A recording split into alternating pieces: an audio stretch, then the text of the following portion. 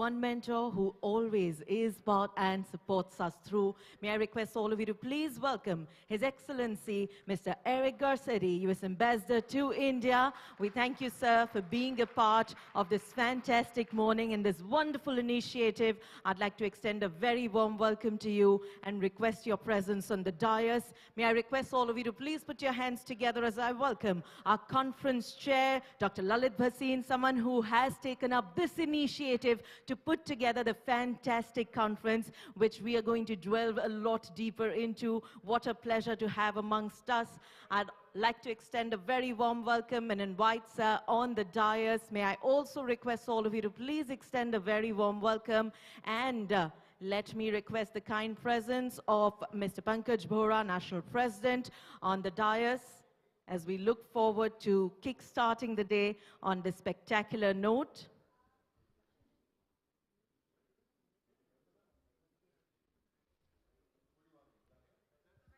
May I request your presence in the dais, please?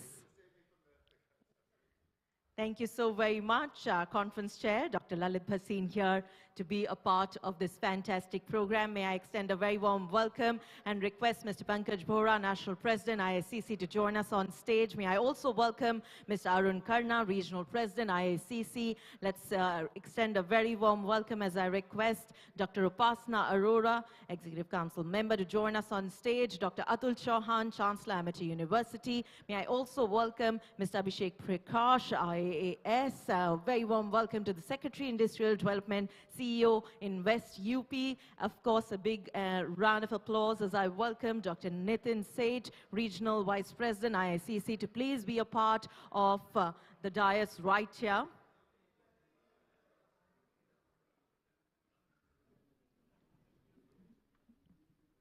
We are so very glad to have the presence of His Excellency, Mr. Eric Garcetti, U.S. Ambassador to India, and as we look forward to this very, very exciting day together, the Indo-American Chamber of Commerce is organizing this conference to focus on strengthening the economic and the development ties between India and the United States. The conference aims to explore ways to enhance trade, investment, and collaboration between both the countries, India and the United States. As we look forward to putting together and focusing on our theme, context of India's Atmanirbhar Bharat, the initiative, which really does emphasize on promoting domestic manufacturing and reducing dependency on imports.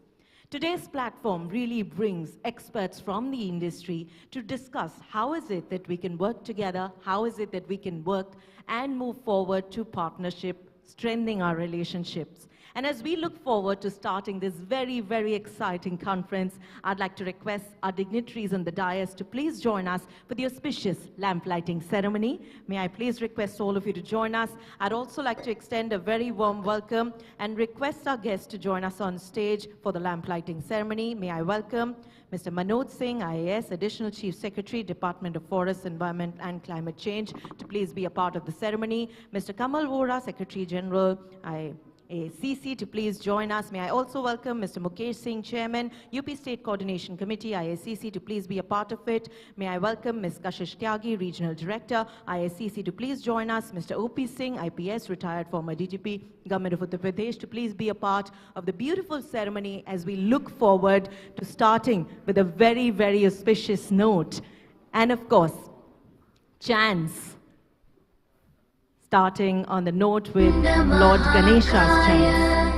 Surya Koti Samaprabha Nirvignam Kuru Me Deva Sarvakaryeshu Sarvada Vakratunda Mahakaya Surya Koti Samaprabha Nirvignam Kuru Me Deva Sarvakaryeshu Sarvada Vakratunda Mahakaya Surya Koti Samaprabha Nirvignam Kuru Me Deva Sarvakaryeshu Sarvada Vakratunda Mahakaya Surya Koti Samaprabha Nirvignam Kuru Me Deva Sarvakaryeshu कार्येषु सर्वदा वक्रतुण्डमहाकाय सूर्यकोटि समप्रभ निर्विघ्नं कुरु मे देव सर्वकार्येषु सर्वदा वक्रतुण्डमहाकाय सूर्यकोटि समप्रभ निर्विघ्नं कुरु मे देव सर्वकार्येषु सर्वदा वक्रतुण्डमहाकाय सूर्यकोटि समप्रभ निर्विघ्नं कुरु मे देव. I request all of you to please come closer for a group picture with the lit lamp, as the lit lamp showcases to us a ray of hope, of positivity and more. May I please request Mr. Anup Acharya to join us on stage and be a part of this beautiful moment here. Sir, please do join us. Ms. Kashish Tyagi, please do the honors. And a round of applause from my very kind audience will be much appreciated. Let's hear it up as we look forward to a beautiful, a very, very positive start to the day and what we're about to discuss right here at the conference. Thank you all. You've been very kind. As we look forward to this spectacular day unfolding, we bring to you expert sessions, panel discussions, touching upon subjects that are close to our hearts, talking about the various challenges that we as an industry have been having, and how is it that coming together, collaborating forward, will bring us a lot more benefits. But before that, let us extend a very warm welcome to our dignitaries and thank them for their presence. And what better way than a green initiative, what better way than to welcome them with a plant. May I now request Dr. Lalit Bhasin, Mr. Arun Karna, Mr. Pankaj Bohra and Dr. Upasana Arora to please welcome and present a beautiful plant to none other than His Excellency, Mr. Eric Garcetti. A round of applause, please.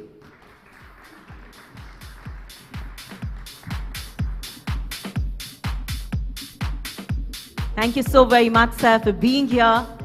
We really do appreciate the fact that you're always there to support us and take the beautiful relationship further. Thank you so very much. Yes, it's called the money plant and it looks forward to a rise in life like no other. So thank you so very much. And now may we extend a very warm welcome and thank Mr. Abhishek Prakash, IAS, Secretary Industrial Development, CEO Invest UP.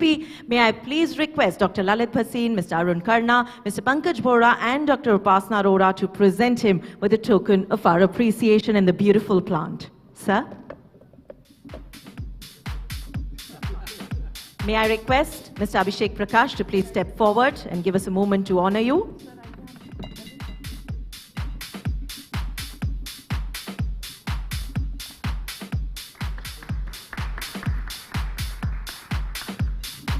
Thank you all. I'd like to request you to please take a seat. It is often said that when we get set to welcome all of you and you who are a part of our extended family, what better way than to start with words from him. May I now request Mr. Arun Karna, Regional President, ISCC NIC, and Managing Director and CEO, AT&T Global Network Services India Private Limited, to please join us and extend a very, very warm welcome to each of you.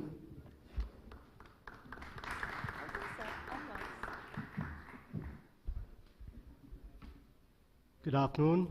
Namaste, everyone. Your Excellency, the US Ambassador to India, Mr. Eric Garcetti, our chief guest for the session. Secretary, Industrial Development and CEO, Invest UP, Mr. Abhishek Prakash, our guest of honor. Conference Chair and immediate past National President, ICC, Dr. Lalit Bhasin. National President, ICC, Mr. Pankaj Bohra. Immediate past Regional President, ICC and MD, Yashoda Super Specialty Hospitals, Dr. Upasana Arora. Mr. Mukesh Singh, who is a senior leader from UP. He is the chairman of the UP State Coordination Committee and also an EC member for ICC. Senior leaders, dignitaries, ladies and gentlemen. It is my immense pleasure to extend a very warm welcome to each one of you at this momentous conference on strengthening Indo-US relationship in Amrit Kal Atmanirbhar Bharat. As the regional president of the Indo-American Chamber of Commerce, I am honored and privileged to stand before such an august gathering. Firstly, I extend my deepest gratitude to our distinguished chief guest, His Excellency the US Ambassador, for gracing this occasion with his esteemed presence. Sir, your presence today adds great significance to our discussions, highlighting the importance of fostering stronger ties between our two great nations. I would also like to express our sincere appreciation to the very dynamic and respected Secretary Industrial Development and CEO Invest UP, Mr. Abhishek Prakash, our guest of honor. The theme of our conference encapsulates the shared vision of India and the United States in promoting collaboration and self-reliance. Amrit Kal symbolizes the nectar of cooperation, innovation, and mutual growth that we aim to create in a bilateral relationship. The Atmanirbhar Bharat initiative further underscores our commitment to self-reliance and resilience, crucial components for the prosperity of both our nations. The Indo-American Chamber of Commerce has been instrumental in facilitating and promoting economic cooperation, trade, and investments between India and the United States. Today, we gather here not only to strengthen these ties, but also to explore new avenues of collaboration, especially against the backdrop of the evolving global landscape. Our chief guest, His Excellency the US Ambassador, represents the enduring friendship between our nations. The United States and India share common values of democracy, innovation, and entrepreneurship. Sir, we haven't forgotten your exhortation from this very platform a few months back, wherein you called for Indo-US ties to be more ambitious and vie for a frictionless trade relationship. Together, we can harness these values to create a future that is marked by economic prosperity and strategic collaboration between our two great nations. I would also like to extend a very warm welcome to the Secretary, Industrial Development and CEO, Invest UP, Mr. Abhishek Prakash, our guest of honor. Uttar Pradesh is a state of immense potential, and the participation of Mr. Abhishek Prakash is a testament to the commitment of the state to contribute actively to the Indo-US partnership. The state's role in advancing economic growth and fostering innovation is crucial, and we look forward to exploring collaborative opportunities. As we discuss the various dimensions of strengthening our relationship, let us not forget that it is people who are at the core of our efforts, the citizens of India and the United States. Our collaboration goes beyond economic interests. It is a cultural exchange, it is a sharing of ideals and ideas, and a celebration of diversity and inclusivity. In conclusion, I express my sincere thanks to both our chief guest, His Excellency the US Ambassador, Mr. Eric Garcetti, and our guest of honor, Mr. Abhishek Prakash, for gracing us with their presence.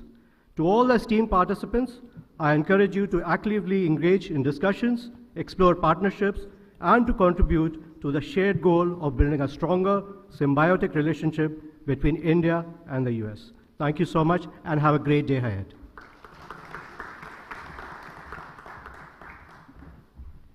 Thank you so very much for those very, very kind words, sir. Indeed, a pleasure to hear from you.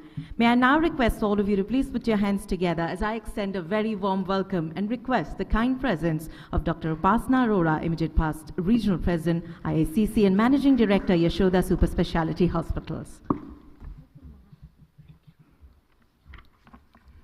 Good morning, everyone. Welcome to this significant conference on strengthening Indo-US relationship in Amrit Kal and Atmanirbhar Bharat. I would like to extend my heartfelt gratitude to our esteemed chief guest, the US Ambassador to India, Mr. Garcetti, for gracing this occasion with his presence. Your presence here is a testament to the deep-rooted and vital partnership between our two nations. It is a symbol of the shared commitment to fostering cooperation, mutual understanding, and friendship between the United States and India. The theme of our conference is Strengthening Indo-US Relationship in Amrit Kal and Atmanirbhar Bharat. It's both timely and relevant. As we navigate through the challenges posed by the rapidly changing global landscape, I'm so sorry, it is imperative for nation to collaborate, forge stronger ties, and work towards common goals. Our shared commitment to democratic values, economic prosperity, and global stability form the foundation of the Indo-US relationship. The term Amrit Kal and Atmanirbhar Bharat encapsulate the vision of the self-reliant India that not only meets its domestic needs but also actively engage with the international community. We recognize the immense potential for collaboration in various sectors, including technology, trade, healthcare, and education. We are still doing it, but I think we need to collaborate more and work more closely. In today's interconnected world, the strength of our bilateral relationship is pivotal in addressing global challenges such as climate change, public health crisis, and economic uncertainties. By working hand in hand, the United States and India can lead the way in finding innovative solutions, driving economic growth, and fostering prosperity for our citizens. Our commitment to a strong and enduring partnership requires us to not only identify opportunities, but also to address challenges. Open and honest dialogue is key to understanding each other's perspective and finding common ground. As member of the Executive Council, we must actively engage in fostering a conducive environment for collaboration, ensuring that our nation continue to thrive together. I urge all stakeholders present here today to actively participate in the discussion, share insight, and explore avenues for collaboration. Let us seize this opportunity to strengthen the bond that unites us and pave the way to a future that is marked by shared prosperity, innovation, and progress. Once again, I express my gratitude to US Ambassador to India for their presence and commend all participants for their commitment to advancing the Indo-US relationship. Together, let us embark on a journey towards a more robust, resilient, and harmonious partnership between our great nations. So with these words, actually welcome address has been done by our Arun Karnaji, but I really welcome Mr. Jonathan also, because he is giving us more opportunities. I had a word with Mr. Greg Abbott, and now I am going to Texas for having some tie-up with America. So thank you for that. Thanks a lot. Thank you so very much, ma'am, for those words. And once again, a big thank you to Mr. Jonathan Himmer, Commercial Counselor, US Embassy, for his presence. Let's hear it up for him once again, please. Thank you for your presence, sir. And like ma'am said, as we look forward to a very harmonious partnership between both the countries, who better than our president to talk next upon what is it that we can look forward to, how is it that we can strengthen this partnership even further. He's somebody who's given 36 years to the industry and over 15 years to the chamber. So may I request all of you to please put your hands together as I now welcome Mr. Pankaj Bora, National President, IACC, to join us.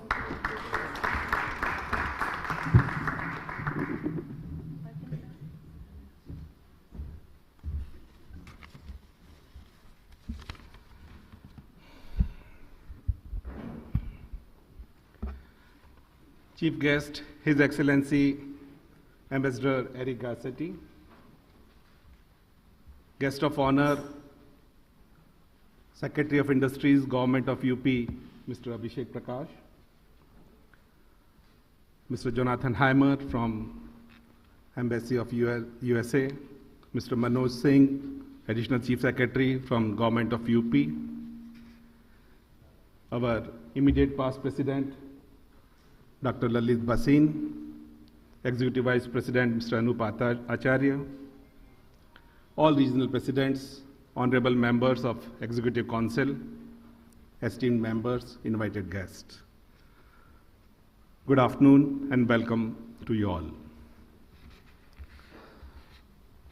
First of all, with pleasure and honor, I express our deep appreciation to Honorable Ambassador Mr. Eric Garcetti for being with us this afternoon. Your Excellency, your presence here with us is a testament to your commitment and strong and enduring partnership for India and USA.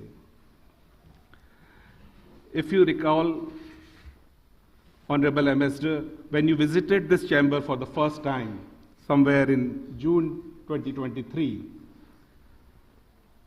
I brought a fact to your kind notice that then US Ambassador to India, Mr. Chester Bowell, was the co-founder of this chamber.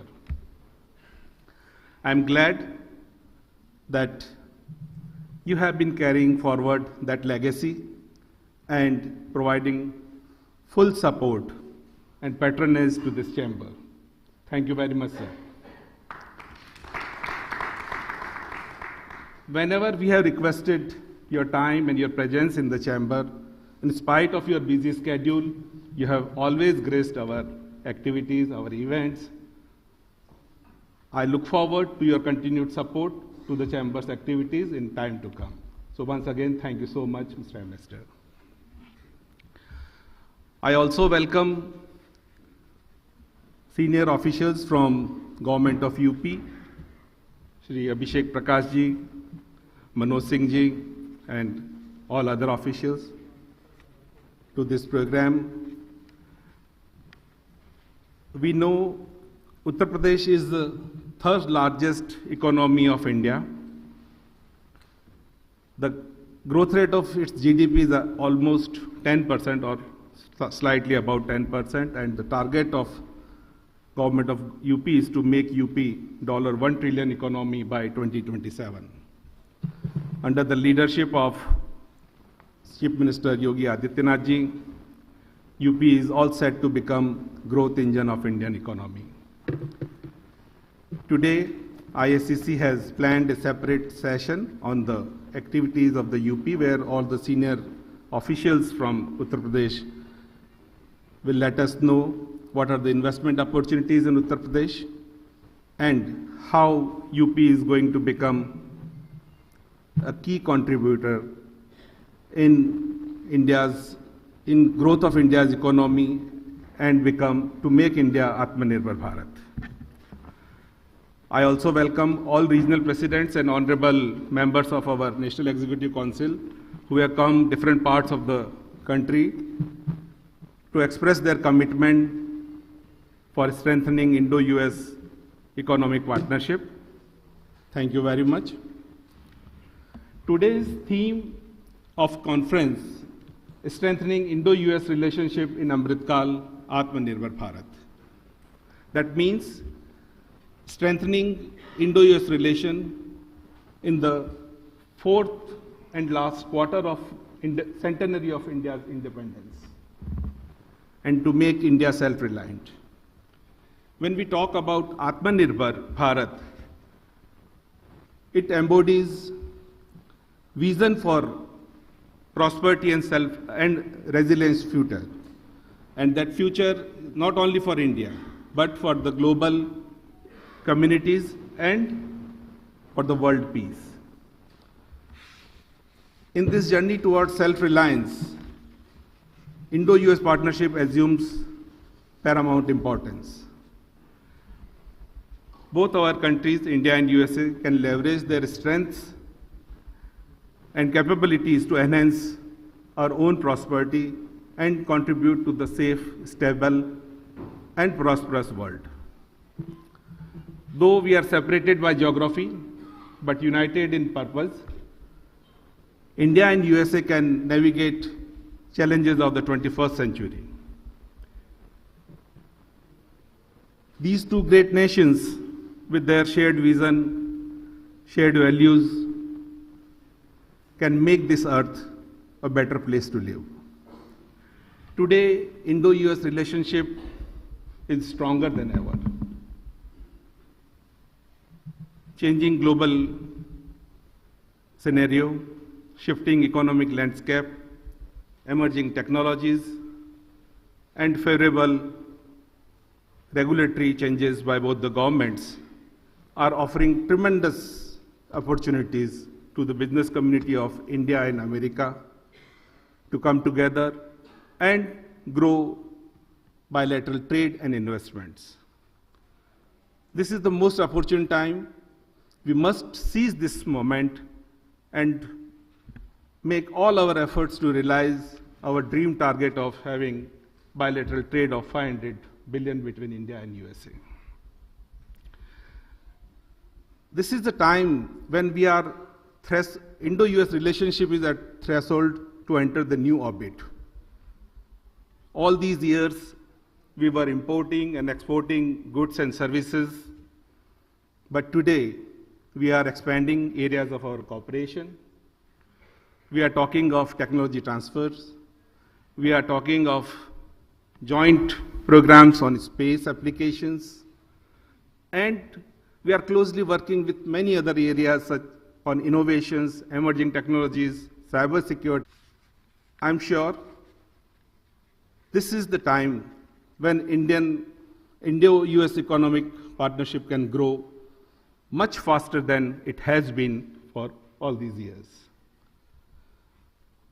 Government of USA is also supporting India in Quad, in the Quadrilateral Security Dialogue, and the offshoot of Quad is Indo-Pacific Economic Forum, where USA is helping India to negotiate with the member countries of Asia and focus on trade, supply chain, free economy, and fair economy.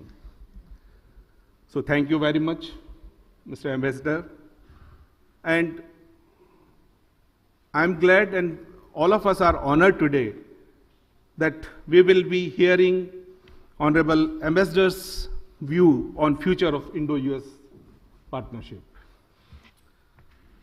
I'm also keen to hear our other speakers. We have lined up many technical sessions for today's program, where experts will share their knowledge and wisdom on different issues affecting Indo-US relationship. I'm very keen to hear all of them. Without much ado, I would like to conclude my address, but I would like to thank our leadership of North India Council, especially Regional President Mr. Arun Khanna, immediate past President Dr. Bhasin, and past Regional President Ms. Dr. Upasana Arora, and Secretarial team for organizing this wonderful program for the day. Thank you so much, and once again, a warm welcome to you all. Thank you. Thank you so very much, Mr. Bohra, for joining us. And like you said, very soon we're going to be hearing from our chief guest and also from our key speakers for the day. But before that, we really did want to get into the overall perspective behind putting the theme together, making sure that we dwell deeper into what the Indo-US relationship is and how we are working on further strengthening it. May I extend a very warm welcome to Dr. Atul Chauhan, Regional Council Member, IACC, and Chancellor, Amity University. A round of applause, please.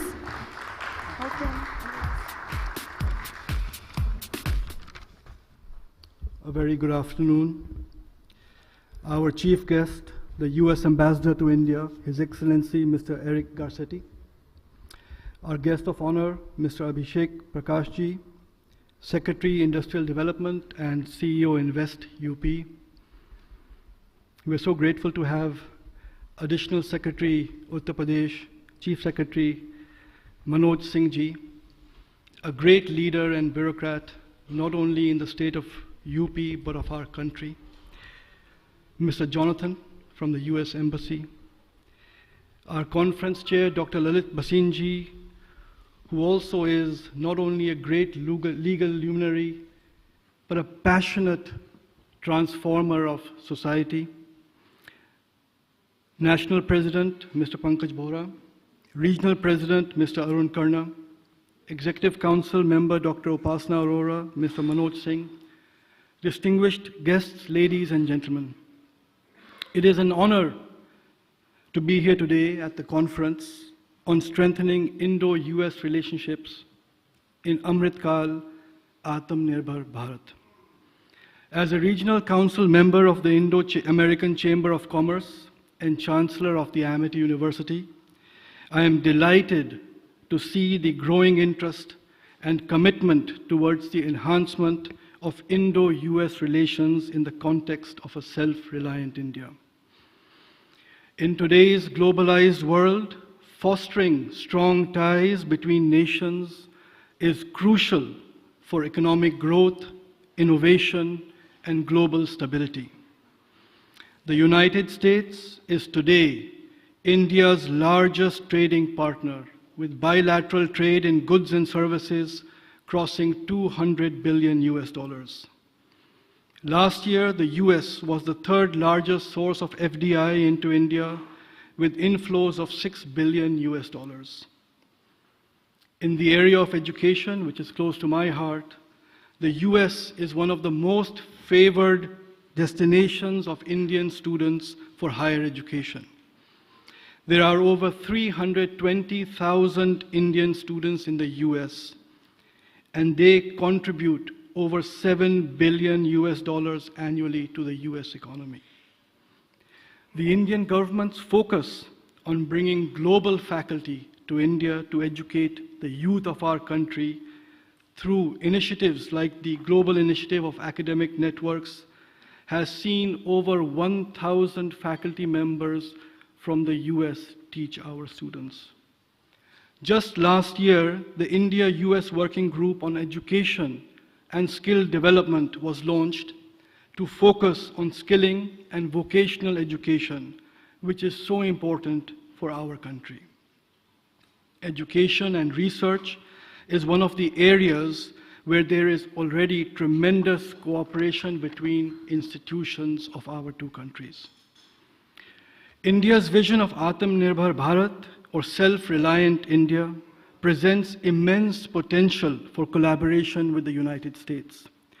By leveraging our respective capabilities, we can drive innovation, create sustainable business opportunities, and address pressing global challenges. At its core, Atmanirbhar Bharat is not about isolating India from the world. Instead, it promotes a globally competitive India that produces high-quality goods and services as an equal partner. The Indo-American Chamber of Commerce has been instrumental in facilitating trade, fostering partnerships, and promoting a deeper understanding between businesses in India and the United States. As a council member, I am committed to furthering this mission and strengthening the economic ties between our two countries. Amity University, as a leading institution of higher education, recognizes the importance of global collaboration and the exchange of knowledge. Through our academic partnerships and research initiatives with leading US universities, we aim to contribute to the Indo-US relationship by nurturing talent, fostering innovation, and addressing societal needs through education and research. On our 170-acre Amity campus on Long Island in New York, we are creating a global education and innovation hub that will bring the people of our two nations closer. And every year we have thousands of Amity students go on study abroad programs to the US. And every year hundreds of American students come to our campuses in India. Today, we are extremely fortunate to have with us the US Ambassador to India, Mr. Garcetti, who has a true love for India. In the short period of time that you have been here, we all have felt this. You said once in an interview, I am not only the ambassador of the US to India, but also an ambassador of India in the US. In your words, Ambassador, India and the United States are better together. We all fully agree and are thoroughly impressed with your friendly and humble nature and what you have achieved in a short span of time for India-US relationships. Thank you so much. We also have great leaders of the state of Uttar Pradesh. I can say personally and on a professional experience, as one of our first universities was established in the state of UP, the ease of doing business, the support which the government and the bureaucracy gives is second to none. And as Amity, we are proud to be part of the journey and vision of Uttar Pradesh. I will end by saying that by working together, we can build a more interconnected and prosperous future for both nations. Thank you.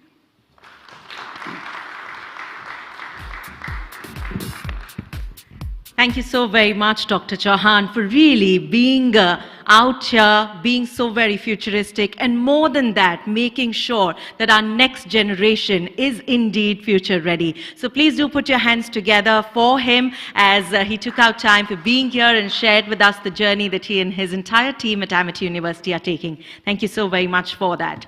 Moving forward, I'm now about to present to you somebody who really doesn't need any introduction, and I say that because he is a visionary. He is someone who comes with a thought process that we have to work every single day. Every day has to be a new learning.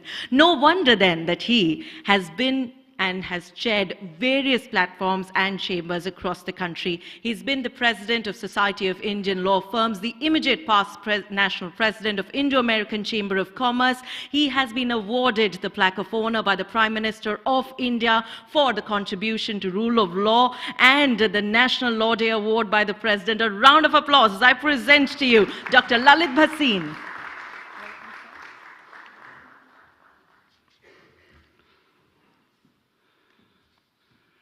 Your Excellency, the U.S. Ambassador to India, Mr. Eric Garcetti, you are not just Ambassador of U.S. to India. As Dr. Chauhan said, you are also Ambassador, vice versa also. But I would add to that, that you are Ambassador of goodwill. That is,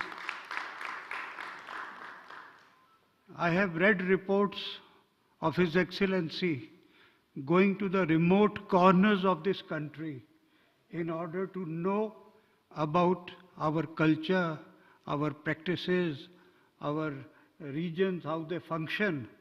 That is the real role of the ambassador of a country like the United States, coming to India, not just doing, you see, his work sitting in the office in Chanakyapuri, but moving around the country to know more about it. So we are indeed privileged.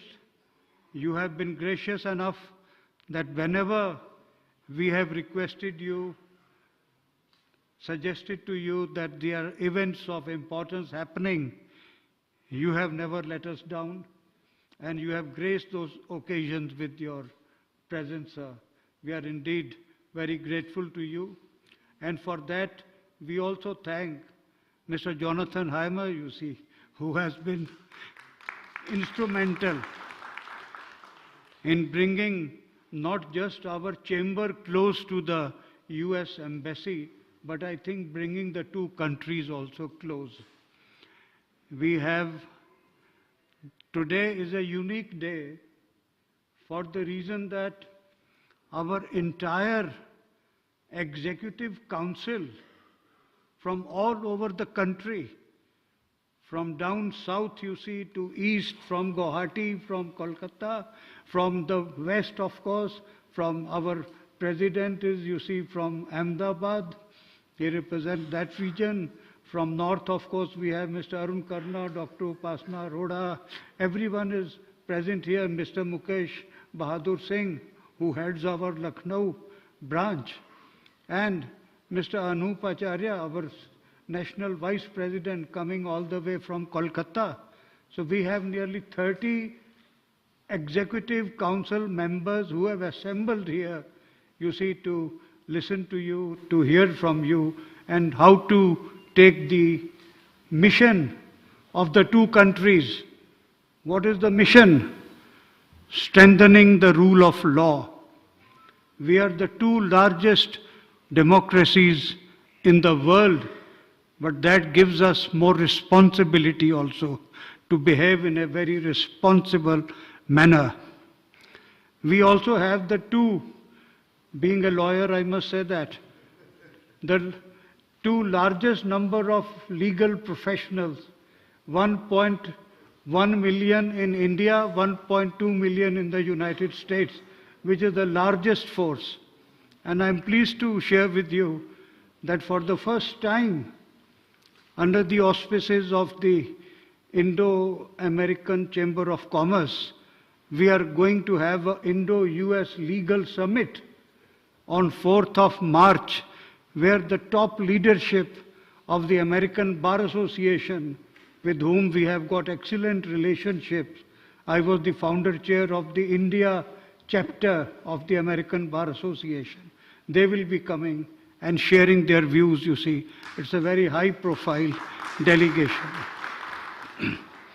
So besides, everyone has said, you see, about the important role that India and United States play and the responsibility of promoting better, still better economic ties, commercial ties, cultural ties, educational ties in all spheres, in the field of art, in the field of entertainment, Hollywood, Bollywood. Everywhere you see there is a possibility and great potential for further cooperation. So those are all well-known facts. I would not like to take much time except to express my deep gratitude to Your Excellency and also to our very senior bureaucrats who have come all the way from Uttar Pradesh and the leadership of Indo-American Chamber of Commerce who have assembled here from all over the country, and all those invitees for having come to this grand event which is taking place today. So I thank all of you and good wishes to you, sir. Thank you.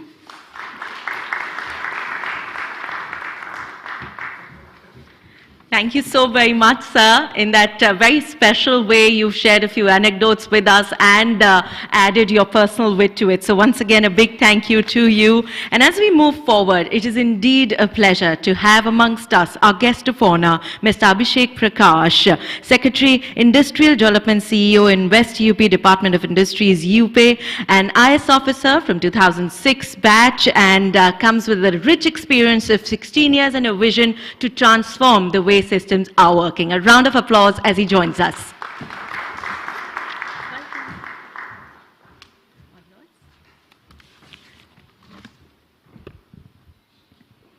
Thank you so much. His Excellency, US Ambassador to India, Mr.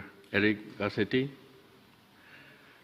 Today's chair, conference's chair, Dr. Lalit Bhasin. Dignitaries on the dais, off the dais, senior members from UP's government, members, officials from the US Embassy in India, champions from the industry, friends from media, ladies and gentlemen. May I take this opportunity first of all to also welcome His Excellency in this program from the side of Government of UP as well. Indo-American Chamber of Commerce has today organized a conference which is very pertinent as India has already entered into its Amrit Kal, that is the fourth quarter of our centenary for the independence. As our Honorable Prime Minister has shared a vision to make this country fully developed in this period of Amrit Kal, and the economic target for India to become a $5 trillion economy by 2027, and the commitment of the state of UP under the wonderful leadership of Shri Yogi Adityanath Ji, Honorable Chief Minister, to make UP a $1 trillion economy by 2027. As on date, I'll just like to share a few important figures and bring to your kind notice, Your Excellency, that now UP is the second largest GDP state in the country. It has surpassed, contributing to almost 10% of India's GSDP. For the last few years, it has an economic growth of over 13% on an average, and now we are accelerating it at the same time where India and US are the two largest democracies of this world. UP is home to over 240 million people, its citizens. Last year, in the month of February, that is February 2023, under the leadership of Honorable Chief Minister, UP State has organized a very successful Global Investor Summit. I'd like to share a few important takeouts from it. In fact, a team of senior officers led by senior ministers had also gone to 4 to 5 cities of US, including New York City, Los Angeles, San Francisco, so as to interact with the business people over there and to let them know about the opportunities which are now in UP. Sir, UP is a completely transformed state now in the last 7 years. It is the state with the best of law and order in the entire country. The rule of law is profound there, and that is the basis of governance. And now, UP has the infrastructure which is second to none in the entire country. It's now also popularly known as the Express Pradesh. Why Express Pradesh? Reason being UP has now more than 42% of expressways in the country, with a running length of more than 1,500 kilometers and another 1,000 kilometers which are under construction. UP already has more than 10 functional airports, of which 4 are international airports. And one of the largest international airports of South Asia, which is the Jewar Airport, very adjacent to Delhi in Noida, is going to be operational within a couple of months, this year itself. The rail network, the kind of opportunities which UP has is second to none, and it is the period where Honorable Prime Minister in last year's conference has said that UP is truly now the growth engine of the country. Sir, I'll try to bring to your notice as well as to the dignitaries and the champions of industries and the members of Executive Council of IACC who have come from across all over the country, as Dr. Bhasin was mentioning, that now is the time to come and invest in UP, to become a part of UP's successful growth story.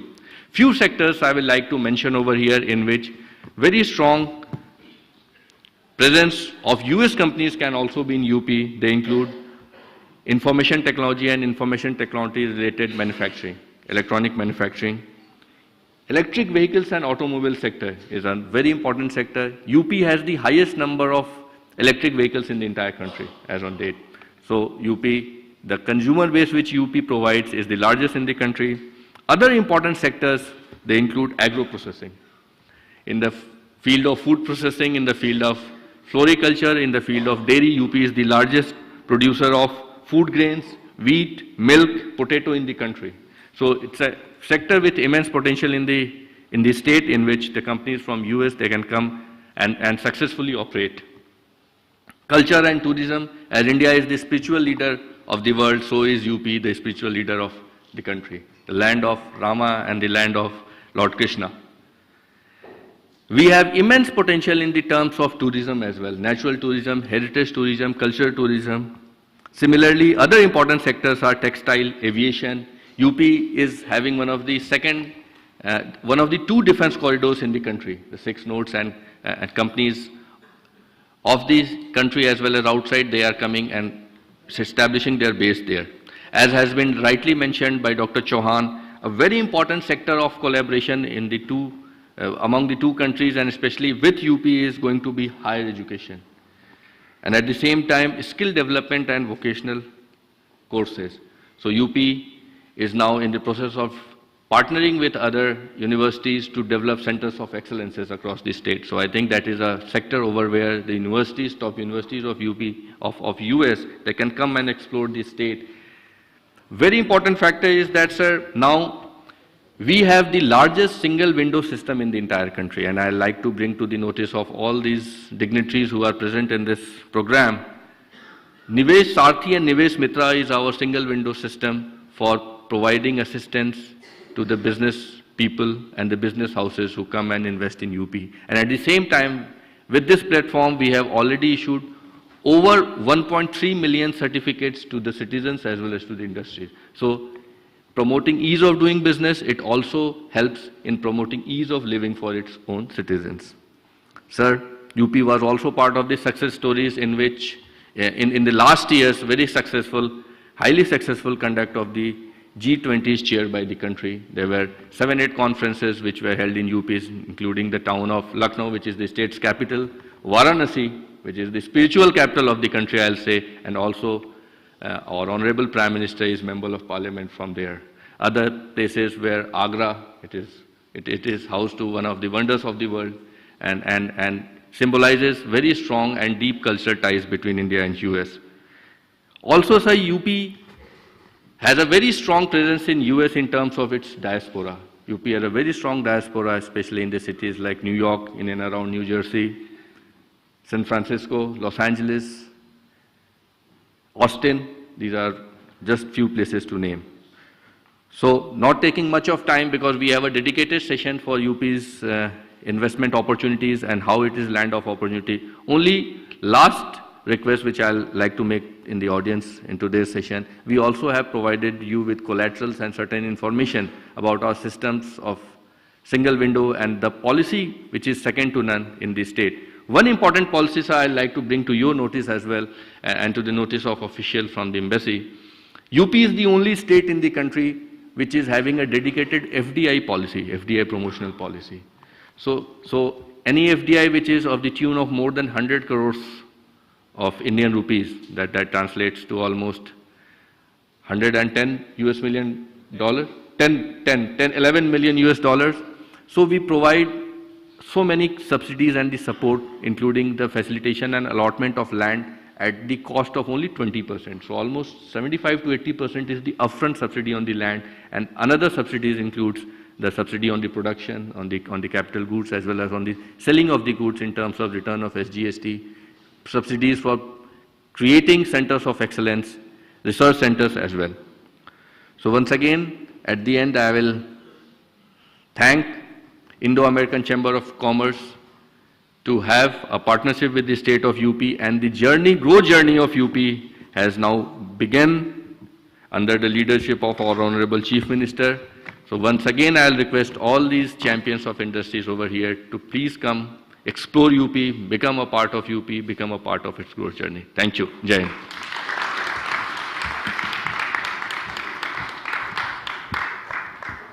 Thank you so very much, sir, for sharing with us all the business opportunities that Uttar Pradesh today has, or shall we say, Express Pradesh today has. All those of you looking forward to exploring all those opportunities, I'm sure sir and his team will be more than happy to engage with you a little later. So thank you so very much for that. As we move forward, it is indeed a privilege to have amongst us our chief guest. You have heard only good words about him from our various dignitaries who have spoken earlier. And it is for a reason. He echoes every bit of it.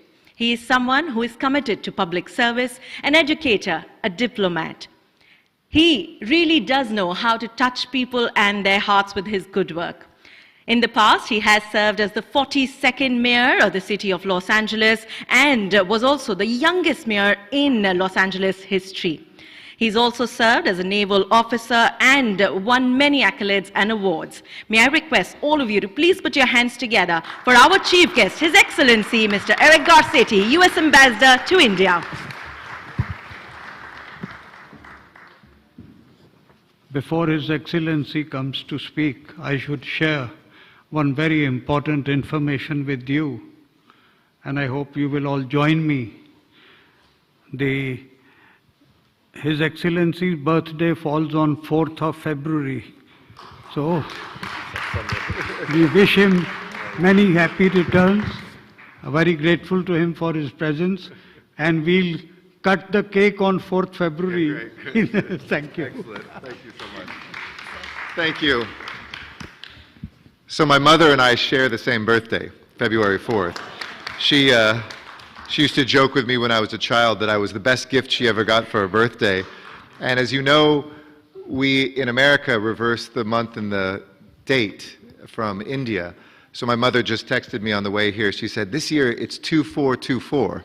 So it's this second month, fourth day of 2024 that I'll be celebrating. So I'm going to be in Jaipur this weekend for the Literature Festival and certainly be thinking of you. Don't have too much cake, don't worry. It's not good for you, but it's certainly going to be a wonderful birthday week. And what a joy it is to be with all of you friends. It says, it's so funny here, I'm thanking Dr. Bhasin, Dr. Arora, Mr. Karna, Mr. Bora, Dr. Chauhan, but it's really Anup and Arun and Upsana and Pankaj and Atul and Lalit and Manoj. You've become first-name friends to me. And thank you for the warmth of your words. Thank you for the way you've received me, the entire membership, so warmly as well. It's really special to come to the IACC. And I know that thank you for the love you've expressed for Jonathan Heimer, too, who leads an amazing team, including Durrell Maki, who's here as well, of folks who are dedicated to make your business work. And I loved hearing the pitch from you, Secretary Prakash, because I know what it's like to hustle for geography when I was the mayor of Los Angeles. California is kind of the UP of America, the two biggest, most populous states, dynamic places with great leaders.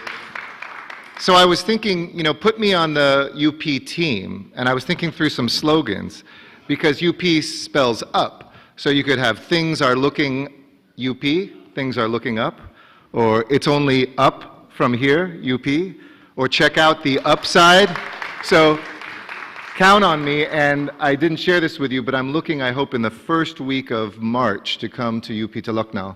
So we'll coordinate. We'd love to see the Chief Minister, yourself, and others, and see how we can deepen our ties in UP. I've been there as ambassador. I've been there many times before I was ambassador, but going to Noida doesn't quite just count yet. So I will get further in. And I'm so proud that in the 9 months that I've served, 9.5 months as ambassador, I've now been to 18 of the states and territories of India, so halfway to the 36. But it has been a joyous and a joyful experience. From the far reaches of Nagaland during the Hornbill Festival, to Gujarat, where I first went on my first trip to breathe in cricket in Modi Stadium, to waking up and seeing the sunrise in Kanyakumari with Indians in the water as three great different bodies of water, the Bay of Bengal, the Indian Ocean, and the Arabian Sea all meet, all the way north to the foothills of the Himalayas in Himachal Pradesh. I've really breathed in what makes this country so beautiful. And I remind my American friends and visitors, the more of India you know, the more you know you don't know, and will never know. It is an endless adventure and experience. So we all have to kind of create our own story within India. Those of us who are lucky enough to call India home for some time, and those of you whose home country this is, to see what do we want this moment to be about. Not selfishly for ourselves, not just for our families, not for our businesses or our places of work, not even just for our nations, but together what this US-India relationship is about. And I've been telling people recently, this is not India plus the United States. It is not addition, an additive relationship. It's the US times India, or India times the US. It's multiplication, a multiplicative relationship that when we come together, it's more powerful than just the two elements for ourselves and just as importantly for our world.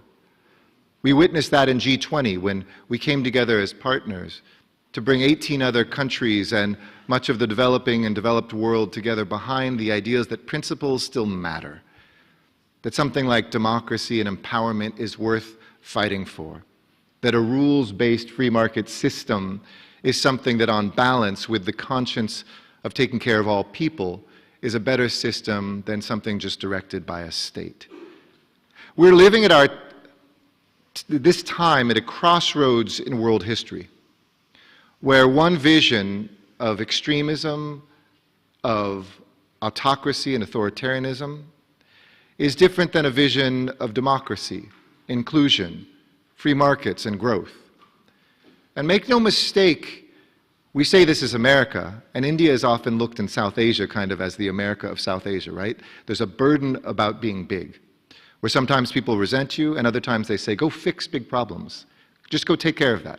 Create peace. Make sure that the lanes of the sea are free. Make sure that people abide by rules and intellectual property. Ensure that people are empowered. Take care of crises like pandemics. And that is a burden we welcome. And then increasingly I see India not only accepting but embracing. We see this recently, crews who are not just Indian, but crews of international character because you believe in the idea of a global commons. What will we do at this moment to define the critical aspects of this age? The growth of technology and elements of artificial intelligence, of telecommunications, agriculture, those things that have changed in our lifetime so radically but are about to change even more. How will we make sure that they are harnessed for the good of people and not for the bad? With technology, we see it harm people, divide people. But we could instead, the US and India together, make sure that it connects us and protects us. When we bring our minds together in higher education, as we're talking about, we have the ability to do research. Like there was a solution that came up in academic research in the United States for all 4 strains of the dengue fever to be able to create a vaccine that would work for all 4 for the first time in human history, but we didn't have the know-how of how to scale that up, how to produce it. And so now it's Indian industry that is about to release in the next coming years, knock on wood, the first dengue fever vaccine to not only eliminate that here for the Indian people, but for Africa, for other parts of the developing world, so that fewer people die and suffer. That's the US times India, India times the US together. So we know that this is an exciting and scary moment to live through. But I want to offer you a few thoughts of why 2023 was the best year in US-India history. But how, even with an election year in both countries, we shouldn't pause. We should accelerate. We should collaborate. We should innovate. We should communicate even more to our people and elevate our ambitions to a higher level than ever before. The ICC and its members have played a very significant role in that history over the past year. Civil society organizations like your own have upheld the rights of companies to protect their intellectual property, for citizens to form associations and unions. You've upheld Article 17 of the Universal Declaration of Human Rights. You've facilitated industry and government interactions, promoted international trade, and most importantly, my favorite part, you've strengthened the people-to-people ties, because we can talk about these things on paper. It's another thing when we see each other, feel each other, three-dimensionally in rooms like this. We have so much in common between our countries, and we've seen our bilateral trade explode. We're now your #1 trading partner, and we are so proud of that. I'm less proud, though it's a good number, that India is just 10th for us, and I want to see you bring India into single digits, so that as we saw last year at our greatest investment conference, all the countries of the world, and this year is June 23rd, Select USA, the #1 source of delegates from any country in the world for the first time ever last year was right here in India. So we want to see this bridge, which has been maybe one way, become a two-way bridge, creating jobs in the United States, even as we see American investments create jobs here. Looking at the ways we can not just bring Indian students, who last year were more than 20% of all of the students in higher education in the United States. The second biggest country was only 10.8%, so nearly double the next biggest country, also for the first time. 60% more visas than ever before, in now 70% less time. And I know it still takes too long, and we're working on that, but 60% more visas in a single year than the year before. We were making a joke yesterday at a different business meeting. I don't know what takes longer, the procurement of military goods from the United States or a visa from the United States to America. But we're trying to bring that number down even more every single day. And now the $12 billion of trade in 2001 that has become $200 billion in 2023, it was a vice president named Joe Biden who said, one day we need to make this $500 billion. And I ask, are you ready to do that with me? Because I am. I want to see $500 billion of trade between our countries flow, whether that's educational exchanges and tourism, whether it's direct investment, joint ventures, partnerships. And my message to my Indian friends is, I believe for the first time our heads are aligned and our hearts are aligned. Truly, we think the same way now, two democracies. Our hearts are filled with genuine amity, with friendship between each other, those people-to-people ties that have strengthened for decades. So if our heads think together and our hearts feel together, the question are, can our feet now move together? Can we align our systems to not just brag about the occasional investments, but to make this the #1 partnership for India and the #1 partnership for the United States in the world? Some of that will happen state to state. We have delegations coming through. We just had the governor of Texas. I was here with the husband of our lieutenant governor of California yesterday. We see it embodied in things like President Modi's unveiling of our new Boeing facility, the largest of Boeing in the world outside the United States in Bengaluru, just a week and a half ago. $214 million investment that isn't about a back office or tech support. It's about innovation. It's about IP. It's about maintenance. It's about women pilots that Boeing is committed to training here, because that's what the Prime Minister asked for Boeing to focus on, to create more pilots and to empower more women. It's embodied in our Secretary of Commerce, Gina Raimondo's visit here last year during Holi, where she loved it so much that her staff, she's an old dear friend, asked me to remind her that there's 200+ other countries in the world and to stop only focusing on India. But I'm not going to deliver that message to her because I'm the U.S. ambassador to India, nowhere else. And we announced together this year, through our Department of Commerce, the launch of the India-U.S. Strategic Trade Dialogue, we reestablished that. We signed an MOU on the semiconductor supply chain, which is flowing in states like Gujarat and Tamil Nadu. We agreed to support greater connections between two clean energy industries, a bilateral tourism and travel working group, a new working group on talent, and an innovation handshake across the Indo-Pacific, recently announced at the APEC meeting in San Francisco, that is looking at how we can matchmake CEOs and companies from everywhere from civilian space to the defense sector, from climate and energy solutions to looking at everyday trade and agriculture. And just 2 weeks ago, we welcomed United States Trade Representative Ambassador Katherine Tai, who herself embodies what was a very complicated relationship before. I remember the first time I talked to her, she's like, don't be too ambitious about US-India. We don't really get along. We have conflicts. There's 7 conflicts at the WTO at the time on the table. Well, thanks to her leadership, we have now resolved all 7 of those disputes, gone from cynical to skeptical to neutral to positive and ambitious about what we can accomplish together. And I need you to make that same push with the government of India to say, let us match an ambition that is about strategic preference, geographical preference on trade. Let's try that, just as India so marvelously did with the iPhone, soon may do with the Tesla. Let's see if we can do it with an entire country, and vice versa. Ask it of us to make sure that India gets that preferential treatment when it comes to strategic and critical minerals that we need for supply chain, for everything from photovoltaic cells to the batteries that will power the cars of tomorrow. If you don't believe this is a priority for Washington, just listen to these statistics. A historic state visit that privately some members of the Prime Minister's office said, Prime Minister said was the best trip he's ever taken abroad at the White House. President Biden coming here during G20 and having a bilateral meeting. Our Secretary of Treasury having this be the #1 country she visited in the world 4 times last year alone. Secretary of State 3 times, Secretary of Defense twice. I can go on with that list. But we have every cabinet member from the United States. There's a great awakening happening in business, in government, in education, saying, India matters. Not only should I be there, I want to be there, and I love being there. That is the feeling that we have in the United States now towards India. So as we have those talks, they haven't just been a chance to see the Taj Mahal. They haven't been just a chance to come in and touch India and leave. They've left with concrete deliverables. Greater cooperation, co-production, and development in the defense industry. Look at the GE engine deal. A technology so exquisite, we haven't even shared it with some of our closest allies, but we're betting big that this US-India relationship can change safety and security in the world today. The largest investments ever by US companies in the semiconductor space and ecosystem. As I mentioned, the historic settling of all 7 trade disputes and ambition to go above and beyond that. greater visa opportunities than ever before for Indian students and visitors. And US companies now directly employ over 3 million people in India.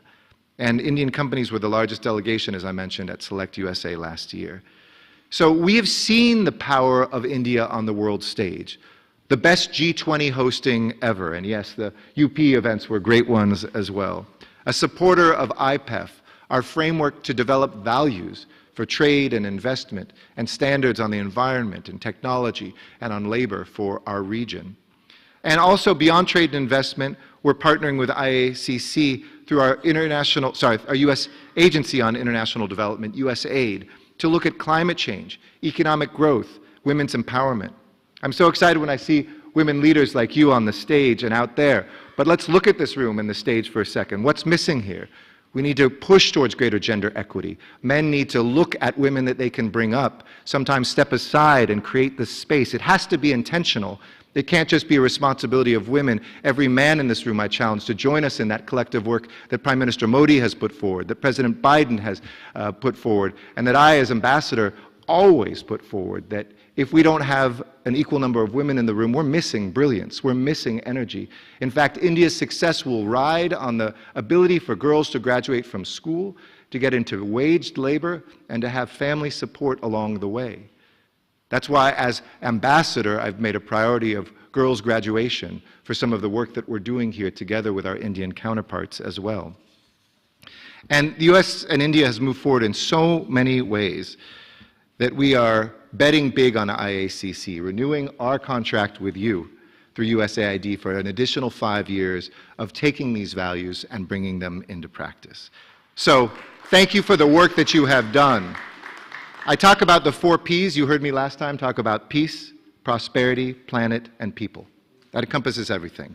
To be safe, to have well-being materially, to make sure that health and climate, that we are protecting the planet from those things, and that we have the richness of the people-to-people ties that makes life worth living. But there's no areas that are off limits.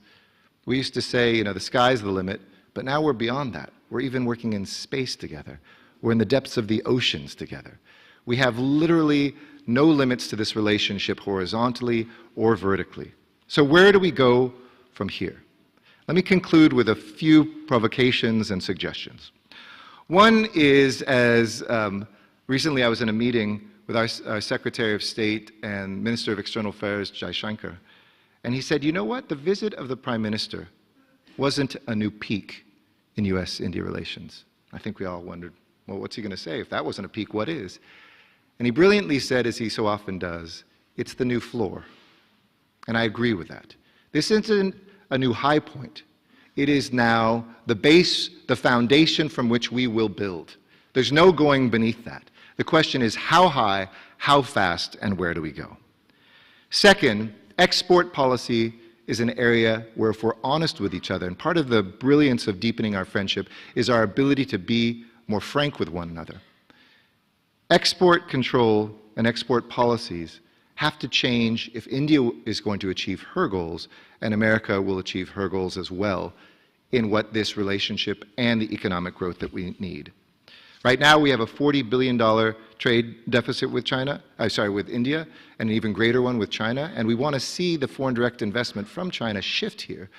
But if you look at the honest numbers, don't take my word for it, all the analysts, the banks, FDI isn't flowing into India at the pace that it should be. Instead, it's going to Southeast Asia and countries like Vietnam.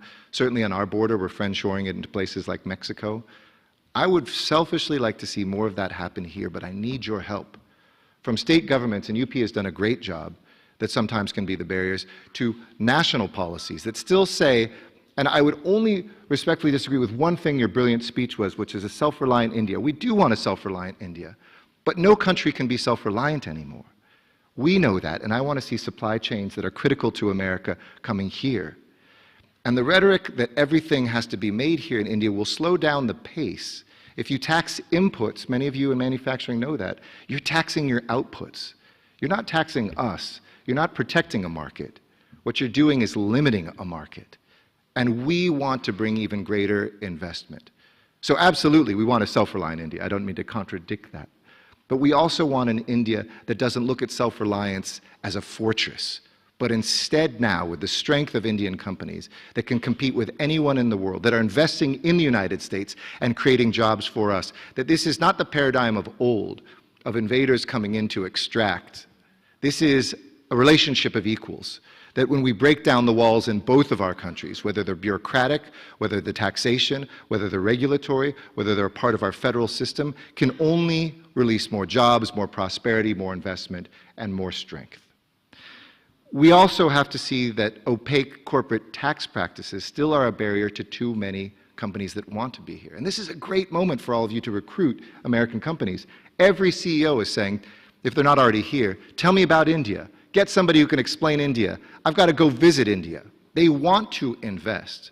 But we have to make sure that there's protections for intellectual property.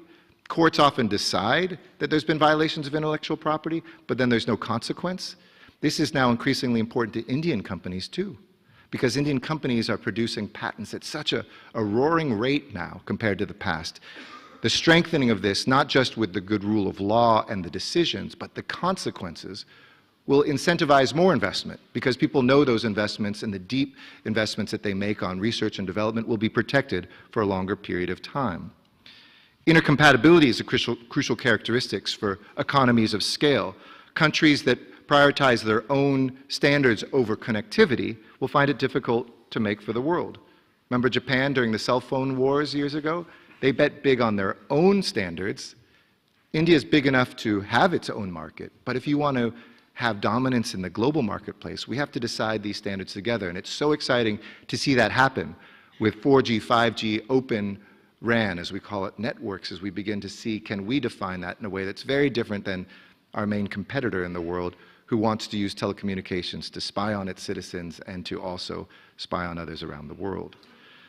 If we expedite operations through simple permitting processes, kind of what I hear this about UP all the time, a great example.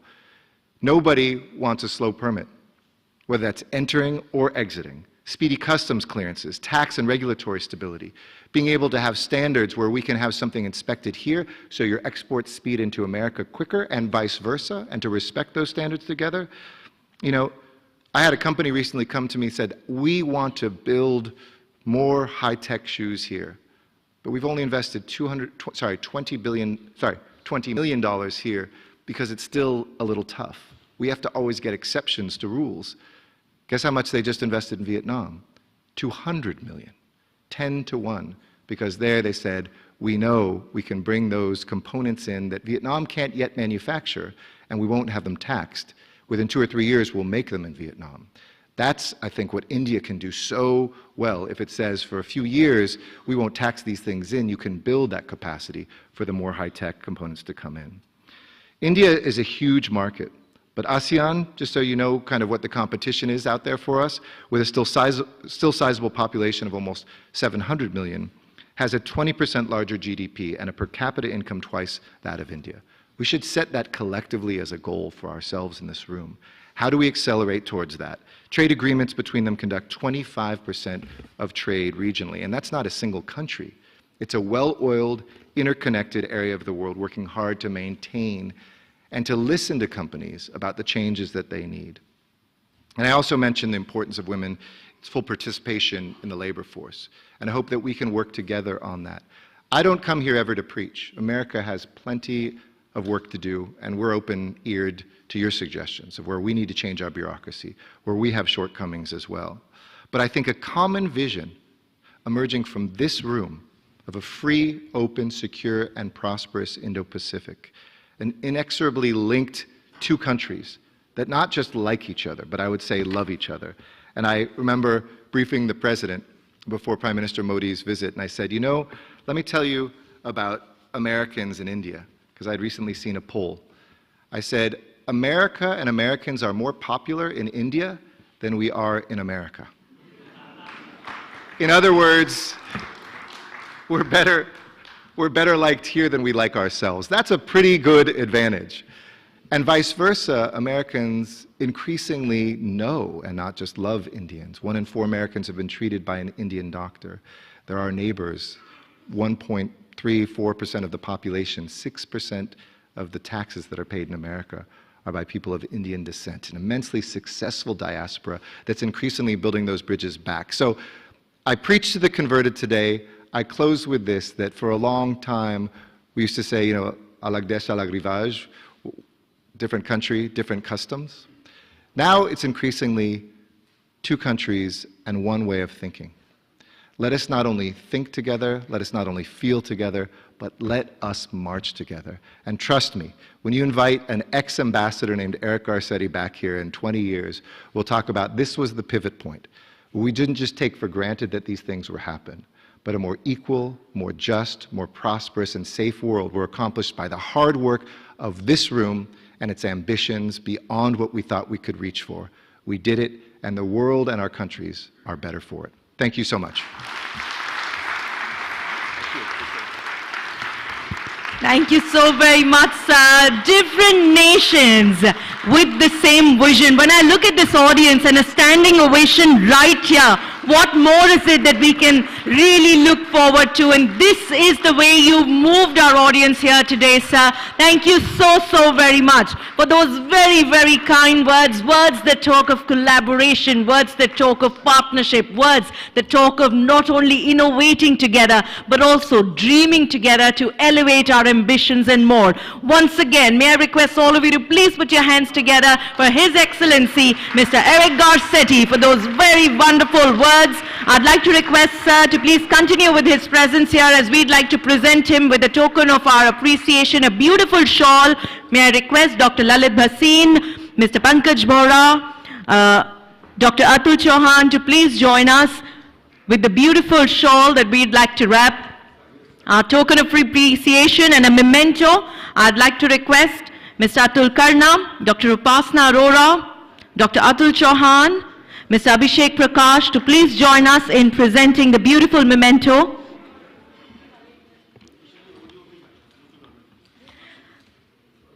I'd also like to request Mr. Abhishek Prakash to please present a token of appreciation from Invest UP, Department of Industries, Uttar Pradesh, to our chief guest, His Excellency, Mr. Eric Garcetti. A round of applause. I'd like to request all of you to please take a seat, give us a moment. I'd like to request all our dignitaries from UP to please step forward and join us for a group picture. May I welcome you all on stage, please. I'd also like to request Mr. Kamal Bora, Secretary General, IACC, to please join us. Mr. Jonathan Hemmer, Commercial Counselor, US Embassy, to please be a part of the group picture. Our leaders from the UP government to please join us on stage for a group photograph. As I also would like to request Mr. Abhishek Prakash along with his team members to be a part of this photo opportunity.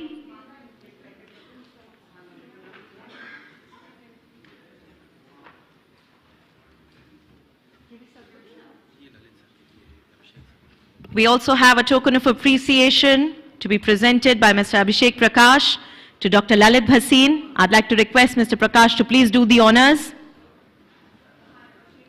And may I request our guests to please take a seat. Please do bear with us. Allow a few moments for our chief guest to exit. And we will be starting with our conference, the first session, right away. So please do bear with us and take a seat.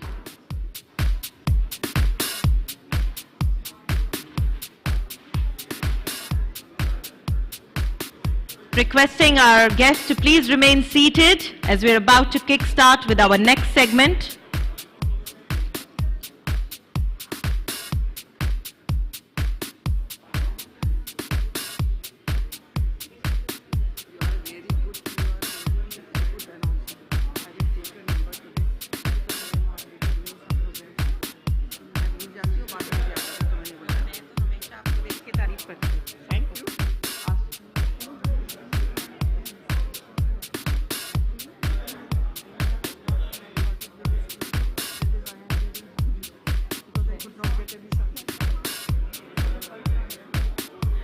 Once again, I'd like to request all our guests to please remain seated. We are about to begin with our next segment.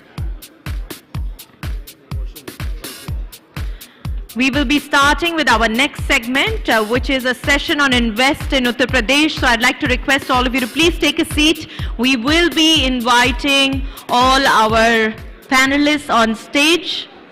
May I request the hotel staff to please set the stage for our next segment.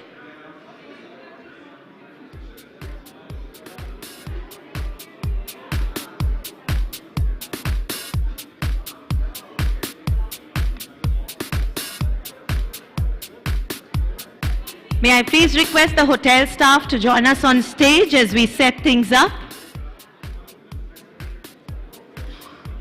And may I request my very kind audience to please remain seated. Please allow sir a comfortable exit.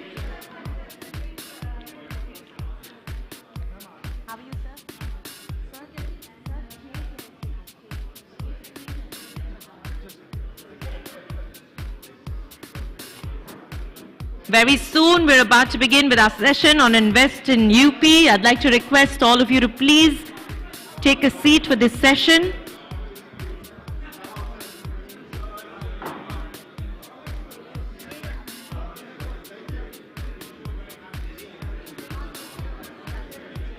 Once again, requesting all my guests to please take a seat as we're about to begin with our next session on Invest in UP.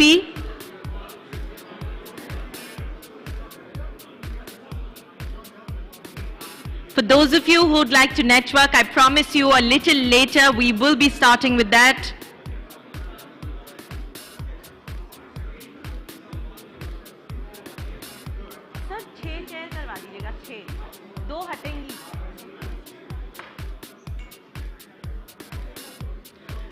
I'd like to request my guests to please remain seated. We have one more session before we break for lunch. So I'd like to request all of you all to please take a seat.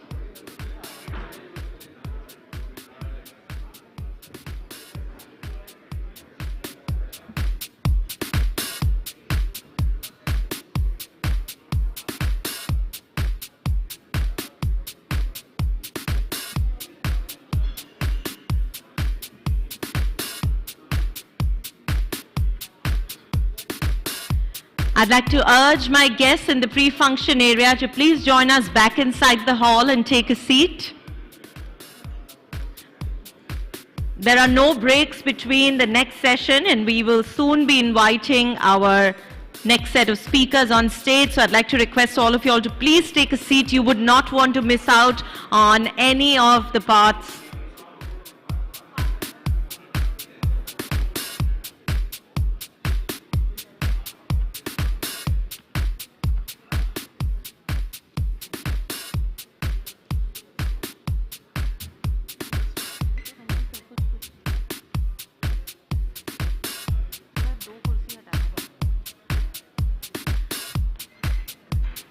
I'd like to request our guests who are in the pre-function area to please join us inside.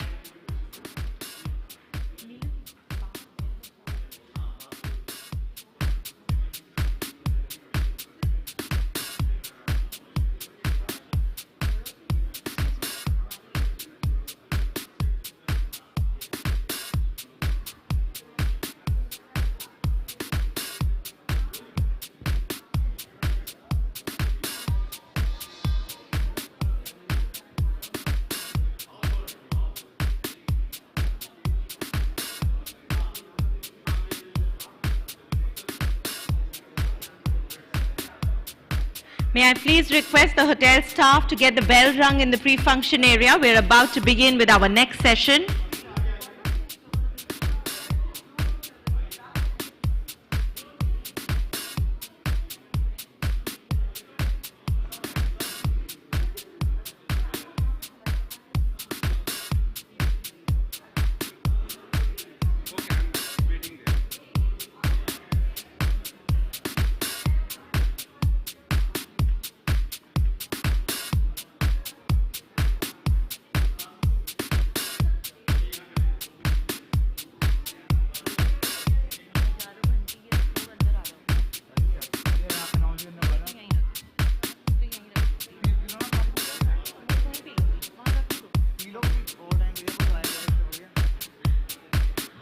Once again, I'd like to request all our guests to please take a seat. We are about to begin.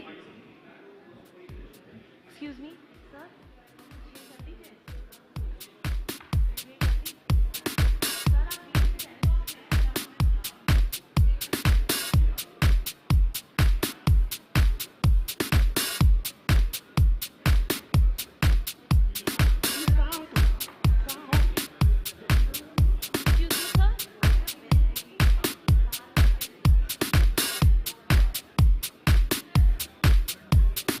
Once again, I'd like to request our guests in the pre-function area to please join us inside. We are about to begin with our next session on Invest in UP.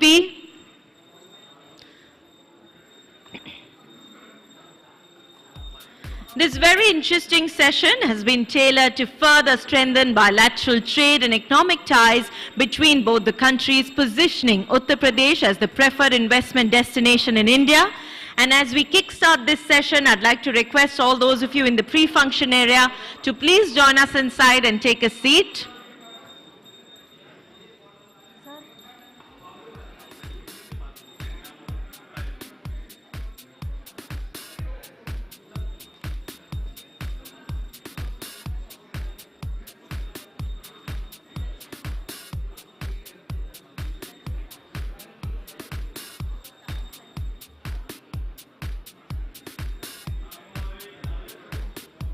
Let me extend a very warm welcome to all of you as we get set for our session on Invest UP. It is such a pleasure to have amongst us our session moderator, Mr. Mukesh Singh, Chairman, UP State Coordination Committee, ISCC, and Executive Council Member, ISCC.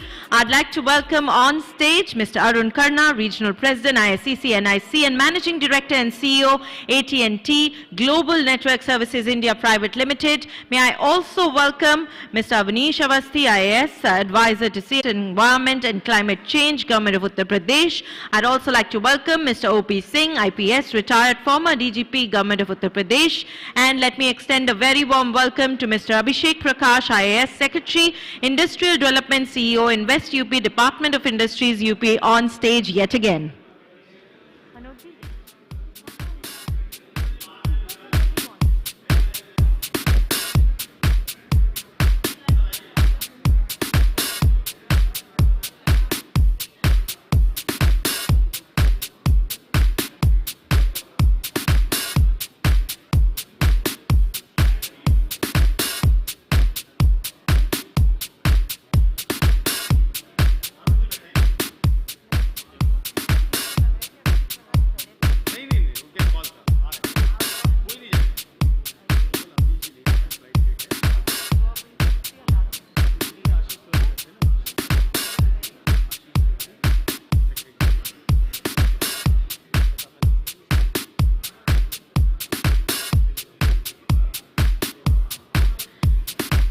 Let me extend a very warm welcome and request Mr. Ashish Tiwari, Secretary, Environment UP, to please join us on stage.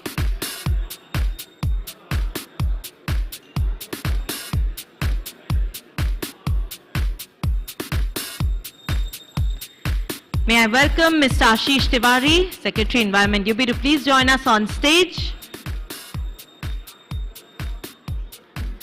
Extending a very warm welcome to our moderator, Mr. Mukesh Singh. We'll also be joined, addressing us all, by Mr. Arun Karna. We are thankful to have amongst us Mr. Manoj Singh. May I also welcome Mr. Ashish Tiwari. We have the presence of Mr. O.P. Singh, and soon we'll be joined by Mr. Abhishek Prakash on stage yet again.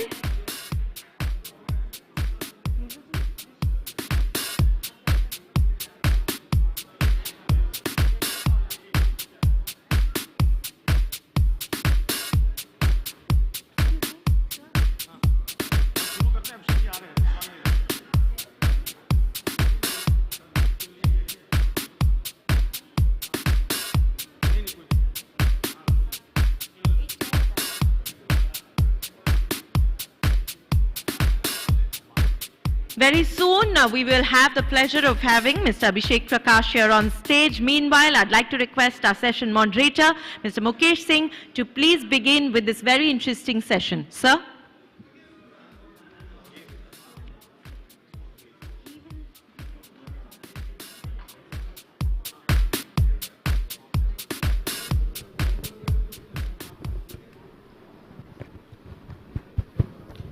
Thank you Isha ji, thank you so much. ये dedicated session जो है वो उत्तर प्रदेश में investment opportunities, वहाँ पर climate action को लेकर के जो प्रोग्राम है, लॉ एंड ऑर्डर को लेकर के है, इसको लेकर के डेडिकेटेड सेशन जो है Indo American chamber of commerce ने रखा है। मैं यहाँ पर बहुत ही डिस्टिंग्विश गेस्ट हैं, हमारे बीच में ओपी सिंह जी हैं जो फॉर्मर डीजीपी रहे उत्तर प्रदेश के, और 2017 में जब उत्तर प्रदेश के मुख्यमंत्री जी योगी आदित्यनाथ जी हुए तो सबसे पहले जो डीजीपी इनकी चॉइस में थे वो ओपी सिंह साहब थे। वो उत्तर प्रदेश वापस आए और उत्तर प्रदेश के बारे में जो परसेप्शन बदल गया था आउटसाइड वर्ल्ड में कि वहाँ की लॉ एंड ऑर्डर की हालत बहुत ख़राब है, वहाँ इन्वेस्टर्स को दिक्कत होती है, उसके बाद उत्तर प्रदेश सरकार का पूरा परसेप्शन बदल गया। ओपी सिंह साहब हमारे बीच में हैं, देन मनोज सिंह साहब हैं जो उत्तर प्रदेश के additional chief secretary environment, forest and climate change हैं, बहुत ही सीनियर आईएएस अफसर। और लास्ट टाइम जब हम लोग यहाँ पर आए थे और हम लोगों ने यूएस एम्बेसडर को सुना था तो उनके फर्स्ट फोकस टॉक में जो है वो क्लाइमेट चेंज था। तो मैं बहुत प्राउडली ये कह सकता हूँ कि उत्तर प्रदेश बेस्ट स्टेट है, उत्तर प्रदेश जहाँ पर लोकल क्लाइमेट एक्शन को लेकर के जो अवेयरनेस प्रोग्राम होते हैं वो मनोज सिंह सर के द्वारा कराए जाते हैं। हमारे बीच में सेक्रेटरी एनवायरनमेंट हैं जो मनोज सर के लेफ्टिनेंट हैं, और उत्तर प्रदेश की जो सारी कार्य रूपरेखा है एनवायरनमेंट और फॉरेस्ट को लेकर के, कार्बन एमिशंस को लेकर के, जितनी भी चीज़ें उनको लेके पॉलिसीज बनाते हैं और उसको एग्जीक्यूट कराते हैं। अभी अभिषेक प्रकाश जी ज्वाइन कर रहे हैं जो इंडस्ट्री को लेकर के प्रेजेंटेशन देंगे, वो जब आ जाएंगे तो मैं उनको इंट्रोडक्शन देंगे। मैं सबसे पहले अरुण कर्णा जी को इन्वाइट करना चाहता हूँ जो हमारे रीजनल प्रेसिडेंट हैं और एमडी एंड सीईओ AT&T के हैं। Arun ji, over to you.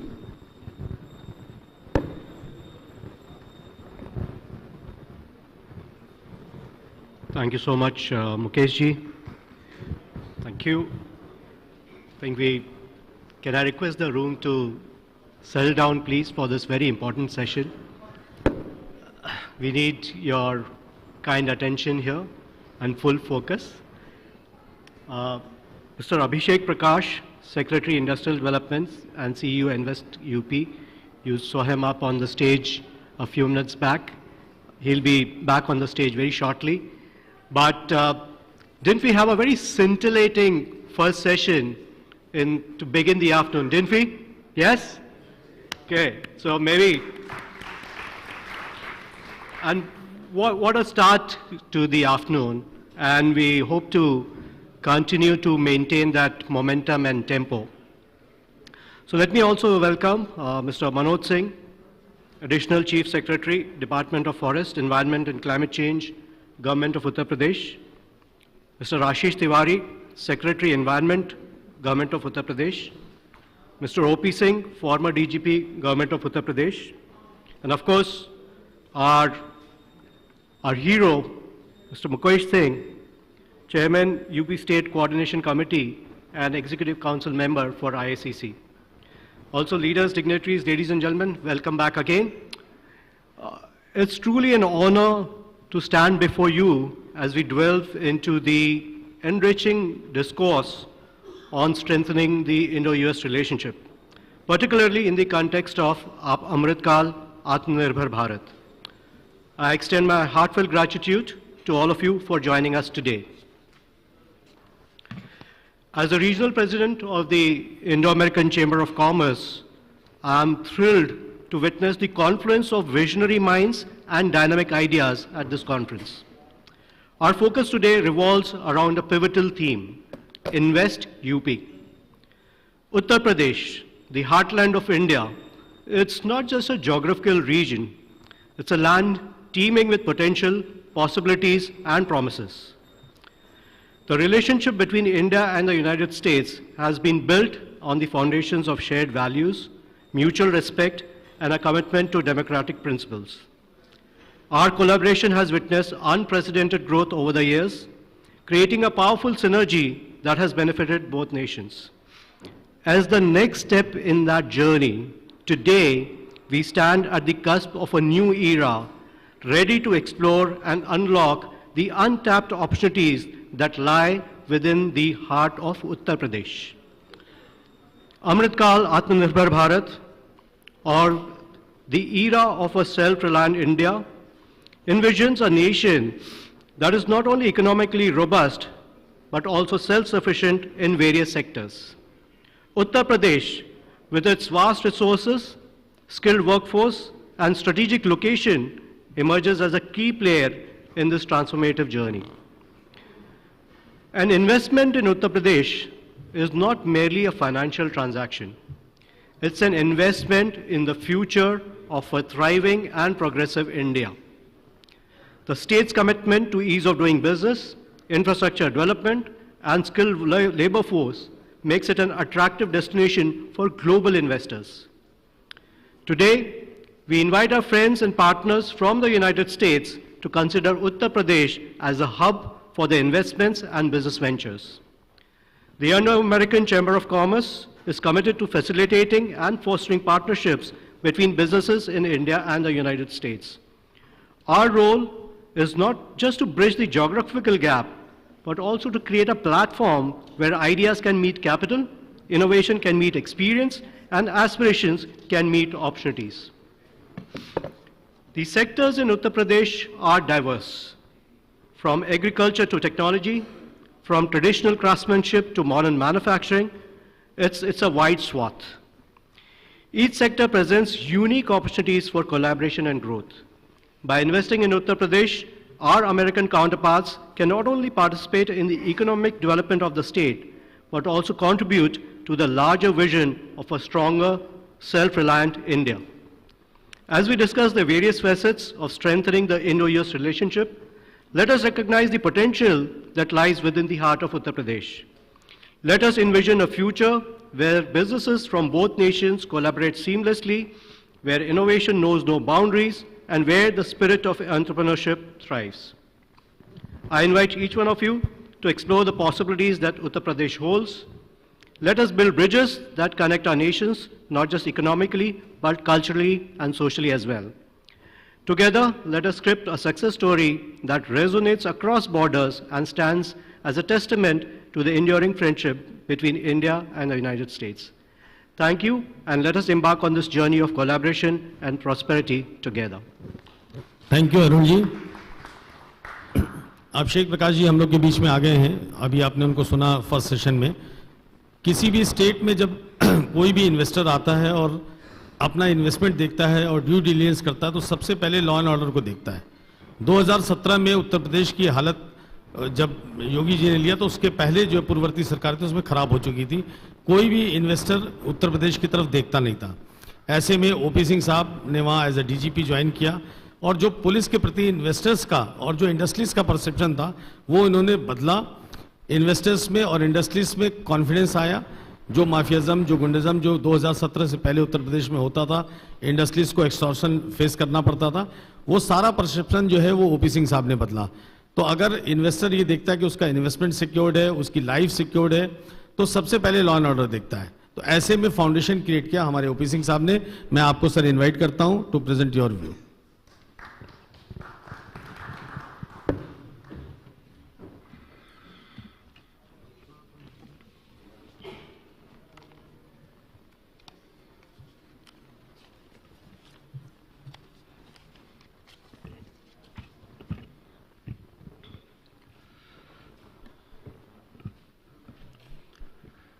Namaste and a warm welcome to this distinguished gathering at the conference on strengthening Indo-US relationship in Amrit Kal Atmanirbhar Bharat.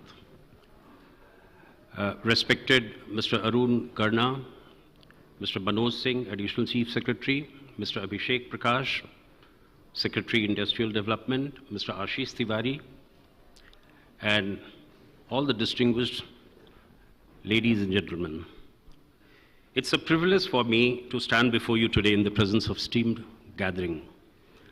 And first of all, let me express my gratitude to the Indian American Chamber of Commerce, North India Council for organizing this landmark event that signifies the deepening ties and collaborative spirit between two great nations.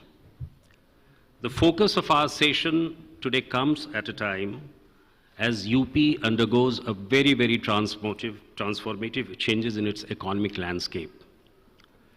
Under the dynamic leadership of our Chief Minister, Yogi Adityanath ji, the state has become a beacon for investors, both domestic and international.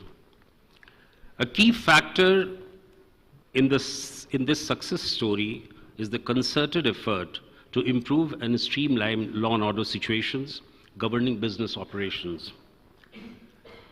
Being the 5th largest state and nation in terms of populations in the whole world, where you have more than 4 lakhs small, medium and large industries, you have 2.5 lakh cops, when you have almost 1,600 police stations, and with highest number of tourists in the country and with largest road and rail networks, we are conscious of the fact that अच्छी कानून व्यवस्था ही इस पूरी धुरी के स्तंभ है और बिना मजबूत कानून व्यवस्था के प्रदेश का सर्वांगीण विकास संभव नहीं है. And this was the motto. Before 2017, the UP state was notorious for its poor law and order situation and high crime rates. The state was infamous for incidents of communal violence, caste-based violence, and gang wars.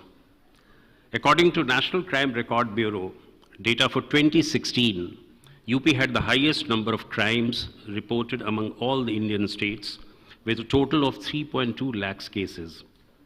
And the state has also had the highest number of crimes against women, with 49,262 cases reported only in 1 year, that was 2016. Amidst a very volatile social environment, the UP police force faced a severe shortage of manpower and resources, plagued by a high crime rate, with incidents of murder, robbery, and communal violence being reported very, very regularly. The law and order situation in this whole state was a dire challenge to overcome. That was the time when the new government took over. In 2018, the police started writing a new script, a script where we all had 360 degrees strategies to tackle crime. And this could be possible because of enhanced use of technology, a better industry police interface, capacity building through professional policies and processes, and increased community engagement. The challenges were manifold. How does police increase its visibility? How to manage escalating information demands? And last but not the least, how to enhance its ability to prevent crime through innovative and strategic methods and quick and smart responses. UP Police in 2017 and 2018 made its presence firmly and significantly entrenched in the security matrix of the state. And this happened since 2017. The productive DNA of the UP Police started manifesting itself in various fields, be it the crime prevention, be it the maintenance of law and order, be it the tough action against hardened criminals, zero tolerance on communal violence, protecting the critical industries and assets in the journey of a state which is going towards macroeconomic behavior of the whole thing. And this is when the first Global Investor Summit of 2018 happened. It rolled out for the first time, friends, the roadmap to create a healthy environment in which industries have been asked to flourish fearlessly. That was in 2018. The industry police interface in various industrial hubs, be it Ghaziabad, Noida, Kanpur, Lucknow, that was aimed at promoting the strengthening of ties between the police and industries to fight crime and to enhance greater robustness and long-term sustainability. UP has undergone a transformative journey in the last 6 to 7 years. There has been a concerted effort, as I said, about the law and order situation, and this shift was very, very crucial in instilling confidence among investors as well as creating an environment conducive to economic growth. The improved law and order situation in UP is a testament to a state government's commitment to creating a safe and secure business environment for all of us to invest there. Ladies and gentlemen, modernizations, increasing of police resources, and quick response time of less than 10 minutes. These are some of the areas where UP Police has made a mark, and it still survives. Besides, there has been focus on improving police mobility, upgrading police communications, strengthening CCTNS network, and also modernizing forensic laboratories, about which you have been hearing a lot for the last couple of years.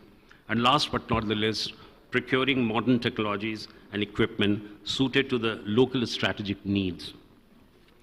While a specialized wing of UP Police in the form of Special Task Force is combating organized crimes, Anti-Terrorist Squad has been effective in keeping a check on terror models.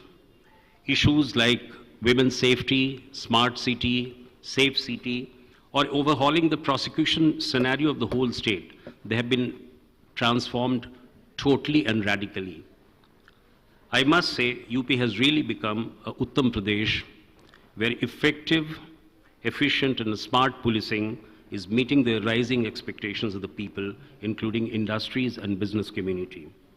I'm sure, as we had a very exciting inaugural session, this day is going to be devoted to much more exciting events, sessions on various things, and it will offer a glimpse into the promising future of economic collaborations where improved law and order paves the way for industries to flourish and contribute to the shared prosperity of both the nations. Lastly, I must say that we are living in an era of digital revolution affecting every aspect of human activity. The challenges of public safety have to be seen in this context. Going from landline to mobile phones, self-driven cars to autonomous cars, and from 2G to 5G technology and internet and social media portals, all these have brought world very close than we ever imagined. So the need of the hour is to have a closer collaboration between industry and law enforcement agencies. Technologies pose a much tougher challenges to all of us.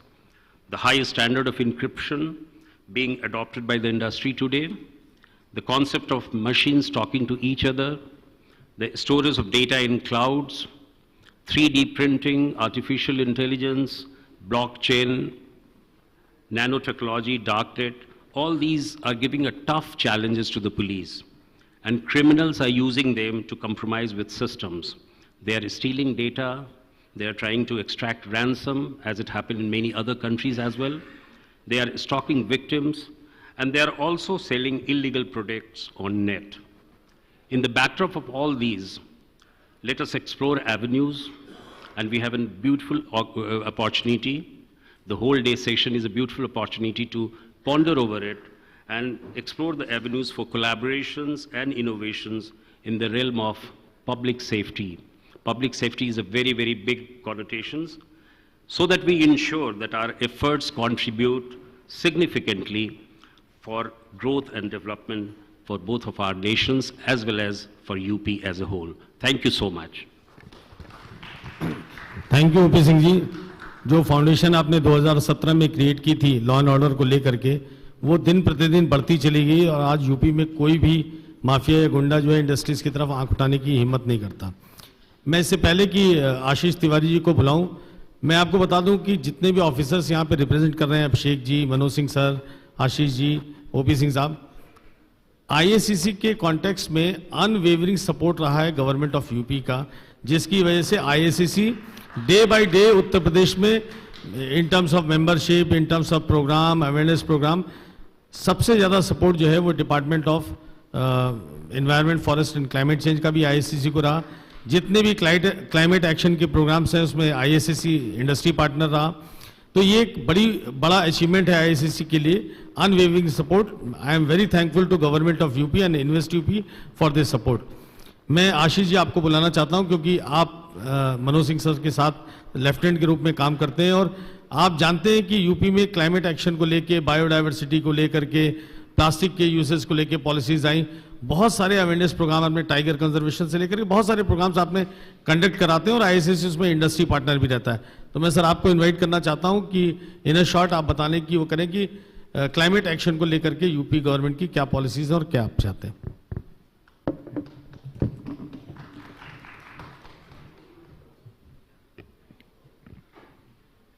Thank you, Mukesh ji. Respected and esteemed dais and all delegates attending this esteemed gathering and conference. I think speaking before my visionary ACS, who has actually led from front the climate action in the state of Uttar Pradesh, would be a bit difficult, but I will briefly outline the kind of strategy which we have for the state of Uttar Pradesh on climate action. I would begin with the conference of parties or any, you can say, international event, including the recent event of World Economic Forum annual meeting at Davos. I think all those meetings really set a pathway, and they are more of a taking pledge, and you can say more of a vision that what should actually happen for climate front and sustainability front. But you all will appreciate that ultimate action actually has to happen at the ground level. And as rightly mentioned by O.P. Singh sir, UP being 5th largest country and state in the world population wise. So the challenges on climate action and sustainability are also very, very high. I would cite some figures before you. UP has 58,000 gram panchayats, which are village self-governments, over 750 urban local bodies, which are more like cities. We have Tier 1, Tier 2, Tier 3 cities also. As per 2011 census, the UP has 7 million plus cities, which may increase more than 10, maybe when the new census figures are announced. So, when it comes to like climate action, there are two verticals. One is climate change mitigation and other is adaptation. We all know that India's contribution to greenhouse gas space is very less as compared to per capita greenhouse contribution is very less because we are a developing countries. But developed countries have already filled the greenhouse gas space by their own developments. So we really have to work more on climate adaptation because large vulnerable population is there, and UP is really taking great steps towards localization of climate action. I doesn't mean to say that we are not working on climate mitigation. If you see for national policies and UP state policies on sustainability, I will cite examples of vehicle scrappage policy, then new bioenergy mission, then bioethanol policy, then bioenergy policy, and then phasing out of coal and fossil fuel and transport and power sector and renewable energy, etc. So UP is really leaping forward in all those areas, and on adaptation side also, UP is a leader so far as planning, developing SOPs. You all believe, you all run a great corporate businesses that unless you plan, you cannot actually progress. So UP has been leader under the guidance of our ACS, who will speak before you the vision that we have planned.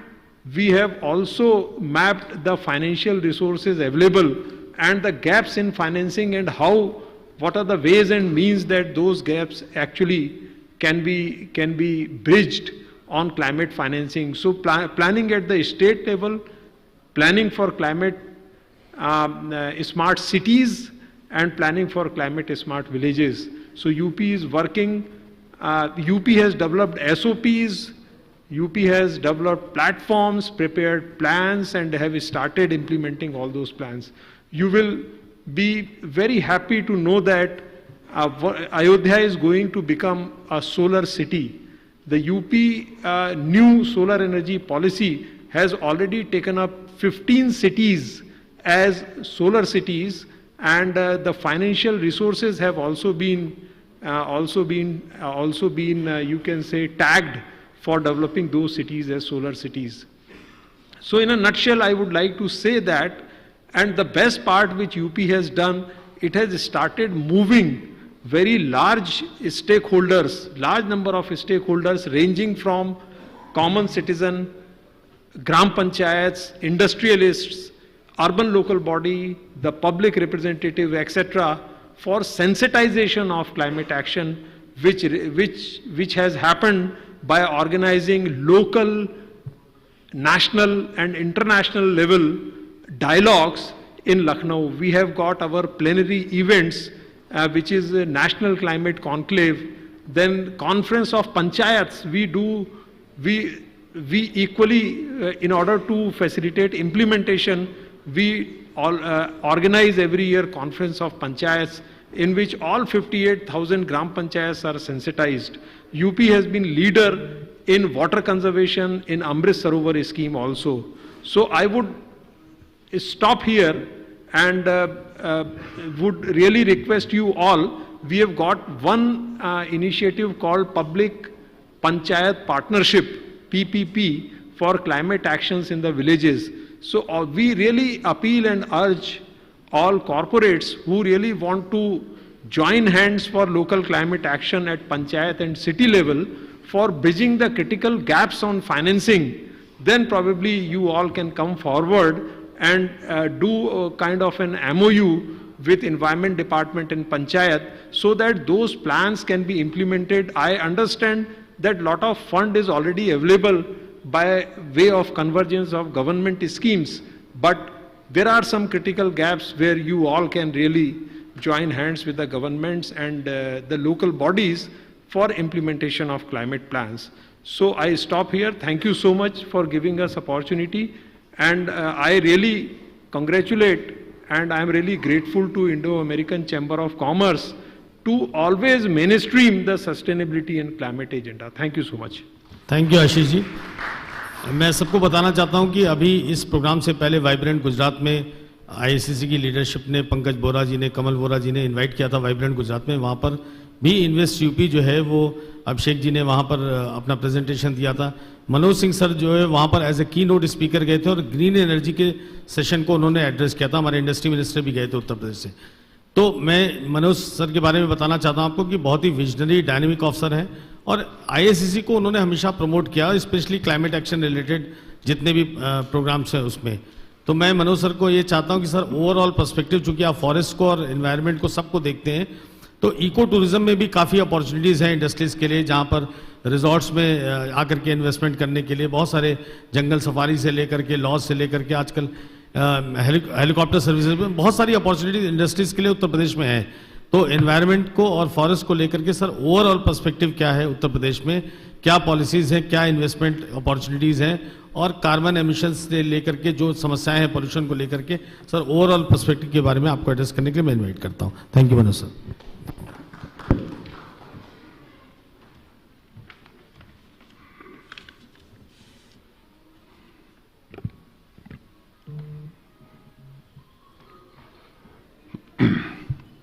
Good, bad, and ugly. This is the story of three sister planets: Earth, Mars, and Venus. Earth is a good planet. We all live over here, and there is no second Earth. Mars is a bad planet. I don't know how and why Elon Musk is venturing around it. And Venus is an ugly planet. Venus has a surface temperature of 450 degrees centigrade. It has a rainfall of sulfuric acid and a pressure which is equivalent to deep sea. The evening star that you see, ladies and gentlemen, is Venus. But why did Venus went through this hell-like of atmosphere? It was because of runaway greenhouse effect. Here on Earth, we want to prevent a runaway greenhouse effect. We will be losing our Earth if we go on living like a lifestyle on fossil fuel, unabated use of energy that we are heralding towards. So there are debates. What is the temperature where the runaway greenhouse effect might trigger up in this planet. But before that, the whole world congregated in Paris and decided to let's put a target of 1.5 degrees centigrade, and they arrived at an accord, and which enunciates that every country has to come up with a roadmap of net zero. Following this, our Prime Minister signed the Net Zero Agreement, which is 2070 net zero for India. But gentlemen, unless and until the people of the country unite and join the environmental movement, then only it is possible to see that climate action and climate mitigation is done in a proper manner. And for this, we hold one national conclave and state conclave in Lucknow to herald the change in mindset of a people of UP. And in that conclave, we showed a small cartoon which addresses to every one of us. The cartoon was that one of the pious, honest, a man of integrity dies, and he goes to the darbar of Chitragupt, who is the moral record keeper of what good you have done on this earth and what bad you have done this earth, according to Hindu mythology. And the moral record keeper pulls out his record and says that, gentleman, you have got less than 70, you will go to hell. Because we have put a benchmark of 70 marks. Who scores 70 goes to heaven, above 70. The gentleman asks, what is my problem? I have been thoroughly an honest, upright guy. He told, look, you have been upright, but how many trees you planted? You use the resource of this earth unscrupulously. You polluted the environment, you polluted the river, you polluted the atmosphere. And that's why 7 out of 30 marks has been deducted.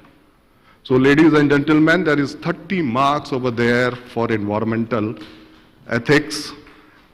So make it a personal movement. And here we go. So with this concept, I would like to address what we are doing in Forest, Environment and Climate Change Department in UP. People ask, what is the difference between pollution and climate change? I will give you one example. If you are buying an EV, you are addressing to the problem of pollution. If you are buying a hydrogen vehicle, you are addressing to the problem of climate change. And recently the scientists worldwide are saying that more pollution is lessening the climate change by reflecting back sunlight. But pollution is very harmful for our existence, for our health.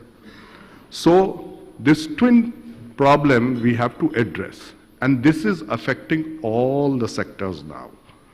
We had 18 departments in UP where our Honorable Chief Minister will be presenting on 5th the budget of UP, and in the first time in the annals of the history of UP, we will be simultaneously presenting a green budget of the state. 18 department, what is their green investment?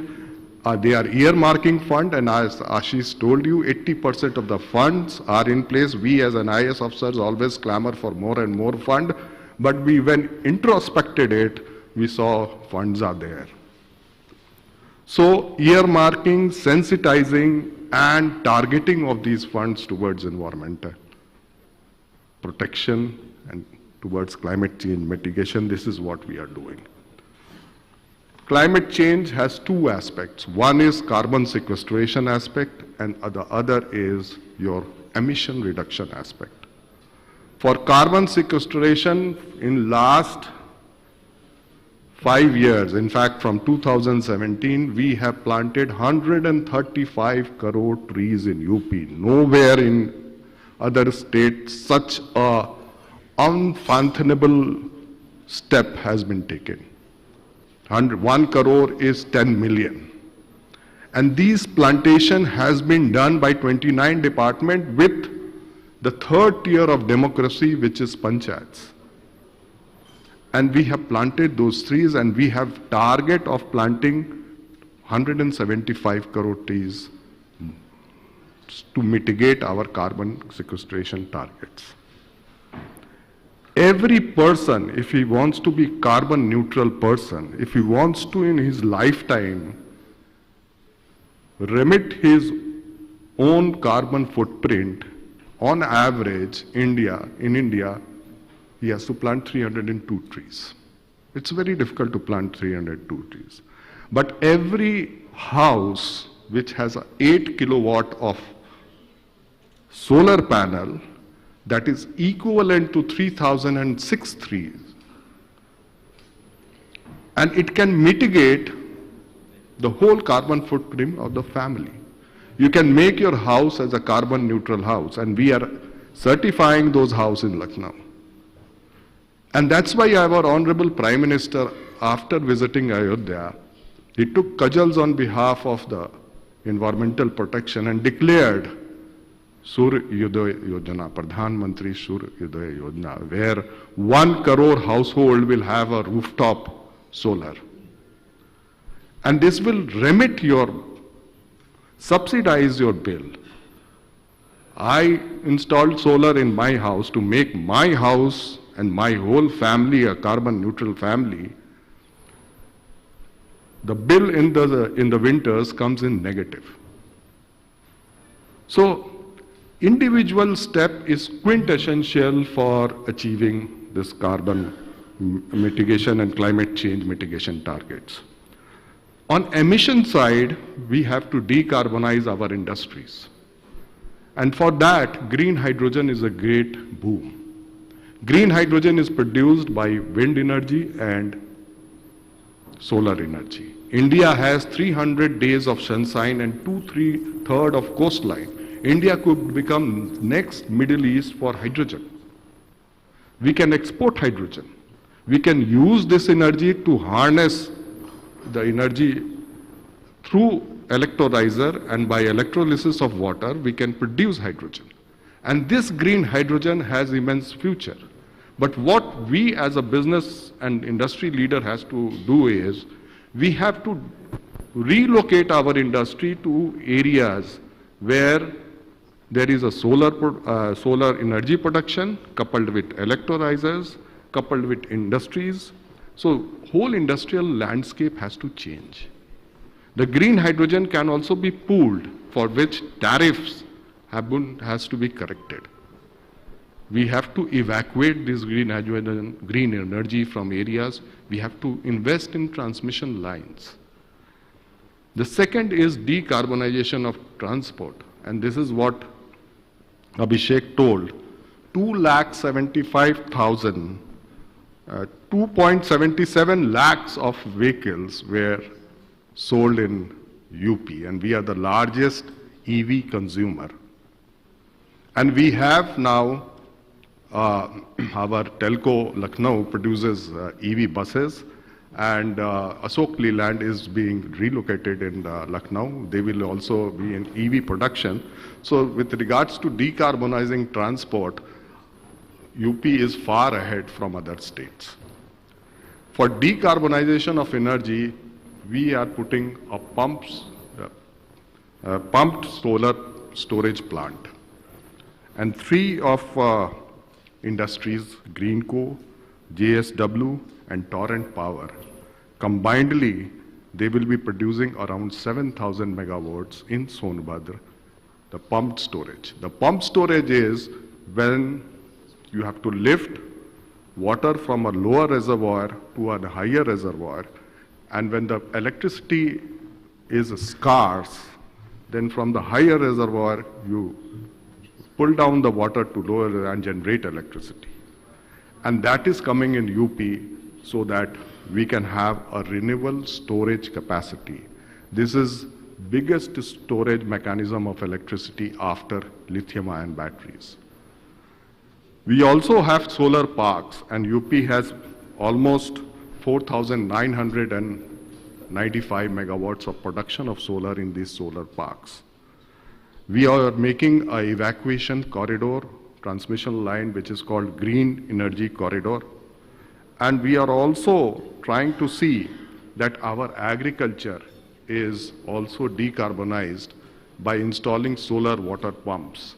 And I'm glad to tell you that 30,000 water pumps will be installed this year to make our farmers de-linked with fossil fuel-based electricity production. With regards to what has been told to me to tell him about ecotourism, we have good tiger reserves in UP.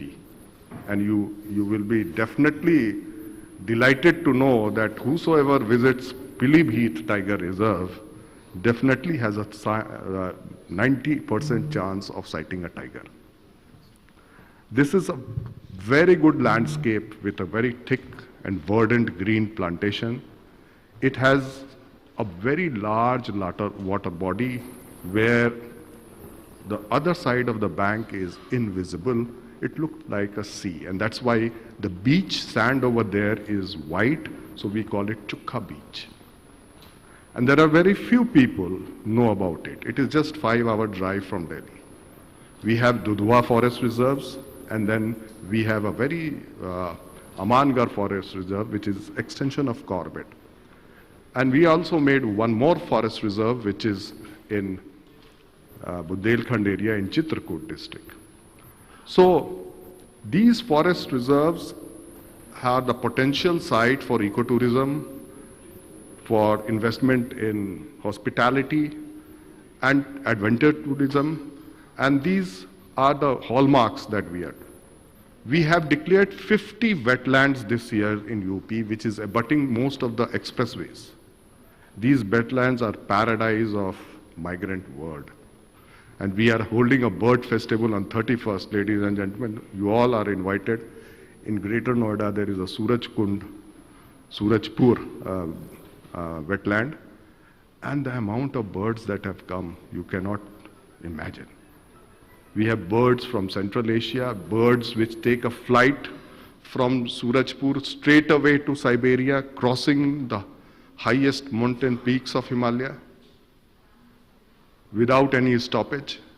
So, in fact, our Chief Minister, Honorable Chief Minister Yogi Adityanath ji has also opened the forts of UP for tourism. He wants each and every fort to be developed into hospitality center so that people can congregate and solemnize their marriages over there. And there is immense potential of ecotourism all over UP. So, ladies and gentlemen, this is what I wanted to say. And one of the parameters which shows that UP has become an expressway state, one of the statistics I will quote. The diesel consumption from 2003 to 2011 annually of UP was rising by 6.3%. And now, from 2010 to 2023, the diesel consumption is rising only by 3%. There is 3% decline because of decongestion, declogging, and improving the speed of vehicle in UP. And if you go to Lucknow from Delhi, that will be the most pleasurable journey you will make in your lifetime. This, I watch for it. So with these kind words, ladies and gentlemen, let's join the hand to fight with the climate and make it an individual movement. Introspect yourself, reduce your carbon footprint at home. Make your family carbon neutral family. Thank you. Sir, one question, one observation. I think UP is like the trends. Ecotourism. Domestic is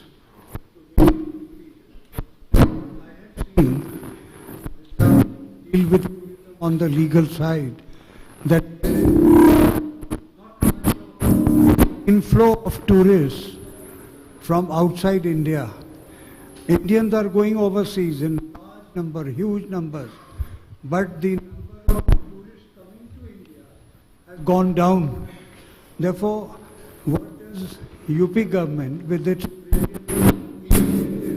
in so many other areas, what can be done to promote, bring back the tourists to India and particularly to UP? Thank you. The prognostic survey of tourism in Ayodhya after Ram Mandir says that every NRI family will at least once visit UP. And you see what is happening in Ayodhya after Ram Mandir. Every day 5 lakh people are going. And there are 20 to 25 5-star hotels, even a 7-star hotels, which has signed MOU, and they are coming up there. Ayodhya is certainly one of the destinations. Apart from Taj Mahal we have, Varanasi we have. These are all in fact, religious tourism is one of the biggest advantage that UP has. And we also have a heritage tourism. So, as far as infrastructure is concerned, in Ayodhya, there is a now international airport over there. Suddenly a city which was a class 3 city, and it was a sleeping town, has usurped from class 3 to class 1. And you see the whole landscape over there has changed. The cleanliness, and in fact, we as a forest department officer, we went before Ram Mandir inauguration, 10 days before, and we made whole Ayodhya plastic-free city by plogging, which Honorable Prime Minister was the greatest motivator to all of the Environment Department of India. He did plogging with the Plogman of India. And we did plogging. And we will be going over there to make it more clean. We don't want to make that sanctimonious place a dirty place. Similarly, these ecotourism hotspots and the connectivity, air connectivity talked about, we have so many, 13 airports now. You have a flight, daily flight for most of the important cities of UP from Delhi. Yeah, trains also, Vande Bharat connectivity is also increasing. So there is lots of things. And be assured that they will come. They will come at least once in their lifetime to visit us. And that's too much. That's too much to cater. Thank you. Thank you, Manoj sir. Back stage, UP Invest UP की film को ready रखिए, 1.5 minute की film है. इससे पहले मैं अभिषेक जी को बुलाऊं last concluding remarks के लिए और प्रेजेंटेशन के लिए. मैं आपको बता दूं कि अभिषेक जी इतने डायनेमिक ऑफिसर रहे. पैंडेमिक में जब पूरा देश क्राइसिस में था, तो लखनऊ के कलेक्टर अभिषेक जी थे उस समय. इन्होंने दिन रात माइग्रेंट वर्कफोर्स जितना गुजरात से लेके काम करती है उनके लिए अरेंजमेंट करना, उनको भेजना, खाना, मतलब रिमार्केबल था जो इनका कंट्रीब्यूशन था एज ए कलेक्टर. तो अब सेक्रेटरी इंडस्ट्रियल डेवलपमेंट में है, वहाँ पर भी इन्होंने अपना बेस्ट परफॉर्मेंस दिया है. उत्तर प्रदेश आज मोस्ट प्रिफर्ड डेस्टिनेशन माना जाता है इन्वेस्टमेंट के लिए. और आईएससीसी को बहुत ही ज़्यादा उन्होंने हर जगह अनवेवरिंग सपोर्ट, मैंने अभी कहा आपको, पंकज जी के इनवाइट पर अभी गुजरात गए थे, वहाँ पर सेशन को एड्रेस किया. डॉक्टर बसीर सर, आप तो कई बार यूपी आए हैं, आपने देखा है कि. तो अब मैं बैक स्टेज को बोलता हूँ कि वो डाबोस में जो इन्वेस्ट यूपी की फिल्म चली थी उसको प्ले कर दें.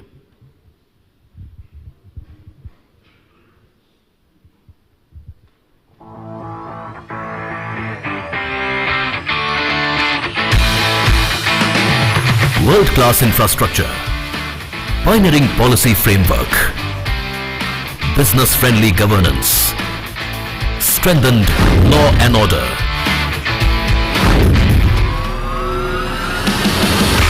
Welcome to New India's New Uttar Pradesh, the holy land of Lord Ram and Lord Krishna, where Ganga and Yamuna meet.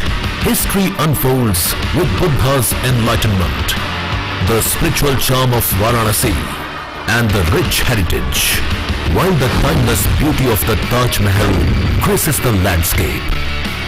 A thriving economy on the rise. Join the journey to a $1 trillion milestone. The state's path to economic greatness is shaped by its youth. comprising 56% of the total population.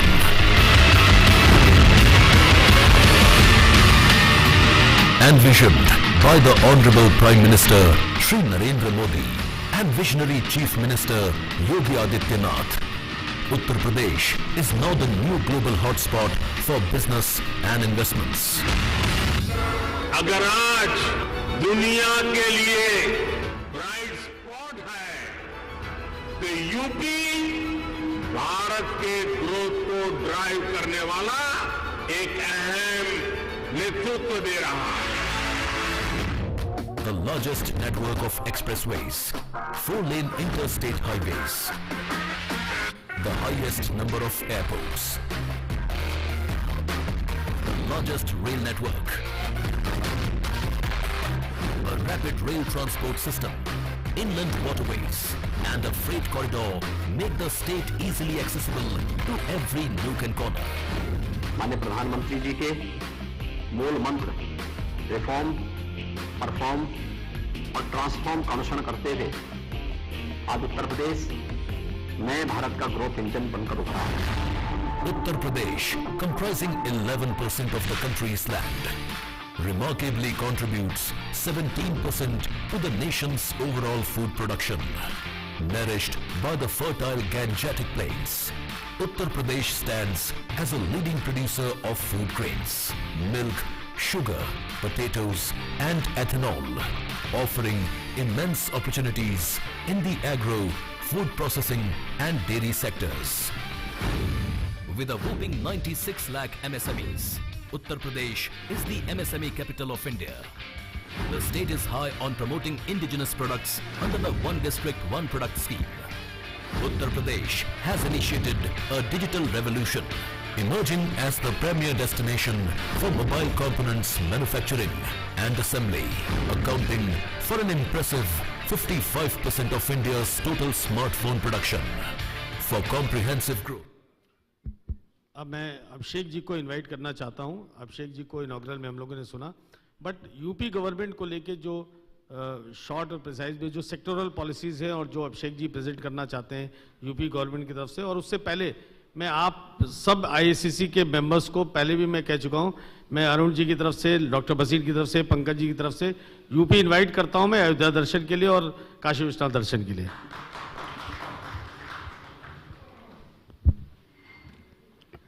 Thank you so much, Mukesh ji. Respected dais,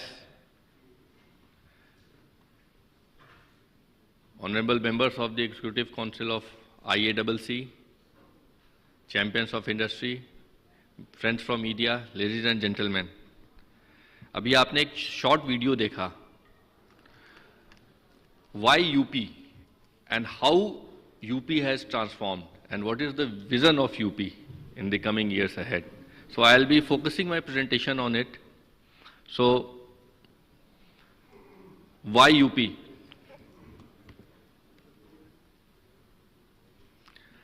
It is one of the largest states area-wise in this country with the largest consumer base.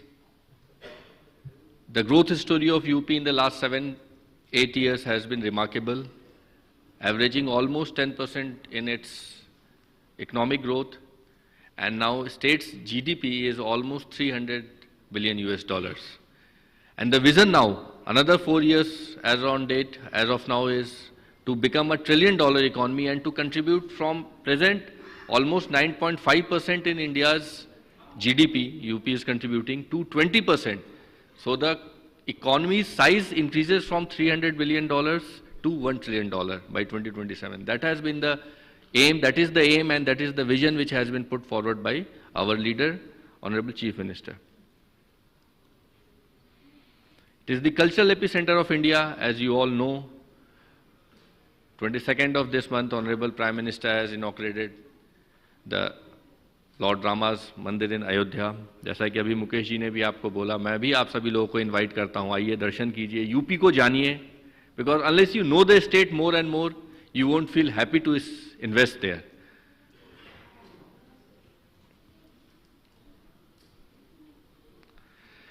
Very important and enabling factor in the state is its strong and resilient infrastructure. Few years back, almost 8 to 10 years back, the scenario was different. Now it is completely different. The state is also known as Express Pradesh, as in the first session I shared. And it is because of the position of the state that it has created for itself. More than 42% of India's expressway, and in the coming years, say by another 1.5 years, when the Ganga Expressway, which is going to be the largest expressway in the world, almost 600 kilometers, 594 kilometers to be precise, from Meerut to Prayagraj. Once it is completed, India's more than 55% of share will be in UP. 10 operational airports already, another 11 airports are going to be functional very soon. 7 of them, the trial landings and the set procedure by the Airport Authority of India has started. 4 international airports amongst them. And the footfall, the number of air traffic passengers has increased by 3 times in last 7 years. And it is that the projections are there, further it is going to double in another 3 years. So that is the quantum of infrastructure, the wholesome infrastructure which the state provides for. One notion was there that UP is a landlocked state. Yes, geographically it is a landlocked state, but the Inland Waterway 1, which is already operational from Varanasi to Haldia, that is the eastern port of the country, is functional. The cargo movement has started, and this Waterway 1 is now being extended till Prayagraj on further west side. So that is going to be very helpful in transporting the raw materials or the finished goods in and out of the state. A vibrant ecosystem is there. 56% of UP's demography is in the working age group of 18 to 60 years. So it is a huge potential. We have skilled youths. Now, the government's policy is to have a medical college and a university in all the districts of UP. It is a sector in which there is immense potential. As I'll also like to tell you that we have dedicated sectoral policies in my presentation. I'll be coming after a few slides for the educational sector as well as for the skill development centers as well. UP is now having the largest number of startups. More than 10,000 registered startups and 60 plus incubation centers are there. Centers of excellences we have tied up with, like IIT Kanpur, IIT BHU, IIT Roorkee we have already tied up with. IIM Lucknow is there. More than 15 lakh plus youth, they are being given skill training from the government institutions or the institutions by the private sector entrepreneurs and the organizations which have been set up in the state. Another very important point and an important factor to make UP a natural leader and a natural state to attract investment is its agro-climatic conditions and the agro base which the state has. State ranks 1 in production of wheat, rice, sugarcane, milk, fruits and vegetables. At the same time, it is the 3rd largest producers of inland fish and largest exporters of processed meat as well. The state has got dedicated policy in this sector as well, and this is one of the sectors, agro and food processing, which I will request all of you to please explore for the state. We have a manufacturing ecosystem, and the dedicated policy of the state is to create parks, industrial parks for specific purposes. So across the state we have 250 plus industrial parks, which is managed by our 8 industrial development authorities. The closest from Delhi is our 3 industrial authorities, as popularly known as Noida, Greater Noida and Yamuna Expressway Authority. So we have dedicated parks for manufacturing sectors as well. And the process of land allotment has become very transparent, it has become very fast, and we welcome you to come and explore all these opportunities, and all this information is already available in our website of Invest UP. So I'll be rushing through the presentation because of the time, but at the same time these are ready available land banks in the state, which is there in aviation sector, defense industrial corridor, integrated textile parks, electronic manufacturing cluster is there, integrated multimodal logistic hubs. Medical device park is something very interesting and important, because this is a sector which is coming up in a big way in the state and in the country as well. These are further new technological advancement which the state is now looking forward to open up areas for cutting edge technology and its manufacturing in the state. and we are in the process of talks with leading anchor units, so that once the anchor unit comes, the entire ecosystem also travels along with the anchor unit. So these are the few areas which we are focusing on. Another few important areas which I like to highlight is solar. It's a very important sector, and in line with the green energy policy of Honorable Prime Minister, biofuel, pumped storage plant, EV and battery manufacturing. Ashok Leyland has already declared, and it is coming up with an EV manufacturing plant for buses and commercial vehicles in the city of Lucknow itself. This is very important. Why the state is now a favored destination, or how it has come to this stage. The region is a long journey for last 2.5 years, in which our Honorable Chief Minister told that we need to revisit all the policies. We need to come up with new policies in the sectors we have not touched with. So keeping in line, now the state has over 25 sectoral policies, and these policies are dedicated to these sectors, and they provide you opportunities and they provide you subsidies as well. So all these information is available on our Invest UP website, which is the single window investment promotion agency for the state. We have two important policies which I like to emphasize on. One is the industrial policy, which is 2022 policy, and the only state in the country to have a dedicated policy for FDI and Fortune 500 companies, which is the UP FDI policy 2023, which we had notified on 1st of November 2023. A copy of the same has been given, and they have been placed on your tables as well. So I'll request all of you to take it along and please read it and give it to your team so that they can read and go into depth of these policies. Third and very important thing, first was the policy framework, the infrastructure, and third is the soft infrastructure, which I'll call the good governance systems which the state has now in place. It's a state with zero tolerance for corruption. It's a state with complete transparency. We have now the largest single window system in the country now by the name of Nivesh Mitra and Nivesh Saarthi. The state has come up a long way. It was at the bottom almost 8 to 10 years back in terms of ease of doing business and lead survey. Now the state is amongst the top achievers, and it ranks in the same category as Gujarat, Maharashtra, or say Tamil Nadu is there. So these are all pillars of this soft governance. This is Nivesh Saarthi, Nivesh Mitra, and online incentive management system. This is really important for our industry colleagues. Nivesh Saarthi, as the name suggests, is an end-to-end online system that provides you from the starting of your signing an MOU with the government, and it will take you till the time your commercial production starts. We have dedicated people by the name of Nivesh Mitras, Udyami Mitras. These are young graduates from different management institutions having experience of working in the private sector, corporate sector as well. So they are on our payroll, but they are going to do your work of ensuring that all your clearances are done within time, and then the commercial production starts. Now, third important thing is online incentive management system. The entire process of clearances, NOCs is online. So is the incentive distribution. So earlier the issues used to come that to get the incentives, be it the capital interest subsidies or reimbursements, there used to be delays. Now there are no more delays. All the incentives are on our portal, through our portal of Nivesh Saarthi, through this system. So these are the few key points of the policy. I'll be taking 30 seconds to 40 seconds over here. This is the only policy in the state which I was telling about, 100 crore of FDI or 100 crore by Fortune 500 companies, those companies which are in the list. They will be getting what all? Front-end subsidies, including 75 to 80% of the land cost as subsidy.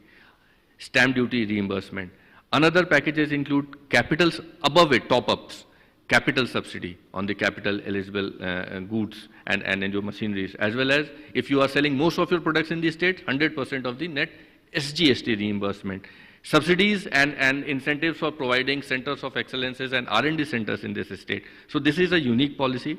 A booklet of the same has been circulated. May I again request to please carry this booklet and avail the opportunities which are given in this policy for the state. So these are the few highlights of our new industrial policy 2022. I'll be skipping them. They are all available. We have categorized into different categories, mega investments, large investment. And the beauty of this policy is that there are entry options. In this policy, you can choose to go for capital subsidy, or you can choose to opt for net SGST reimbursement or a PLI top-up, on which Government of India is giving PLI 30% of top-up we are giving from the state side. These are the few companies which are already invested with us. I'll just like to share an experience of IKEA. They had made an investment of almost 3,800 crores in Noida itself, Greater Noida Authority region.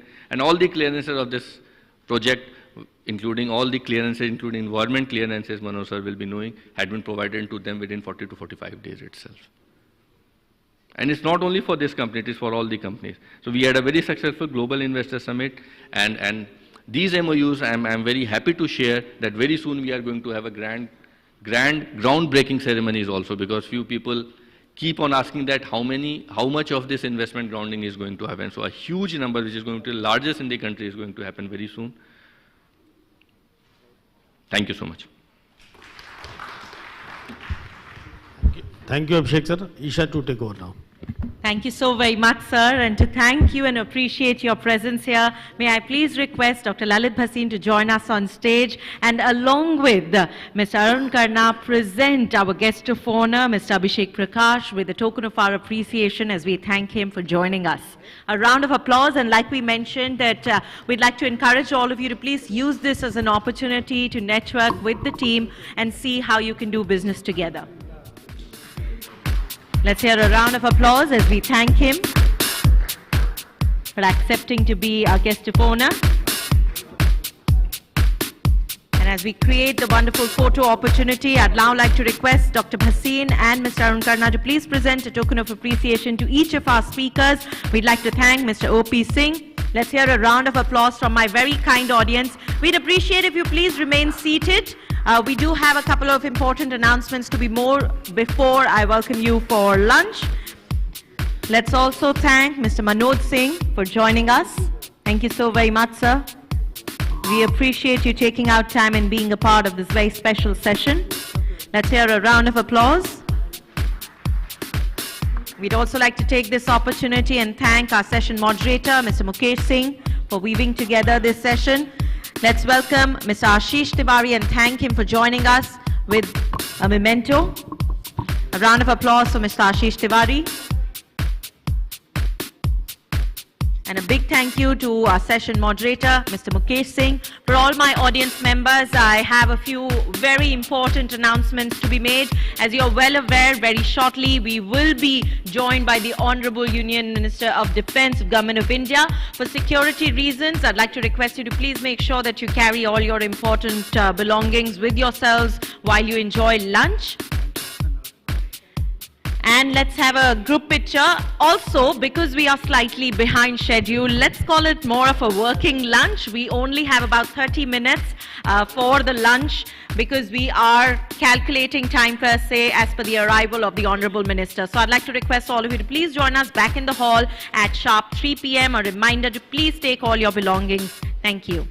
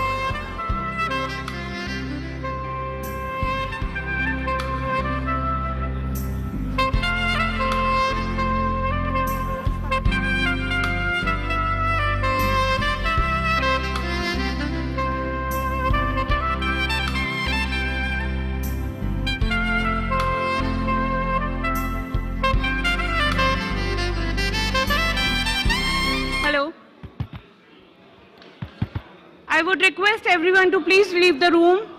We'll have a security check for the Honorable Minister. Please leave the room.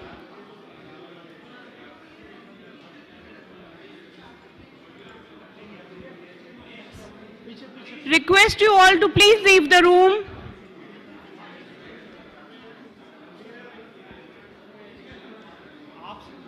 The people who are sitting on the back, please leave the room. There will be a security check with the Honorable Minister's office.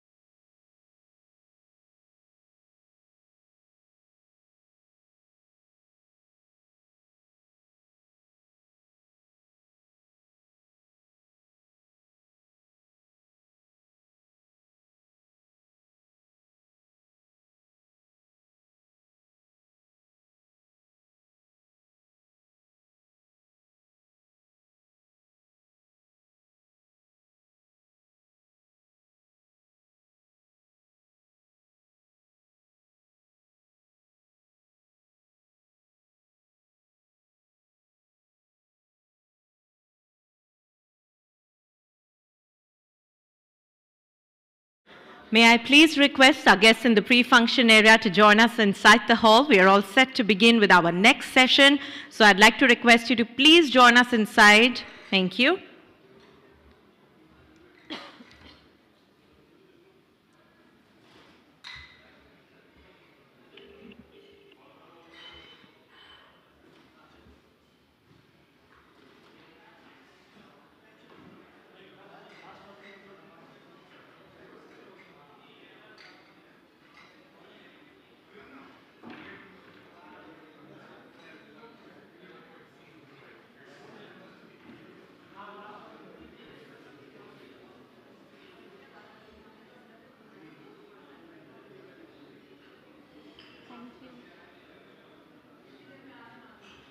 Once again, I'd like to request all our guests to please join us inside. We're about to begin with our next session.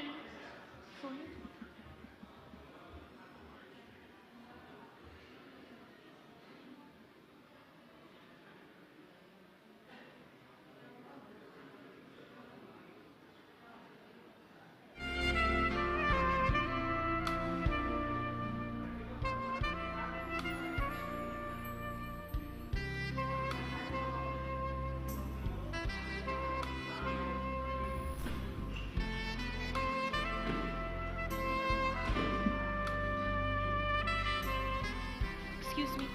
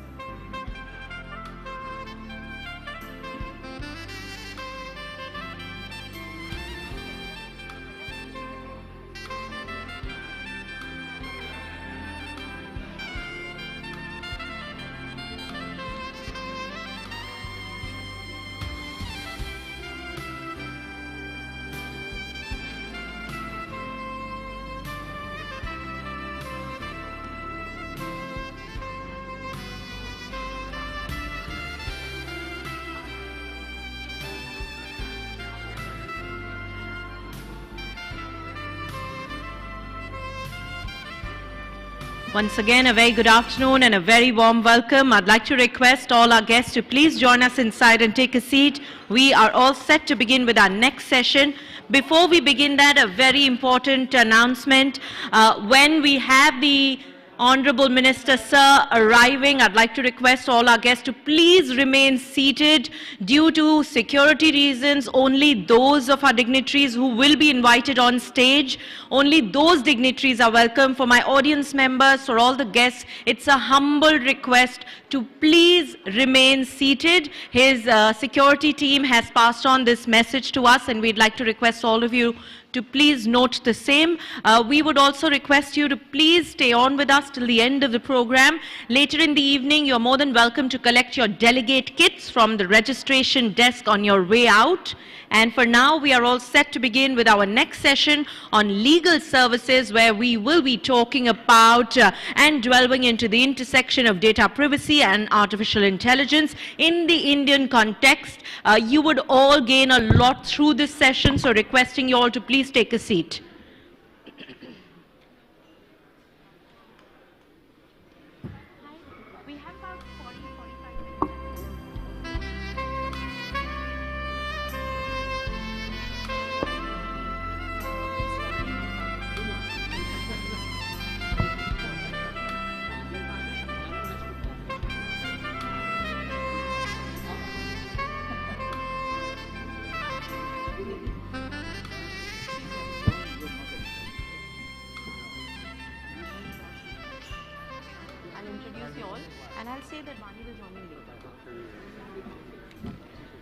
Let me once again extend a very warm welcome to all of you. Thank you so very much for being here for the post-lunch sessions. We are all set to begin with our legal services session, which will be moderated by Ms. Nidhi Sudan, Head Legal Compliance. Bonjour, thank you so very much for being here. We will have a special address by Mr. Ajay Bhargava, Chairman, Legal Services Committee, Regional Council Member, IACC, and partner Khaitan and Company. Very soon, we will be joined by Ms. Vani Mehta, Regional General Counsel, South Asia, GE Aerospace. For now, let me welcome Mr. Abhishek Kumar, Marketing Head, Alipco India. We also have our guest of honor for this session, Mr. John Kabeka, U.S. Intellectual Property Counselor for South Asia, U.S. Embassy. May I now request Ms. Nidhi Sudan to please begin with the session.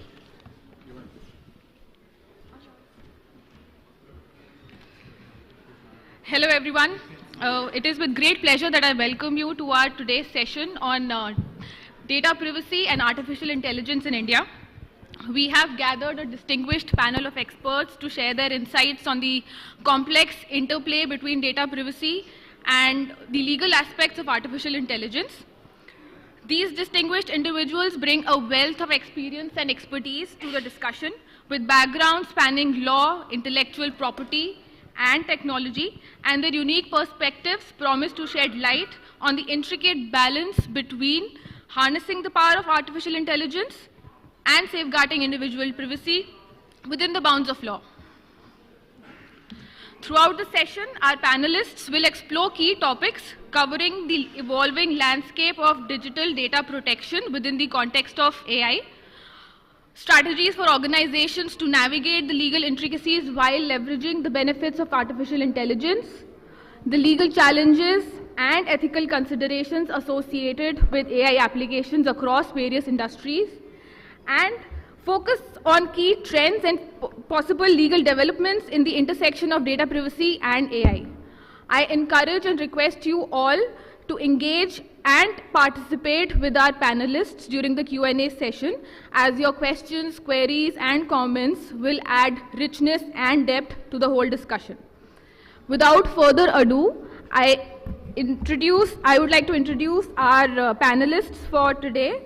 Our first speaker is Mr. Ajay Bhargav. Ajay is a partner in the Dispute Resolution Practice Group in Khaitan & Co. In his areas of practice, Ajay has advised and represented matters in Supreme Courts, High Court, and quasi-judicial tribunals. He advises on constitutional matters, civil and criminal matters, IPR and employment laws. Next, we have the guest of honor, Mr. John Kabeka. John is the U.S. Intellectual Property Counselor for South Asia, serving Afghanistan, Bangladesh, Bhutan, India, Maldives, Nepal, Pakistan, and Sri Lanka. Working through the American Embassy in New Delhi, John is the principal officer within the U.S. embassies and consulates throughout South Asia. He's a 35-year veteran of the U.S. Patent and Trademark Office. Our next speaker is Mr. Abhishek Kumar. Abhishek is a marketing professional with 13 years of overall experience in the healthcare, medical devices, diagnostics, and pharmaceutical industry, and is currently serving as the Director Marketing at AliveCore in India. Abhishek's focus right now is on incorporating digital initiatives into the marketing mix, and launching and establishing new concept-based technology products is his forte. Should we start?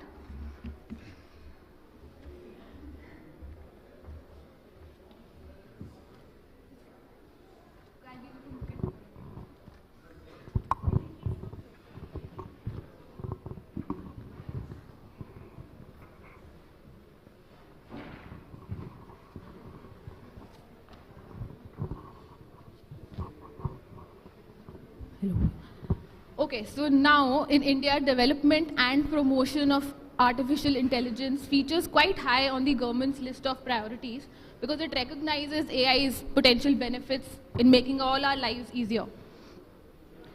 On one hand, the Indian government and the industry is moving towards developing and deploying AI on a large scale. On the other hand, its ethical impact and societal impact have come into focus.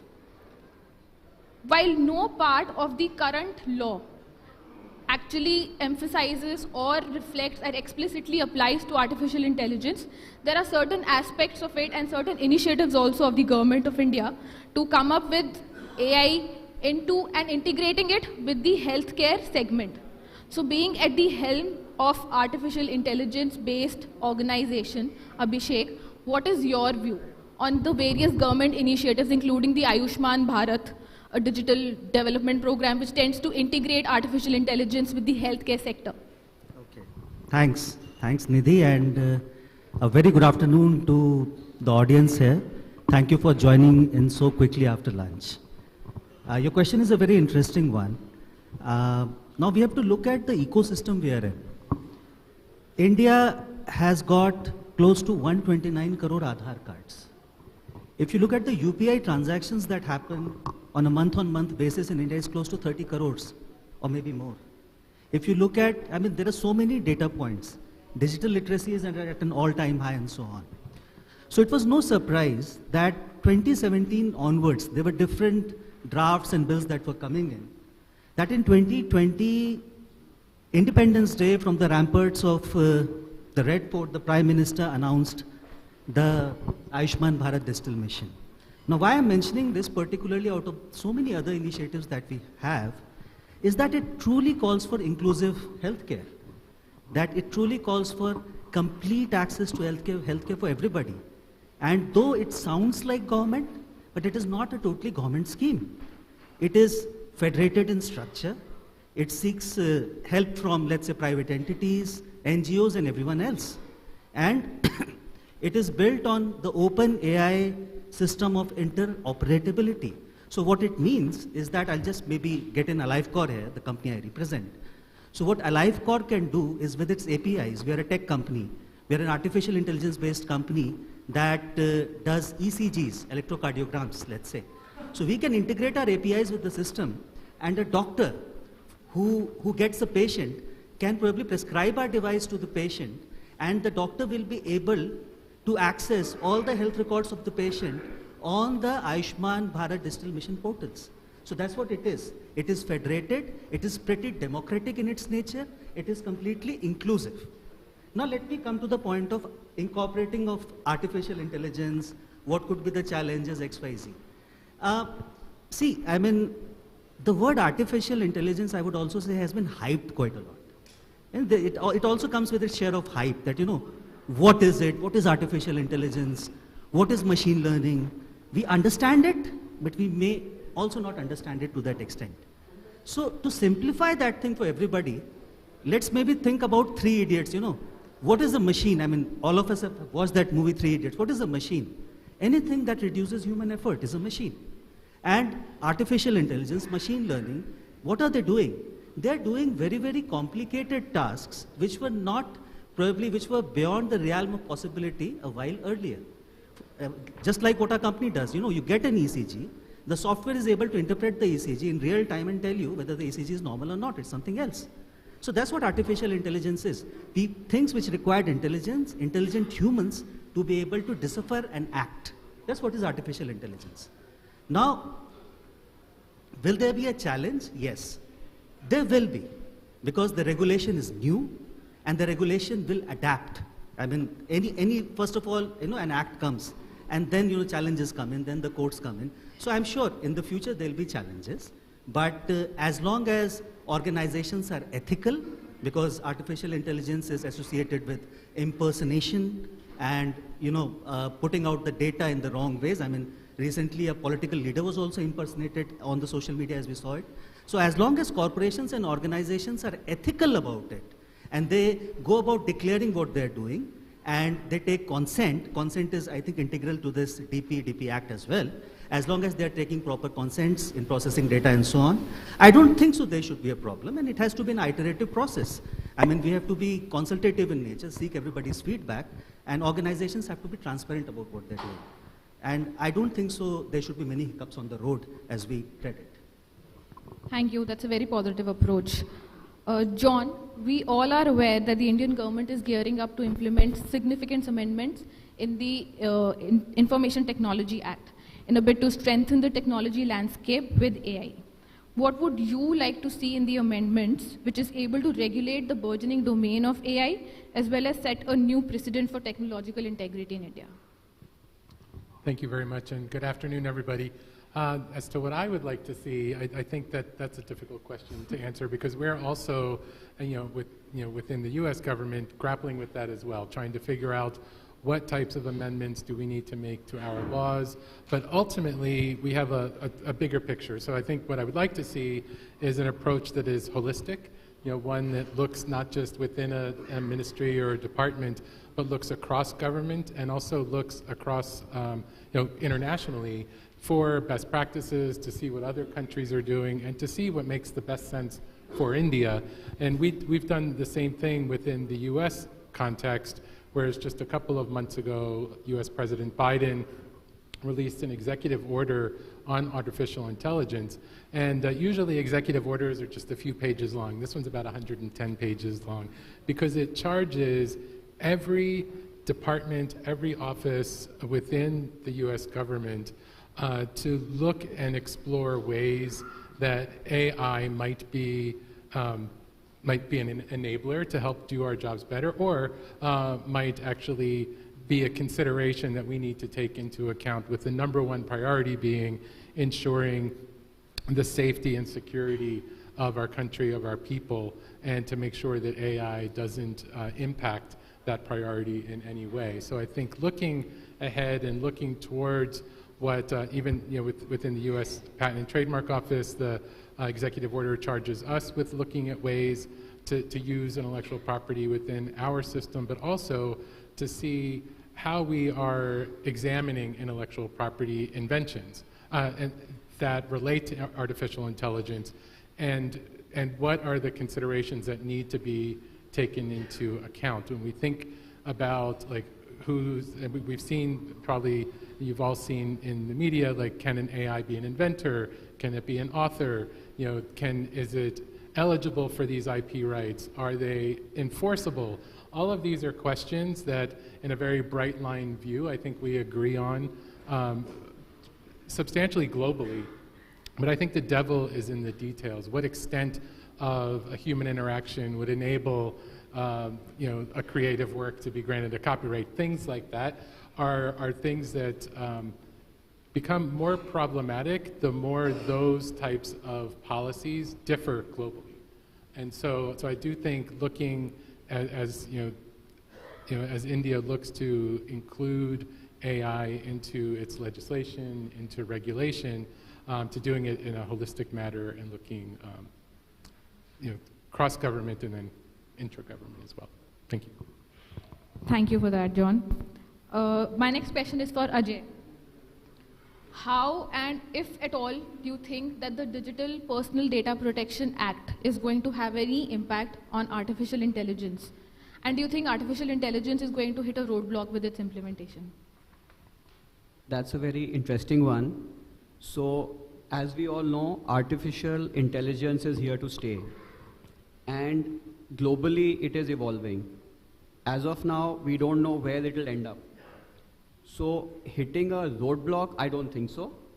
Because at least in India, I feel we will definitely have a law around it to make sure all of us are safe. And as far as the current act is concerned, there's no concept of AI in it as of now. But soon, once we see how all this unfolds, how it is impacting any of us, then the law will come in to make sure we are safe. The other aspect which I find interesting is that, this is my understanding as a lawyer, that the AI feeds on what you feed it. So the whole concept of consent, etc., might not really hit us on AI, but it's all up to us what information we want the AI to capture and make us more efficient. So to that extent, I feel two things very easily to express. One, it is evolving. Two, eventually we'll have a law around it, so we'll be safe. So I don't see there's a problem with AI per se hitting a roadblock, legally speaking. Thanks. So you're saying that the Digital Personal Data Protection Act will have no impact on AI per se? It should not, but we are in a country where somebody will challenge some aspect in the court of law and we'll know the result. And just to add here, we had the information technology law, which took its own time, and in spite of the IT law being in place, we still have a data law today. So soon we'll have an AI law as well. It's a matter of time. But the only advantage which I see is that now all these laws that are being evolved are being done with consultation of all the stakeholders, which started with the competition law and of course data law as well. So that is one element where I feel that when the law comes, it will take into account the views of all stakeholders, maybe legal minds, non-legal minds, business people, whoever it will impact as we go ahead. Thank you. Right, thank you. And now we have Vani join us on the stage. So Vani, I'll start with the historic judgment of 2018, which the K.S. Puttaswamy versus Union of India judgment, which gave us a glimpse of what the future of data privacy would look like in India. And at that time, however, we did not have any comprehensive legislation which could be relied upon for any data protection related legal matters. With the passing of the Digital Personal Data Protection Act in 2023, what are your views on the new law, and how do you think it fares when compared to the general data privacy regulations of the EU and the UK? Well, firstly, a very good afternoon to everyone. Apologies, I got late. It's just that I've been shuttling between both the Leelas and NCR. I think firstly, with the Data Protection Act coming into being, it's been a while, it's been under discussion for over a decade.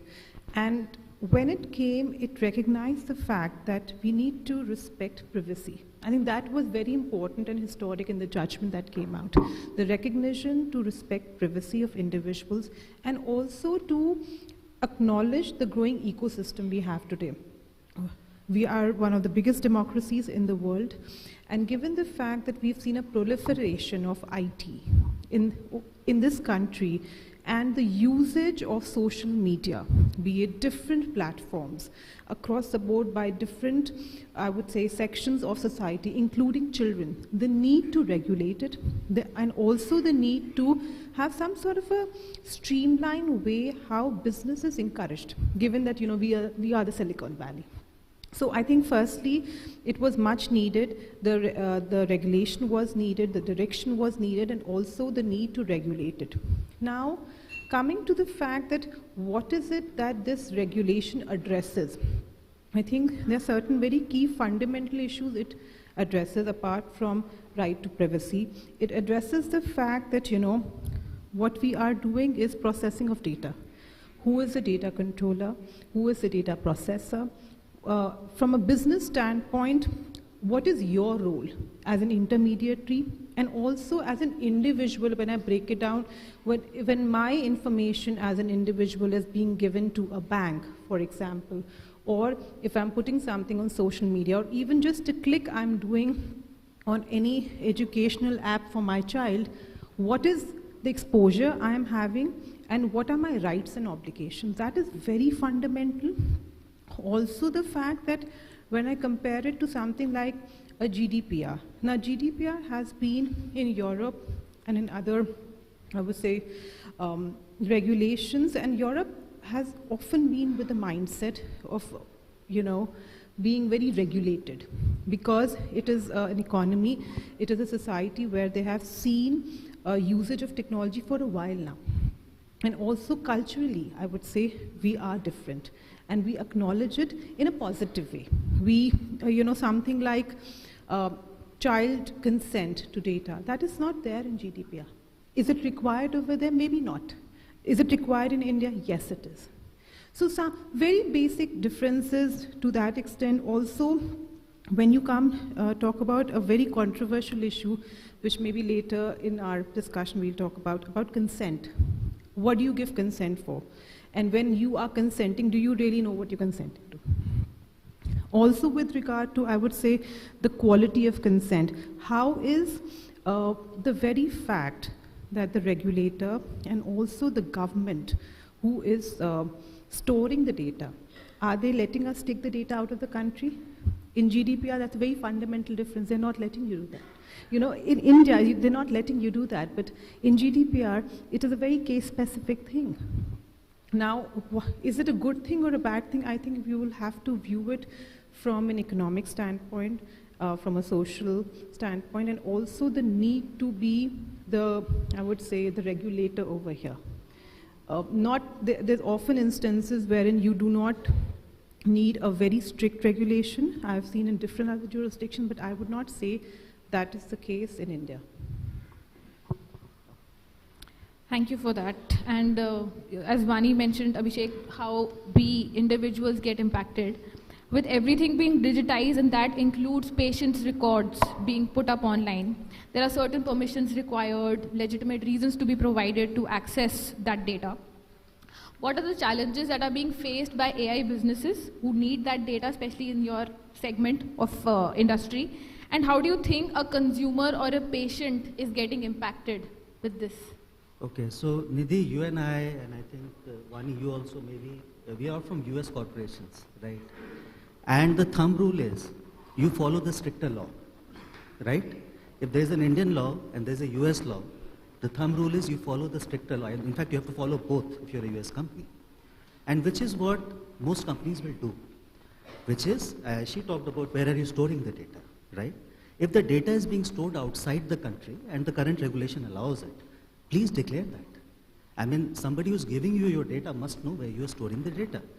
And by all means, for example, if AliveCor were to work today with defense, let's say, then we would make all necessary provisions to store the data in India, because that becomes something very sensitive. So that is one. I think Vani also talked about consent. Now, if you see healthcare, consent is integral to healthcare. If you're, let's say, getting a surgical process done, the doctor probably has to inform you that, okay, this is what, are you signing up for this? Yes. What are the risks associated with this and so on. So consent has been integral to healthcare for a very long time. Medical research and so on. Here I think it has got two parts to it. So when you're getting that consent sign off on your portal or your website, I think make things explicit, especially in light of the current regulation. I think that is one thing everybody can work towards, is making that long thing slightly easier to read probably, because none of us reads it and we just put a tick mark and say, okay. So maybe what are you signing up for? If that can be made a little easy, that would be one thing that everybody could follow, one. But otherwise, once you have the consent, right, then the other thing I've already talked about, where the data should be stored, and then how do you use the data? So when somebody consents, they share a lot of personal information for us. A corporation like us will use the data, let's say, for research, right? They will archive the data and so on.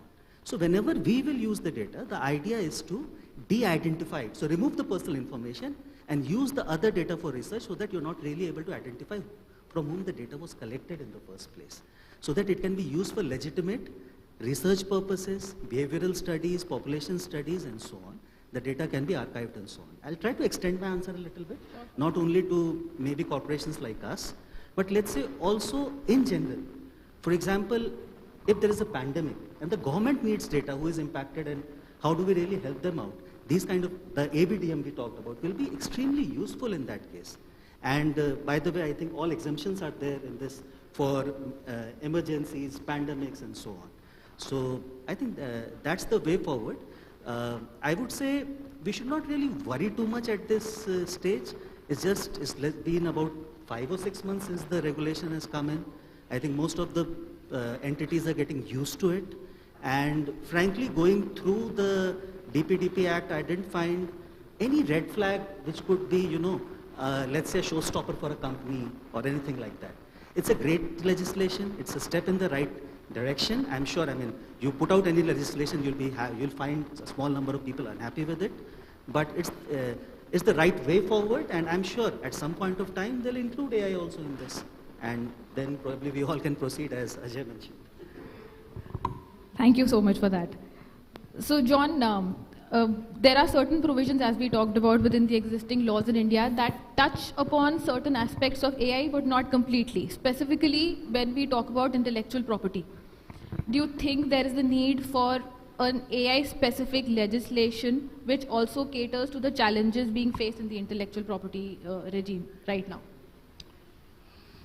So I think, kind of going back to my answer in the first question, the more that an IP system differs from other IP systems globally, the more challenging it is for any innovator, regardless of how big or how small they are, to compete on the global scale, which when using AI technologies, I think that's the goal of any company, regardless of their size.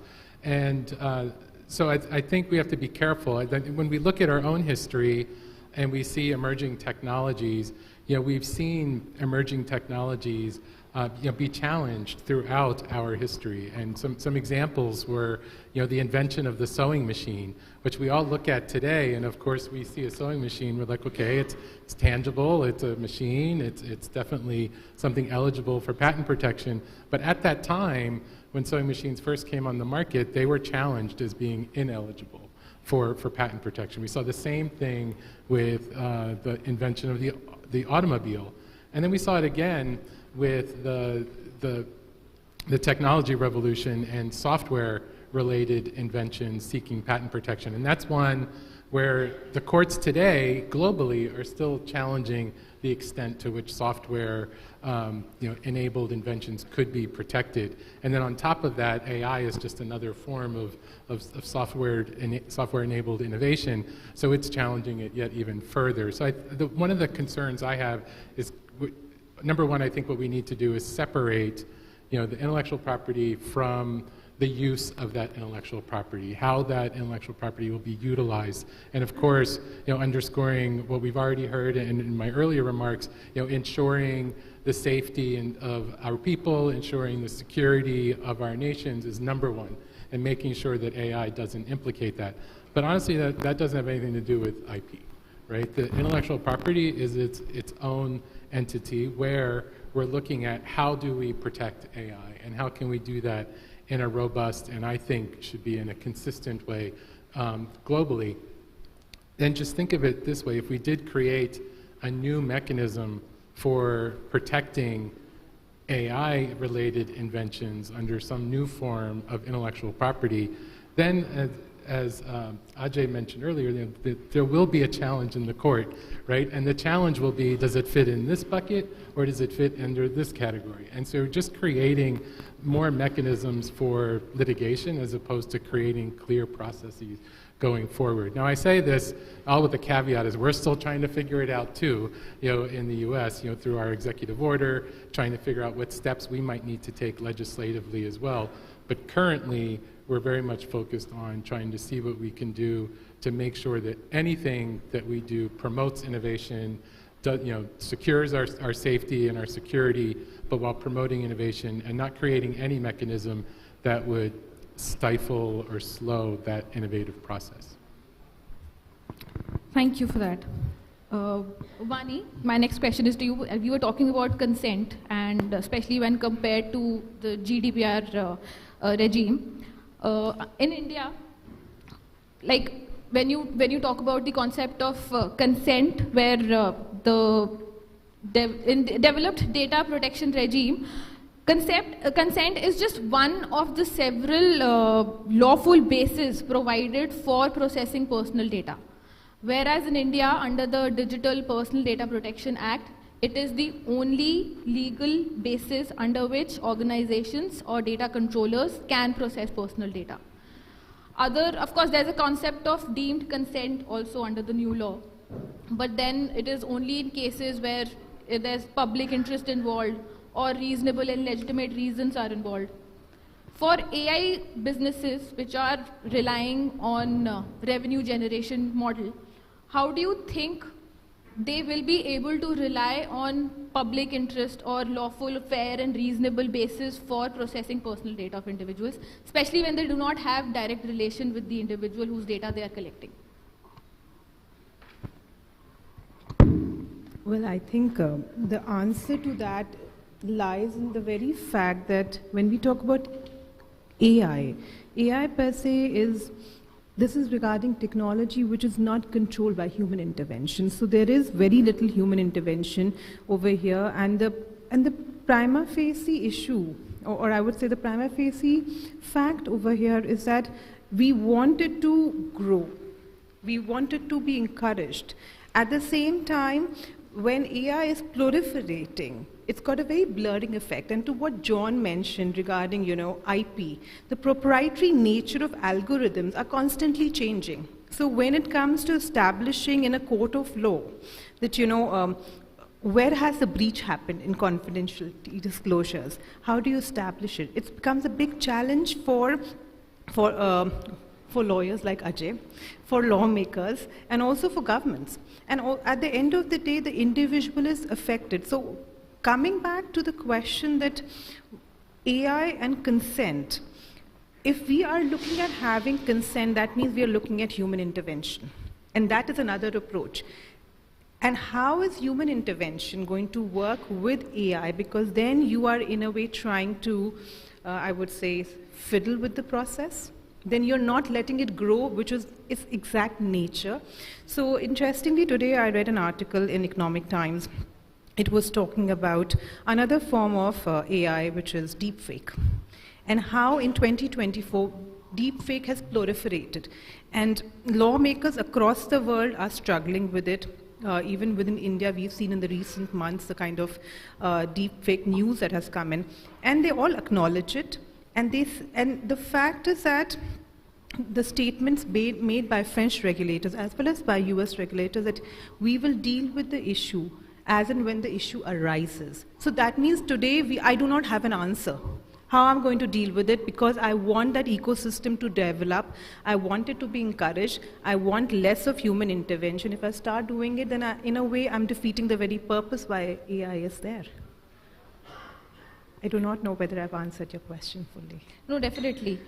So then continuing on that, when we talk about consent, as you were saying that the law requires consent to be freely given, it has to be specific, and Abhishek was also talking about how companies, while seeking consent, can make it like a very elaborate notice to be provided for people to give specific consent for each and every kind of data that they're providing.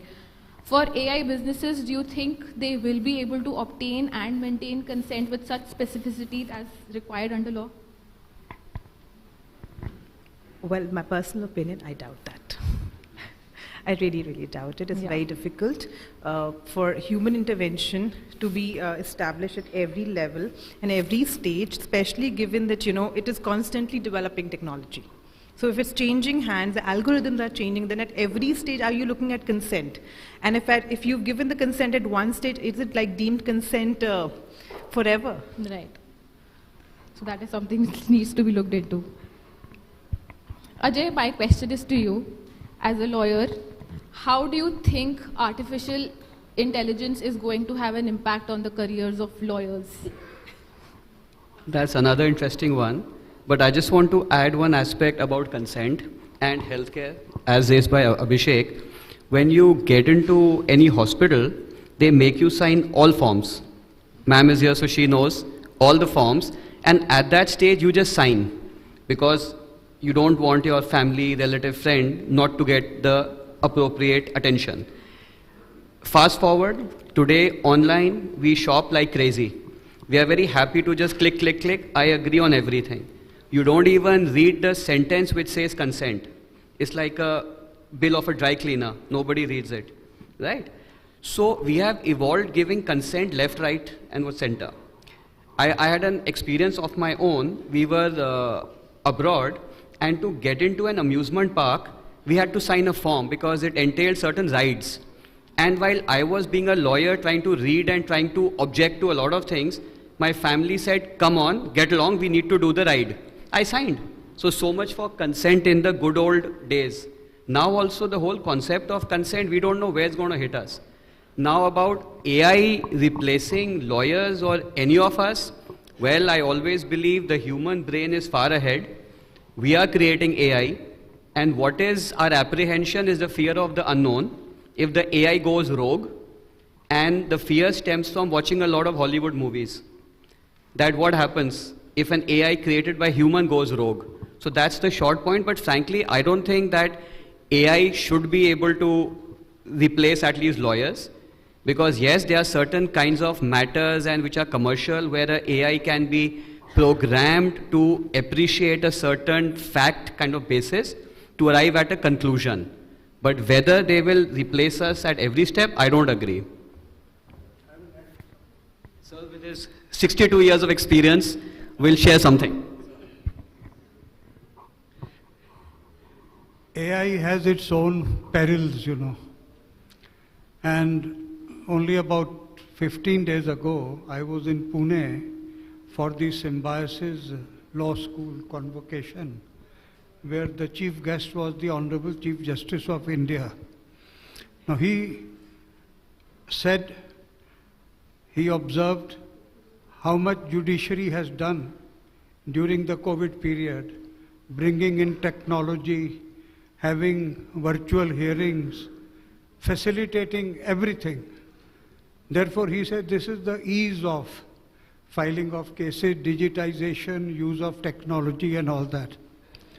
I gave a vote of thanks and I did touch upon this aspect.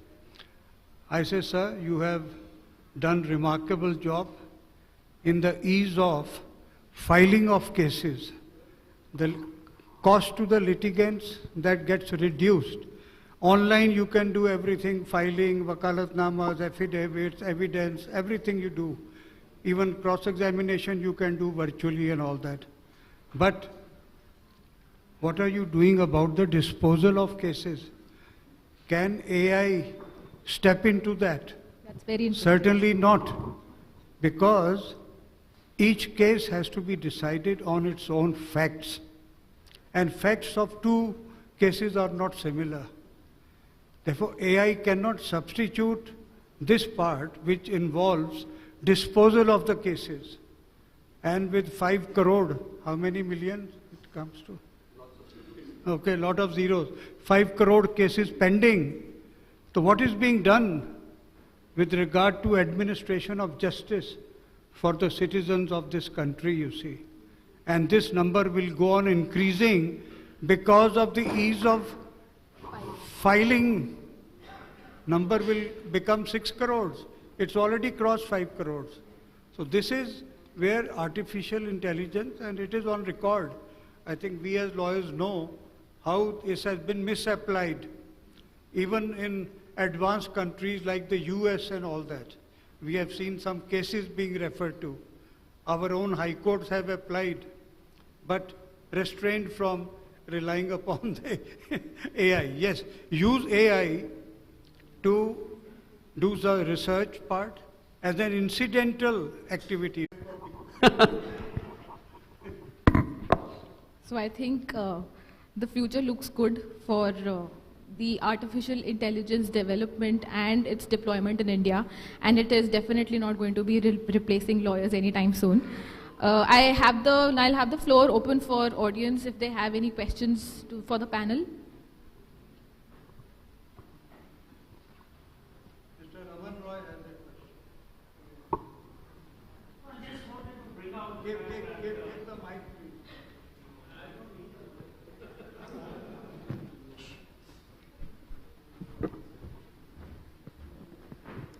Thank you, kind of you. See, I just wanted to bring out the fact that, while there are challenges and some of them have been discussed, it's equally a huge and a mammoth opportunity. And when I talk of the opportunity, I talk of startups and what the youth of this country can do, creating companies that leverage AI and overcome some of the issues exactly that the panel has brought up. Maybe one day, sir, AI will help decide the cases also. Maybe they will give a synopsis to the judge. I don't know where it will go. But, we do not give adequate focus to this evolution that is going to happen. And the fact that people can create organizations, they can create companies. And I can tell you, those who are hearing this, the youth among this, I'm old with one leg in the grave. But an organization such as Indian Angel Network would be happy to invest in and support companies that promote AI and create a viable business. You know, we can talk of these challenges and everything, but every challenge creates an opportunity. And we need to be able to find a way. So I don't know if the panel has a view on the role of startups or anything. That was my starting point. Mr. Raman Roy, with your vast experience as a technocrat, is a former chairman of NESCOM also, you are talking about evolution taking place. What sort of evolution we are talking of? I started my law practice 62 years ago, and at that point of time, we did not have any pendency of cases. The courts used to dispose of all the matters which came up before them. This evolution has brought about a complete breakdown of the judicial administration of justice system in the country. Our citizens are not getting justice, whereas high-profile cases, political cases, speaker and you see government disputes, governor and government disputes, these are all being taken care of by the judiciary. What is happening to the cases of the ordinary citizens? 5 crore cases. I have seen this evolution. No, sir, we have worked together on some of these, and my heart goes out, you know, as a person, as a citizen of this country that is litigating. It is really sad. My comment was linked to what role AI is going to play, and the fact that we need to be able to support the youth to be able to create companies around AI where some of the solutions will be found. See, if you really ask me, I'm sure with AI, which as I said is here to stay, efficiencies will increase, and young startups may not have to incur that much cost on the way businesses were being run. So we have in any case evolved from material commerce to e-commerce, where the cost has gone down, so that can all be improved. So as far as AI with startups are there, I'm sure they will absorb this. Yes. So, what I wanted to say, and adding on to what Ajay has said, is AI is for problems you have not been able to solve till today. If there are problems which normal machines have not solved, then AI has to step in and probably solve those problems. So AI will be path-breaking in the years to come, and problems could be immense. I mean, let's say early cancer detection. I mean, just think of it, that okay, cancer might develop after 10 years, but you know, there could be AI tools which could study your biomarkers and be able to predict that you might have an X% chance. It's a hypothetical scenario, but as I'm speaking today, there's already research going on in these kind of areas. So AI is going to be path-breaking. And the idea is not really to control it or stop it. The idea is to just give it the right direction, to probably regulate it to some extent.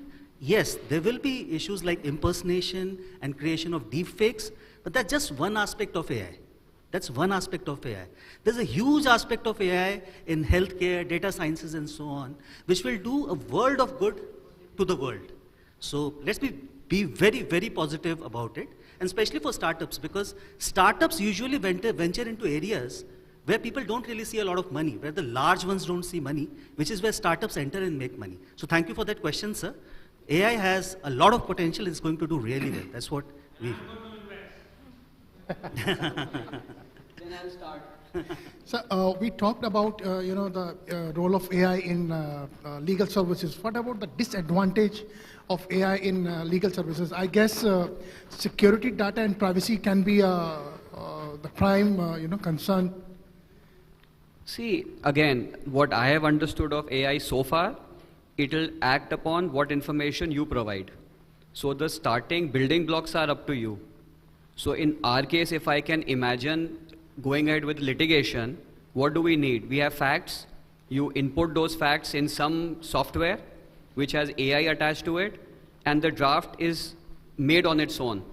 the relief, the fact, the background, the grounds, etc. That's about it. So it will only increase efficiency in terms of saving time for a client.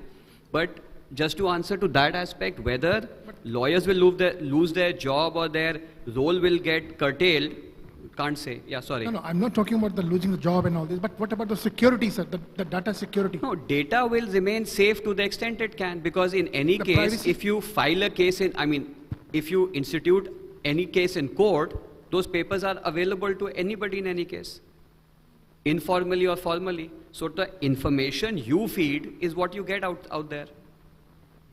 So I don't see any major change in that, the way we operate currently. So data security, if we talk in the regular parlance, is like a lock, right? In the real world, you have got vaults, you've got locks, and you have got thieves who want to steal out of that lock. And to simplify it, on data, it is encryption. So it depends on the person or the entity that has encrypted it. How strong is the encryption? And then there are hackers out there. So data and wealth, it's a very similar analogy. And probably those who are from the software field may comment on it, but that's how it is. The more resources you put on it, the better encryption you do, the more secure it is. That's how it is. So if I just one comment on kind of going back to the startup and perhaps why there's so many more cases now pending before the courts. First, with respect to startups, I like to be clear in that the very first type of intellectual property a startup creates is a trade secret. We talked about algorithms that are being used in software and in these AI systems. These are kept as trade secrets. Startups can start a business at a very low expense, but then they have a partner. That partner decides to go off and do their own thing and start competing. And without strong trade secret protection, that will continue to be a challenge, not just for startups, but for any business, large or small, that relies on trade secret protection in the developmental stages of bringing a product to the market and even beyond that. So that's one thing that we do work with India in trying to encourage a standalone trade secret law for the country that would only help India in its own economic prosperity. And then with respect to the backlog in cases, I think part of it could be the deterrents are not that intense. The penalties are not, we're starting to see now stronger, more intense penalties for infringers, for violators, for criminals, and things like that. But generally, the penalties are relatively low, and perhaps in comparison, years ago, there was a deterrent, but now, especially the financial penalties don't seem to act as much of a deterrent to prevent bad actors from, trying to circumvent or misappropriate innovation.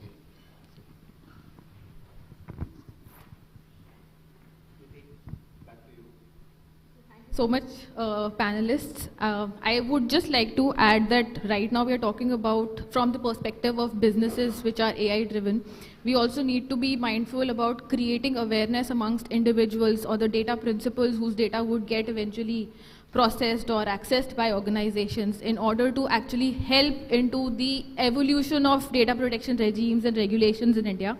Because similar to how the Jago Grahak Jago campaign happened and evolved, and that led to this whole wave of consumers being aware about their rights, I think it's important that us individuals, we as individuals also are aware or have become aware about our rights as a data subject when it comes to providing data or allowing entities to process our personal data and keeping it online forever. So that's also something that we need to be mindful of as individuals and not just as part of organizations which are collecting personal data. Yeah, that's it. Thank you. Thank you so much, and I think we are in good time.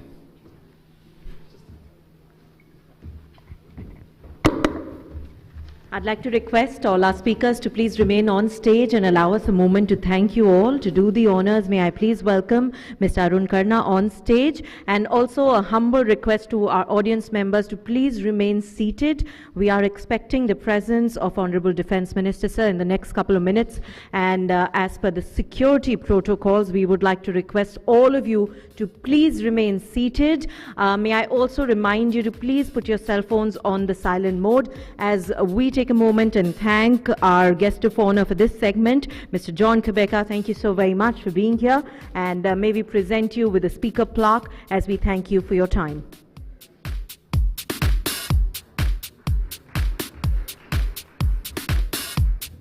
We would also like to take this moment and thank all our speakers for this very interesting session on legal services. We do hope we had a little more time for our question and answer segment. May I request all of you to please put your hands together for Mr. Abhishek Kumar as we thank him.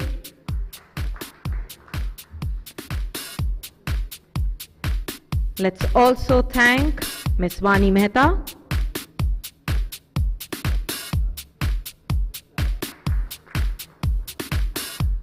Thank you so very much, ma'am, for joining us. Next up, we'd like to thank Mr. Ajay Bhargava.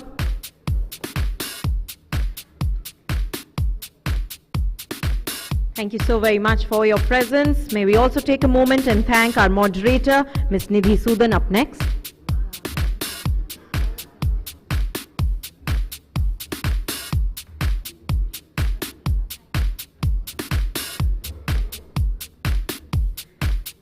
Thank you so very much. It's been a pleasure having all of you here.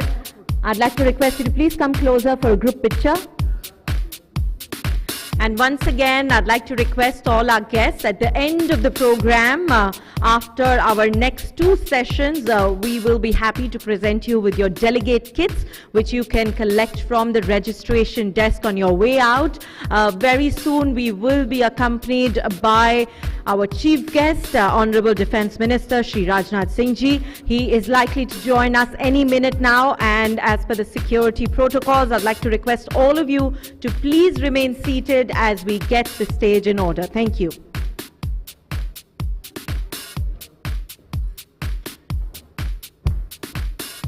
I'd also like to request all those of you whose names will be called out to please join us on stage. Other than that, it's a humble request to please remain seated through the end of the program. Thank you.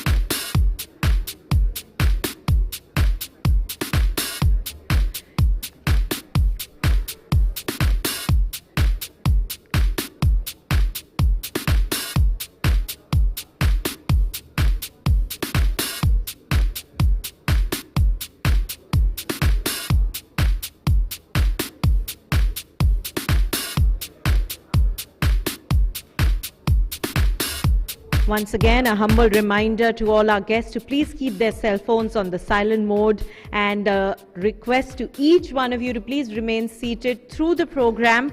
And these are keeping in mind the security protocols of the Honorable Minister.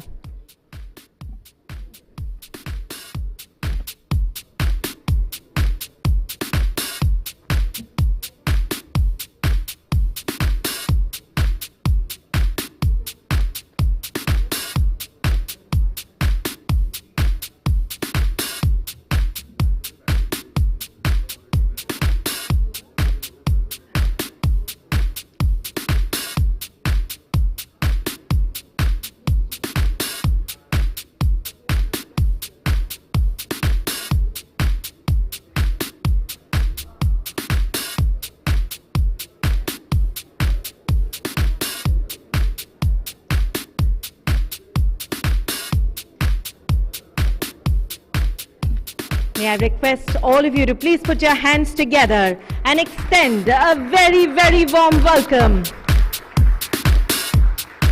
May I request all of you to please put your hands together as we now have the presence of our chief guest, Shri Rajnath Singh Ji, Honorable Defence Minister of Government of India. What a pleasure and delight to have him amongst us. A round of applause as we extend a very warm welcome. May I also present to you Dr. Lalit Bhasin, Conference Chair, Mr. Pankaj Bora, National President, Mr. Arun Karna, Regional President, Dr. Upasana Arora, Executive Council Member, Dr. Atul Chauhan, Chancellor, Amity University. May I also welcome Mr. Abhishek Prakash, IAS Secretary, Industry Development, CEO in West UP.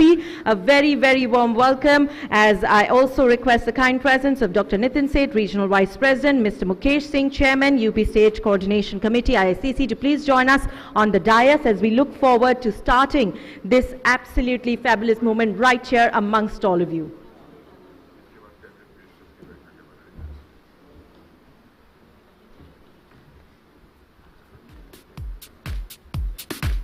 नमस्कार, आप सभी का अभिनंदन करना चाहेंगे Indo American chamber of commerce की इस खास सम्मेलन में, जहां अमृतकाल आत्मनिर्भर भारत की बात कर रहे हैं, जहां इस सोच को आगे ले जाने की बात कर रहे हैं, जहां उद्योग से जुड़े हर साथी यहां मौजूद हैं।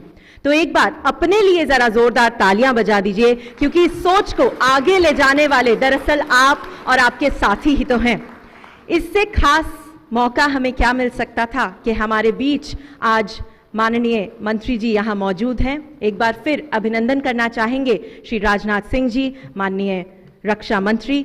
आप सभी की तालियों के साथ आज एक फ्लोरल वेलकम, जो कि मैं अनुरोध करना चाहूंगी डॉक्टर ललित भसीन जी और मिस्टर पंकज बोहरा जी से कि वे आज इस खास शुरुआत में हमारा साथ दें।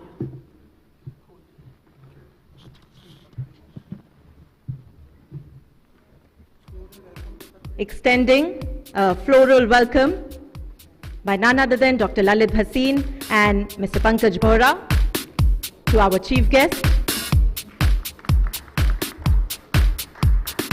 And taking our green initiative forward, we would like to present sir with a beautiful planter. May I request Dr. Upasana Arora and Mr. Arun Karna to please join us in felicitating sir and acknowledging his presence and presenting him with a beautiful planter.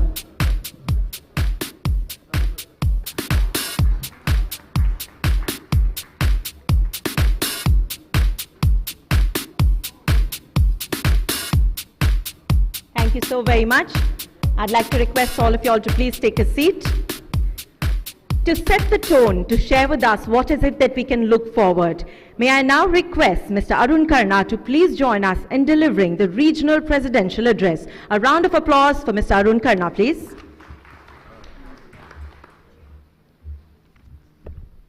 Namaskar. Good afternoon again. Honorable Defence Minister of India, Shri Rajnath Singh Ji, our chief guest for the session. Secretary Industrial Development and CEO Invest UP, Mr. Abhishek Prakash, our guest of honor. Conference Chair and immediate past National President IICC, Dr. Lalit Bhasin, and a great leader. National President IICC, Mr. Pankaj Bora. Immediate past Regional President IICC and MD Yashoda Super Specialty Hospitals, Dr. Upasana Arora. RVP IICC, Mr. Nitin Seth, he is also the Vice Chairman of GD Foods Industries. Regional Council Member IICC and Chancellor Amity University Dr. Atul Chauhan, Mr. Mukesh Singh, Chairman of UP State Coordination Committee and Executive Council Member IICC, senior leaders, dignitaries, ladies and gentlemen.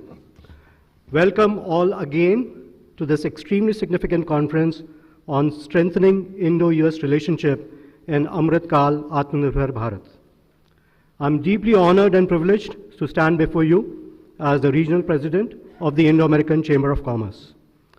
I extend my heartfelt gratitude on everyone's behalf to our distinguished chief guest, the Honorable Defense Minister of India, Shri Rajnath Singh Ji, for gracing this occasion with his esteemed presence. Sir, your leadership and commitment to the defense and security of a nation plays a crucial role in shaping the global strategic landscape, and we are privileged to have you here. The theme of our conference, Strengthening Indo-US Relationship in Amrit Kal Atmanirbhar Bharat, is particularly poignant in the current global context. It reflects not only a shared commitment to fostering stronger ties, but also a joint dedication to building a self-reliant and secure future for both India and the United States. The term Amrit Kal evokes the sense of collaboration and mutual growth that we aspire to achieve.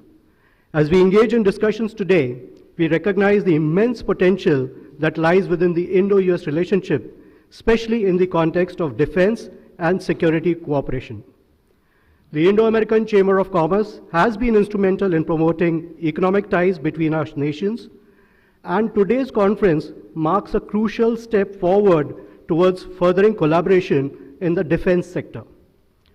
The defense ties between India and the United States have witnessed significant growth, marked by strategic dialogues, joint exercises, and collaborative research and development efforts. Our shared values of democracy, commitment to peace, and mutual respect lay a strong foundation for a robust partnership. The defense sector, with its cutting-edge technologies and innovative solutions, stands as a pillar of strength in the relationship. The cooperation between our defense industries not only enhances our national security capabilities, but also opens doors for collaboration in various other sectors as well. The Atmanirbhar Bharat initiative resonates deeply with the need for self-reliance and innovation, particularly in defense manufacturing. It is an opportunity for India and the United States to collaborate on co-development, co-production, and technology transfer, creating a win-win situation for both nations. I urge the defense and aerospace industries on both sides to explore avenues for collaboration, joint ventures, and technology partnerships. Together, we can create a formidable alliance that not only strengthens our defense capabilities, but also contributes to the growth of both the economies. In conclusion, I extend my sincere thanks to the Honorable Defense Minister of India, Shri Rajnath Singh Ji, for gracing this conference, and to all the participants for your engagement. Let us seize this opportunity to forge stronger ties, promote innovation, and continue to contribute to the security and prosperity of both our great nations. Thank you. Dhanyavad. Thank you so very much. And as I take this opportunity by thanking Sir, a humble request to all our presenters and those addressing to please keep their addresses brief. May I now welcome Dr. Upasana Arora, Immediate Past Regional President, IACC, and Managing Director, Yashoda Super Speciality Hospitals, to please join us. नमस्कार। आज हमारे बीच एक ऐसा व्यक्तित्व है जिसे किसी परिचय की आवश्यकता नहीं, इस देश में नहीं, पूरे विश्व में सभी लोग पहचानते हैं, हमारे माननीय रक्षा मंत्री श्री राजनाथ जी को। इन्होंने बहुत तरह के रोल प्ले किए हैं, सभी को पता है, कभी चीफ मिनिस्टर रहे, कभी गृह मंत्री रहे, लेकिन रक्षा मंत्री के रूप में आपका व्यक्तित्व इतना प्रभावशाली लगता है, क्योंकि आपका व्यक्तित्व ही है जिसे देखकर ऐसा लगता है कि सचमुच देश की रक्षा करने के लिए इनसे बेहतर और कोई नहीं था।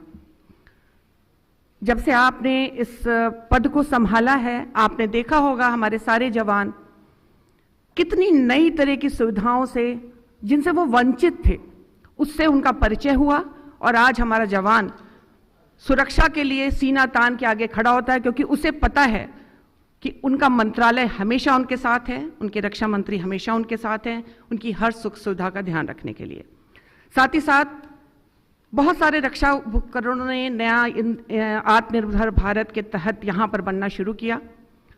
मैं ज़्यादा वक्त नहीं लूँगी क्योंकि मैं चाहती हूँ कि सब लोग भाई साहब को सुने, माननीय रक्षा मंत्री जी को सुने और समझें कि भारत और अमेरिका कैसे मिलकर इस पूरे विश्व पे एक ताकत के रूप में उभर सकता है। इसके साथ ही भाई साहब आज माननीय रक्षा मंत्री जी आज यहाँ आए हैं, मैं हृदय से उनका धन्यवाद देती हूँ और सभी जो डायस पे बैठे लोग हैं उन सबका स्वागत करती हूँ। आपका बहुत बहुत धन्यवाद करना चाहेंगे डॉक्टर अरोड़ा जी। आज आपने एक बहुत ही खूबसूरत बात हमारे बीच रखी और आइए इन्हीं बातों को आगे बढ़ाते हुए अब मैं यहाँ आमंत्रित करना चाहूंगी श्री पंकज बोहरा जी, नेशनल प्रेसिडेंट। जोरदार तालियां हो जाएं।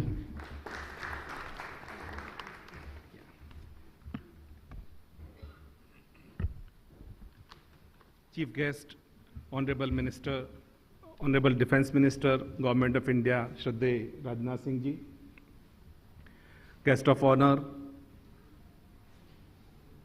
Secretary, Department of Industrial Development, Government of UP, Shri Abhishek Prasad Ji, immediate past National President, Indo-American Chamber of Commerce, Dr. Bhasin, Executive Vice President, IACC, Mr. Anup Acharya, all regional presidents, honorable members of Executive Council of IACC, esteemed members, invited guests, ladies and gentlemen. Good afternoon to you all and a warm welcome to this session. First of all, with pleasure and honor, I extend our deep gratitude to Honorable Minister Rajnath Singh Ji for accepting our invitation, sparing his time from his very, very busy schedule and being with us this afternoon. Thank you very much, sir. Sir, your presence today with us is a testament of your deep commitment to the strong and enduring defense partnership between India and USA. The theme of today's conference, Strengthening Indo-US Relationship in Amrit Kaal, Atmanirbhar Bharat. The themes talk about self-reliance, which embodies a vision of prosperous and resilient future, and that is not only for India, but for the entire global community and the world peace. In the context of robust and self-sufficient defense ecosystem, self-reliance is a vision that not only strengthens our national security, but also promotes innovation, Indianization, and technological advancement within the defense sector. In this journey towards self-reliance, India and America play a very important role. Until today, India and United States have made significant strides in defense cooperation, may it be joint military exercises, defense technology transfers, and strategic dialogues. Moreover, as a member of a strategic alliance, that is Quad, India has been playing a very important role in the security of the Indo-Pacific region. I'm glad that today we are going to be honored by the address of Honorable Defense Minister, and we are going to have his vision and insight of Indo-US relationship in the defense partnership. Thank you very much. Thank you so very much, sir, for those words. And now taking this segment forward, sharing with us the overall perspective, may I please welcome Dr. Atul Chauhan, a Regional Council Member, IACC, and Chancellor, Amity University. आदरणीय श्री राजनाथ सिंह जी, आज हम सबको बहुत खुशी हो रही है कि आप हम सबका मार्गदर्शन करने आए हैं। हम कहीं पे भी विदेश में जाते हैं, अमेरिका हो, यूरोप हो, सब लोग इंडिया को इतना रिस्पेक्ट देते हैं। सब कहते हैं जो फ्यूचर है अगर हमारे वर्ल्ड का तो इंडिया है, और वो आपकी लीडरशिप की वजह से है। अगर हम सपना लेते हैं और हमें विश्वास है एक विकसित भारत में कि हमारा देश 3rd लार्जेस्ट इकोनॉमी होगा वर्ल्ड का, हमारा आत्मनिर्भर भारत होगा, वो आप जैसे विजनरी लीडर की वजह से है हमारे देश में। बहुत धन्यवाद कि आप आए।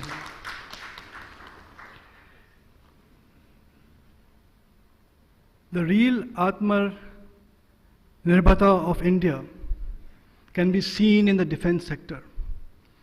I witnessed this firsthand sitting in the Republic Day parade this year, where I had the honor to witness my young daughter who received the Prime Minister Bal Puraskar Award. When we saw the missiles, the tanks, the planes that have been designed in India, manufactured in India, it filled our heart with pride. Respected Honorable Defense Minister, if today we as Indians can be sure that our nation will have the most advanced defense forces, it is because of your leadership. And we are so grateful and thankful to you for that. India and the US have a great partnership in history and for the future. Education and research is one of those great areas. Just a few examples of where our Amity University is playing a part.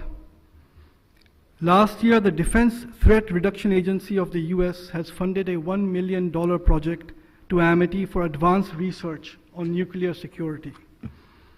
Our scientific leaders like Dr. Selvamurthy, who are here, have been invited by the US Air Force research laboratories to conduct workshops and talks.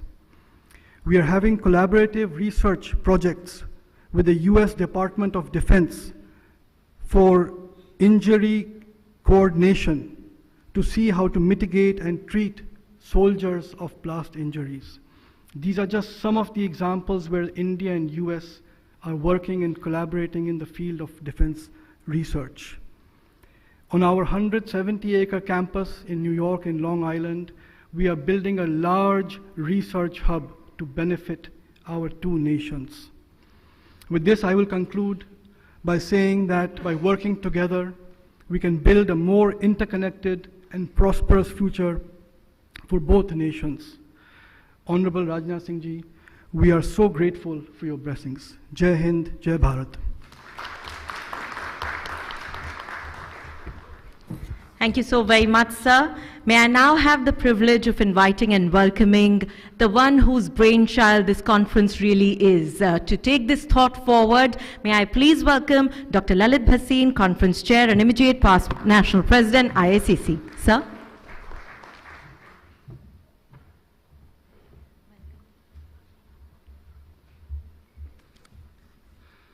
माननीय रक्षा मंत्री श्री राजनाथ सिंह जी, हमने जब जब बुलाया आप आए, इससे बड़ी हमारे लिए और क्या बात हो सकती है। ये कोई एक बार नहीं, 2-3 बार हमारे इंडो अमेरिकन चैम्बर में राजनाथ सिंह जी आए हैं और पार्टिसिपेट किया है बड़ी। तो जब जब हमने बुलाया आप आए, पर आज का जो ओकेजन है बहुत ज़रूरी, बहुत इम्पॉर्टेंट ओकेजन है। इसमें हमारे Indo American chamber of commerce के 30 एग्जीक्यूटिव काउंसलर्स सारे भारत से इकट्ठा होकर यहाँ पे आए हैं आपको सुनने के लिए। गुवाहाटी से लेके कन्याकुमारी तक, यहाँ दिल्ली से लेके मुंबई तक, गुजरात तक, जम्मू कश्मीर तक, सब तरफ से हमारे एग्जीक्यूटिव काउंसलर्स आज इकट्ठे हुए हैं। जो आज तक पहले कभी नहीं हुआ कि किसी फंक्शन के लिए इतने सारी हमारी कमेटी जो है पूरी की पूरी वो आए यहाँ पर। और ये भी बहुत ज़रूरी है, आपका तो पुराना संबंध रहा है यूपी से भी, तो इस मौके पर हमने यूपी को अपना पार्टनर स्टेट चुना है और कितने एमिनेंट हमारे ब्यूरोक्रेट्स बैठे हैं यूपी से। हमारे अतुल चौहान जी हैं, डॉक्टर उपासना अरोड़ा हैं यूपी में, मुकेश बहादुर सिंह हैं, सब लोग जो हैं उत्तर प्रदेश से संबंधित हैं। तो आपका यहाँ पे होना एक हमारे लिए बहुत ही सम्मान की बात है कि आपको सुनने हम सब लोग यहाँ बैठे हुए हैं, सुबह से बैठे हैं, पर सुनना आपको बहुत ज़रूरी था। बहुत लोगों ने बोला है इंडो अमेरिकन रिलेशंस के बारे में, तो उसके बारे में मैं कुछ नहीं बोलूँगा। सबको मालूम है इंडो अमेरिकन रिलेशंस कितने ज़रूरी हैं, तुम्हारे संबंध ज़रूरी हैं, पर हम एक दूसरे को, हम अमेरिका को और अमेरिका हमको क्या कहता है और क्या कहना चाहिए वो मैं आपको बताऊं। तेरा हाथ हाथ में आ गया कि चिराग राह में जल गए, हमें सहल हो गई मंजिलें कि हवा के रुख भी बदल गए। तो हम जो आजकल दुनिया में हो रहा है उसका हम दोनों अगर मिल गए तो उस रुख को बदल देंगे। धन्यवाद।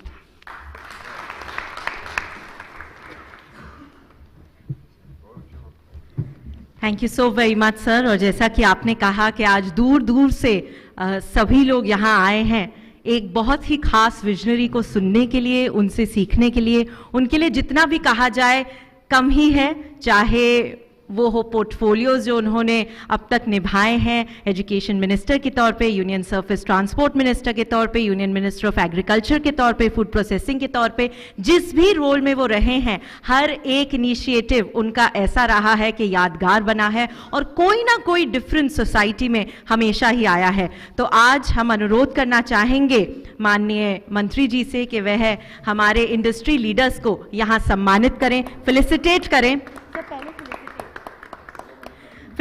करें और यहाँ आप सभी के बीच आज हम माननीय मंत्री जी से दरखास्त कर रहे हैं कि वह सम्मानित करें outstanding business woman of the year के रूप में डॉक्टर बीना मोदी, चेयरपर्सन मोदी एंटरप्राइजेज। जोरदार तालियां हो जाएं।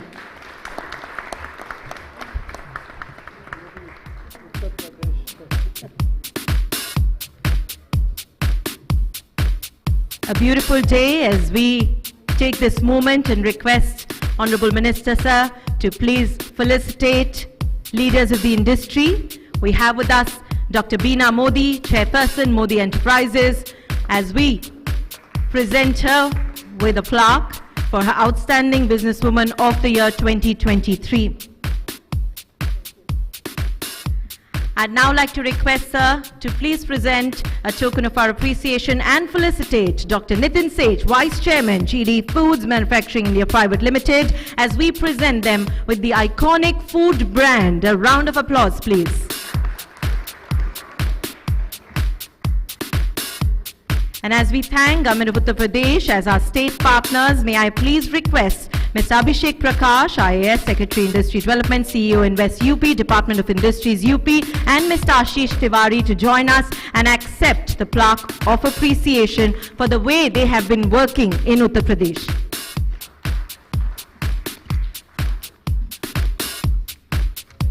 अब मैं अनुरोध करना चाहूंगी श्री ओपी सिंह जी से, IPS retired former DGP, Government of Uttar Pradesh, to please step forward and accept being felicitated for the contribution in developing a conducive atmosphere in UP. A round of applause, please. आप सभी के बीच यहाँ इस खास मौके पर आपका शुक्रिया अदा करते हुए अब मैं अनुरोध करना चाहूंगी डॉक्टर ललित भसीन से, डॉक्टर अतुल चौहान से और डॉक्टर उपासना अरोड़ा जी से कि वह माननीय मंत्री जी को एक ऐसी प्यार भरी भेंट दें जो कि भारत में चाहे ही हम उसे शॉल के रूप में कहते हैं, पर सम्मानित किया जाए तो कुछ इस रूप में। जोरदार तालियां हो जाएं।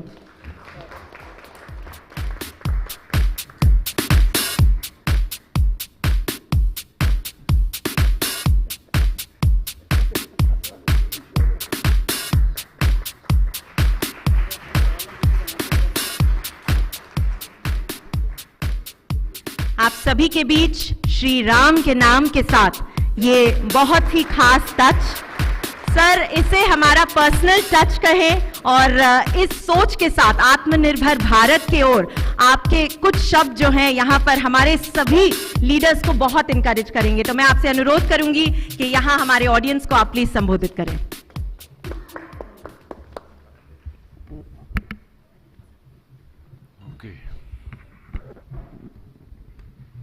ये तीसरा कार्यक्रम, अभी 2 कार्यक्रम और बचे हैं।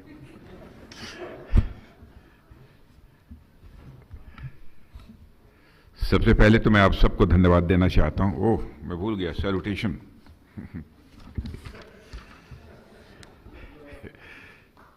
डॉक्टर ललित जी भसीन, बहुत ही पुराना रिश्ता है भसीन साहब से मेरा।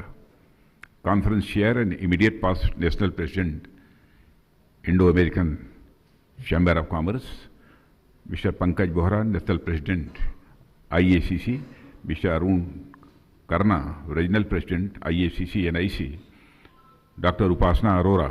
आज मुझे मालूम हुआ कि इनका नाम उपासना है, मैं बराबर पूजा कहकर बुलाता था। Immediate past regional president IACC, doctor Atul Chauhan, regional council member IACC, doctor Nitin Seth, और कोई नाम तो नहीं छूटा है? देवियों व सज्जनों, जब मुझे इस कार्यक्रम में भाग लेने के लिए आमंत्रित किया गया तो हमारी इतनी अधिक व्यस्तता थी कि मेरे लिए संभव नहीं था कि मैं इस कार्यक्रम में चाहते हुए भी मैं आ सकूं। लेकिन आप सबका आग्रह था, डॉक्टर उपासना का विशेष आग्रह था कि नहीं, आना ही होगा। तो हम लोग तो जनता के आदेश पर ही काम करने वाले लोग हैं, जनता ही हमको मैंडेट देती है। तो मैंने उस आदेश को स्वीकार कर लिया और आज आप सबके बीच यहां पर उपस्थित हूं। मैंने पूछा कार्यक्रम की थीम क्या है, क्या बोलना होगा, क्या करना होगा। तो उन्होंने कहा आज आपको जो मन हो वो बोल जाइएगा, कोई थीम नहीं है, कोई कार्यक्रम नहीं है। लेकिन मैं जानता हूं कि मैं डिफेंस मिनिस्टर हूं, तो मुझे डिफेंस मिनिस्टर के नाते ही आप सबने यहां आमंत्रित किया है। लेकिन वैसे इंडो अमेरिकन ये जो चैम्बर ऑफ कॉमर्स है, मैं मानता हूं उसका कोई भी कार्यक्रम होता है स्वाभाविक रूप से भारत और अमेरिका के बीच के रिश्तों को किसी न किसी हद तक, अप टू सर्टेन एक्सटेंट, यह मजबूत ही करता है। इसलिए मैं यह मान कर आया हूं कि चाहे कार्यक्रम जैसा हो, जिस भी प्रकार का हो, लेकिन स्वाभाविक है कि इस प्रकार के कार्यक्रम से भारत और अमेरिका के रिश्ते किसी न किसी हद तक मजबूत होंगे, प्रगाढ़ होंगे। और अभी भी मुझे बतलाया गया कि इस कार्यक्रम में हमारी उत्तर प्रदेश की भी बहुत ही एक्टिव भागीदारी है, एक्टिव पार्टिसिपेशन इसमें है। इसमें उत्तर प्रदेश के बारे में मुझे कुछ ज़्यादा नहीं कहना है, चीफ मिनिस्टर तो मैं भी रहा हूं, लेकिन वर्तमान चीफ मिनिस्टर के बारे में मैं कह रहा हूं कि उत्तर प्रदेश को जिस तरीके से उन्होंने हाइट दी है और जिस तरीके से विकास का चक्का तेजी के साथ चलने लगा है, उसके लिए वहां के मुख्यमंत्री जी और उत्तर प्रदेश सरकार की जितनी भी सराहना की जाए वह कम है। बहुत ही अच्छा काम इसमें चल रहा है और यही कारण है कि उत्तर प्रदेश में आज इन्वेस्टर्स आ रहे हैं।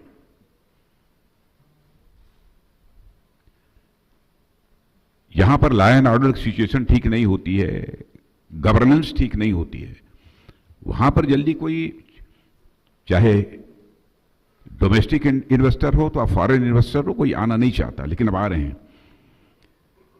और मुझे ऐसा लगता है कि आज की यह कॉन्फ्रेंस सिर्फ भारत अमेरिका के संबंधों के लिए ही नहीं बल्कि उत्तर प्रदेश के विकास के लिए भी यह महत्वपूर्ण है।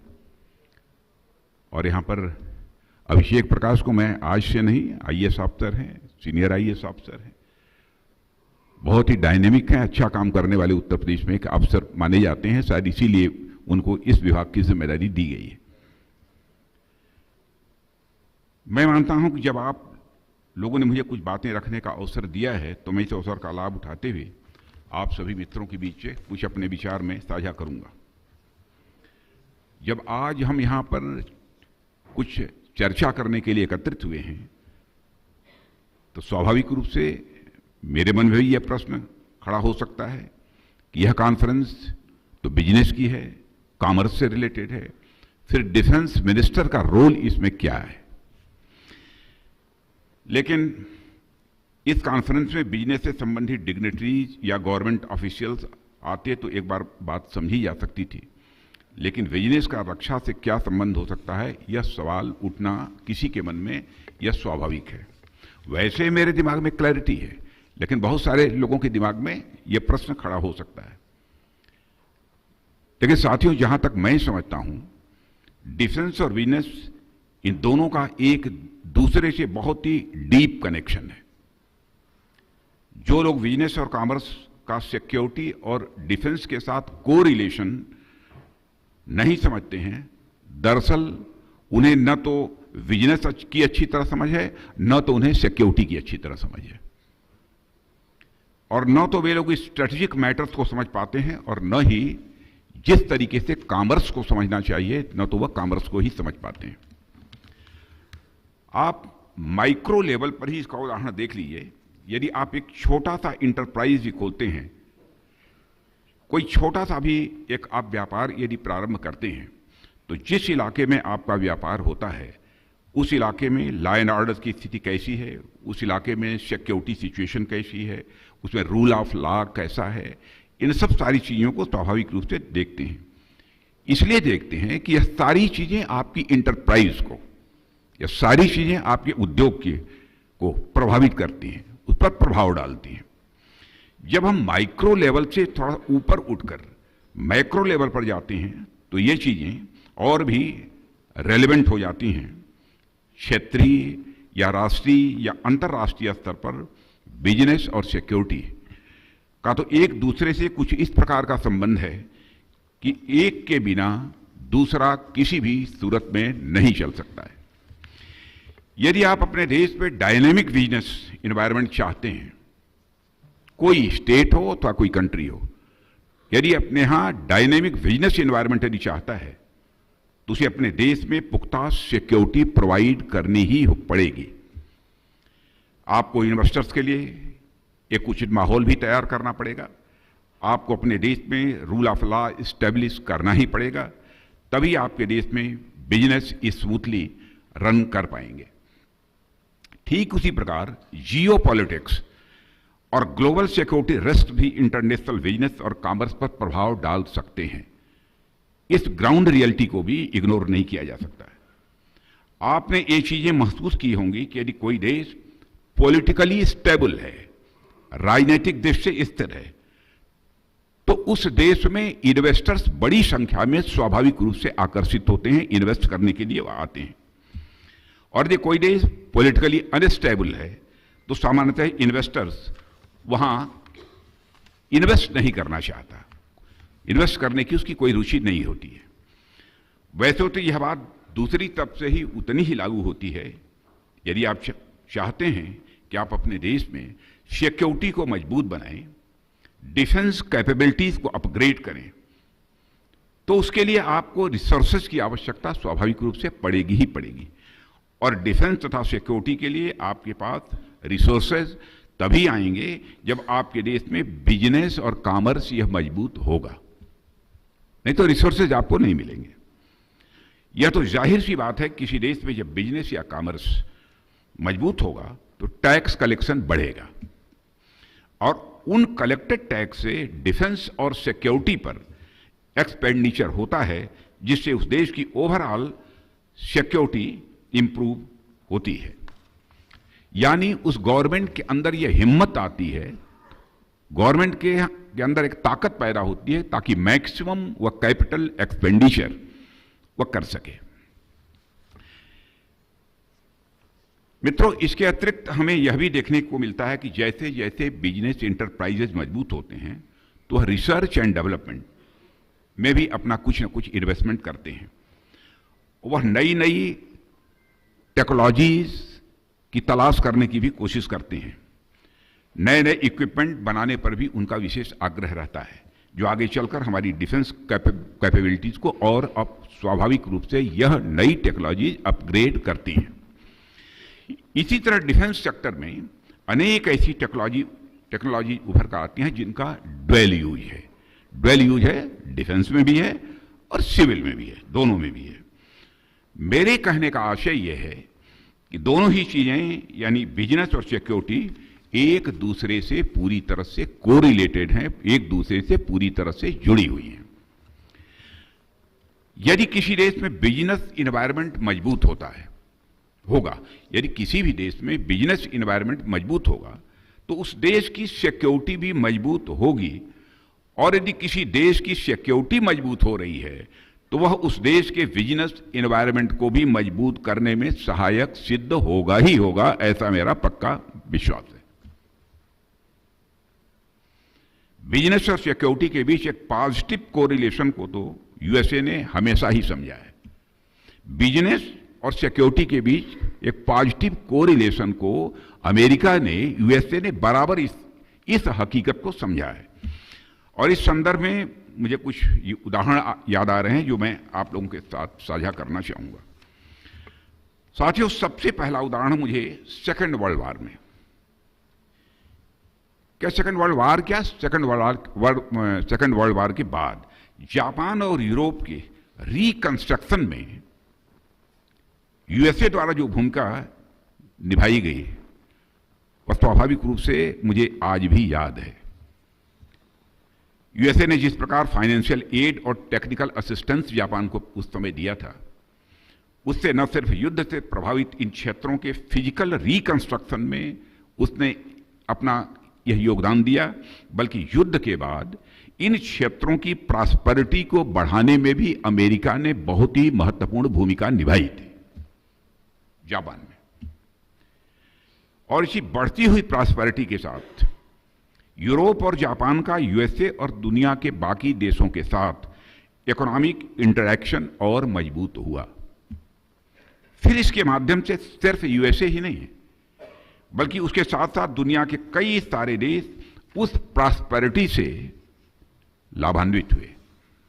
यदि मैं स्पेसिफिकली मार्शल प्लान की यहां पर यदि आप सबके सामने यदि मैं बात करूं, तो कई लोगों का मानना है कि मार्शल प्लान के अंतर्गत यूएसए के इंटरवेंशन ने यूरोप के रिकंस्ट्रक्शन में बहुत बड़ी मदद की थी।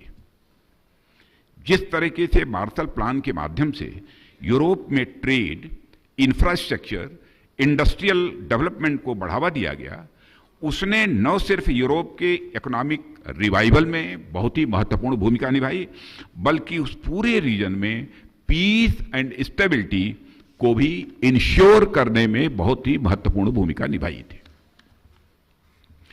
साथियों, द्वितीय विश्व युद्ध के बाद यानी सेकेंड वर्ल्ड वार के बाद हमें वैश्विक स्तर पर एक और बहुत ही महत्वपूर्ण घटना देखने को मिलती है, जब इंटरनेशनल मॉनेटरी फंड और वर्ल्ड बैंक जैसी संस्थाओं की स्थापना होती है।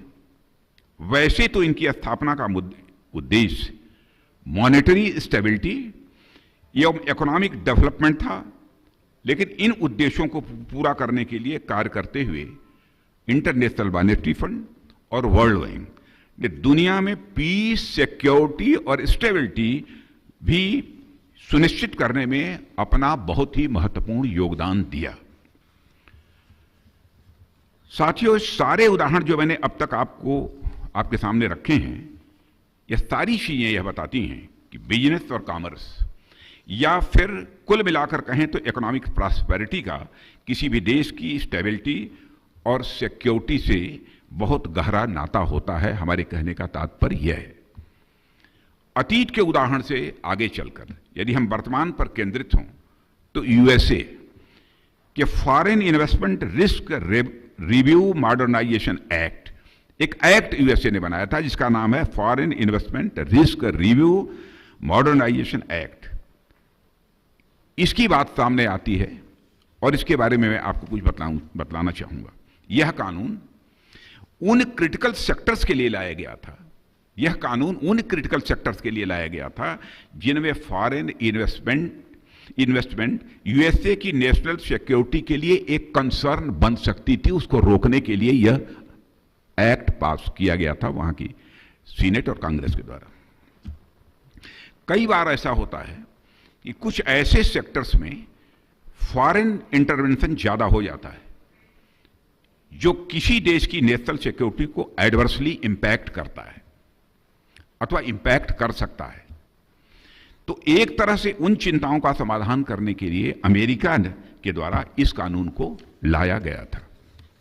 साथियों, सिर्फ यूएसए ही नहीं बल्कि दुनिया के अनेक देश अपने अलग अलग कानूनों या सिर्फ सरकारी आदेशों के माध्यम से अपनी नेशनल सिक्योरिटी और बिजनेस एंड कॉमर्स के बीच संतुलन बनाने का बराबर ऐसे ऐसे कानून बनाकर बराबर वो प्रयास करते हैं।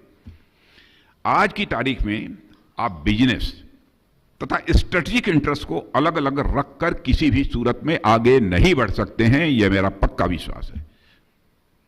आपको दोनों को साथ लेकर चलना पड़ेगा और ये चलना होता है। भारत के बारे में भी यही बात लागू होती है। हम भी दोनों को एक साथ लेकर चलते हैं। हमारे लिए भी जितना महत्व बिजनेस और कॉमर्स का है उतना ही महत्व हमारे लिए डिफेंस और सिक्योरिटी का भी है।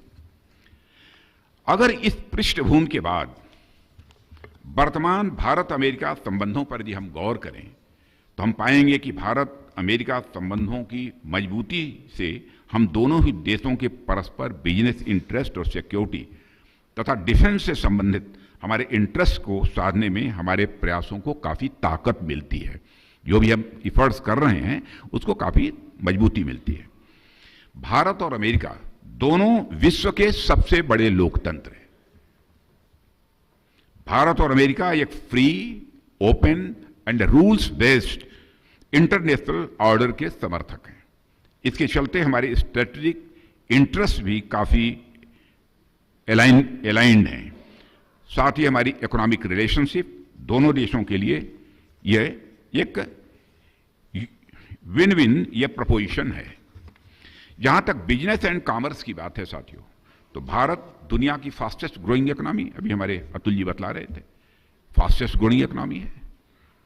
अब तो दुनिया की बड़ी बड़ी जो भाई मानी जानी जो फाइनेंशियल फर्म्स हैं, मॉर्गन स्टैनले को ही आपने सुना होगा, कई ऐसी फर्म्स ने दावा किया है कि वो दिन दूर नहीं है कि 2027 आते आते भारत दुनिया की टॉप 3 इकोनॉमीज में आकर खड़ा हो जाएगा।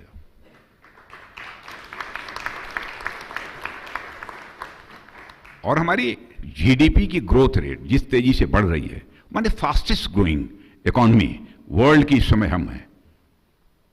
वन ऑफ द नहीं कहना चाहता हूं, फास्टेस्ट ग्रोइंग इसमें हम हैं।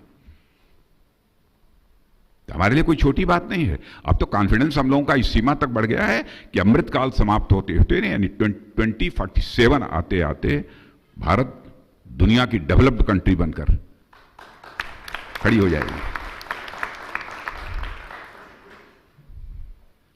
माने ख्वाहिश तो यह भी है कि जिनके बीच संबंधों की बात हो रही है,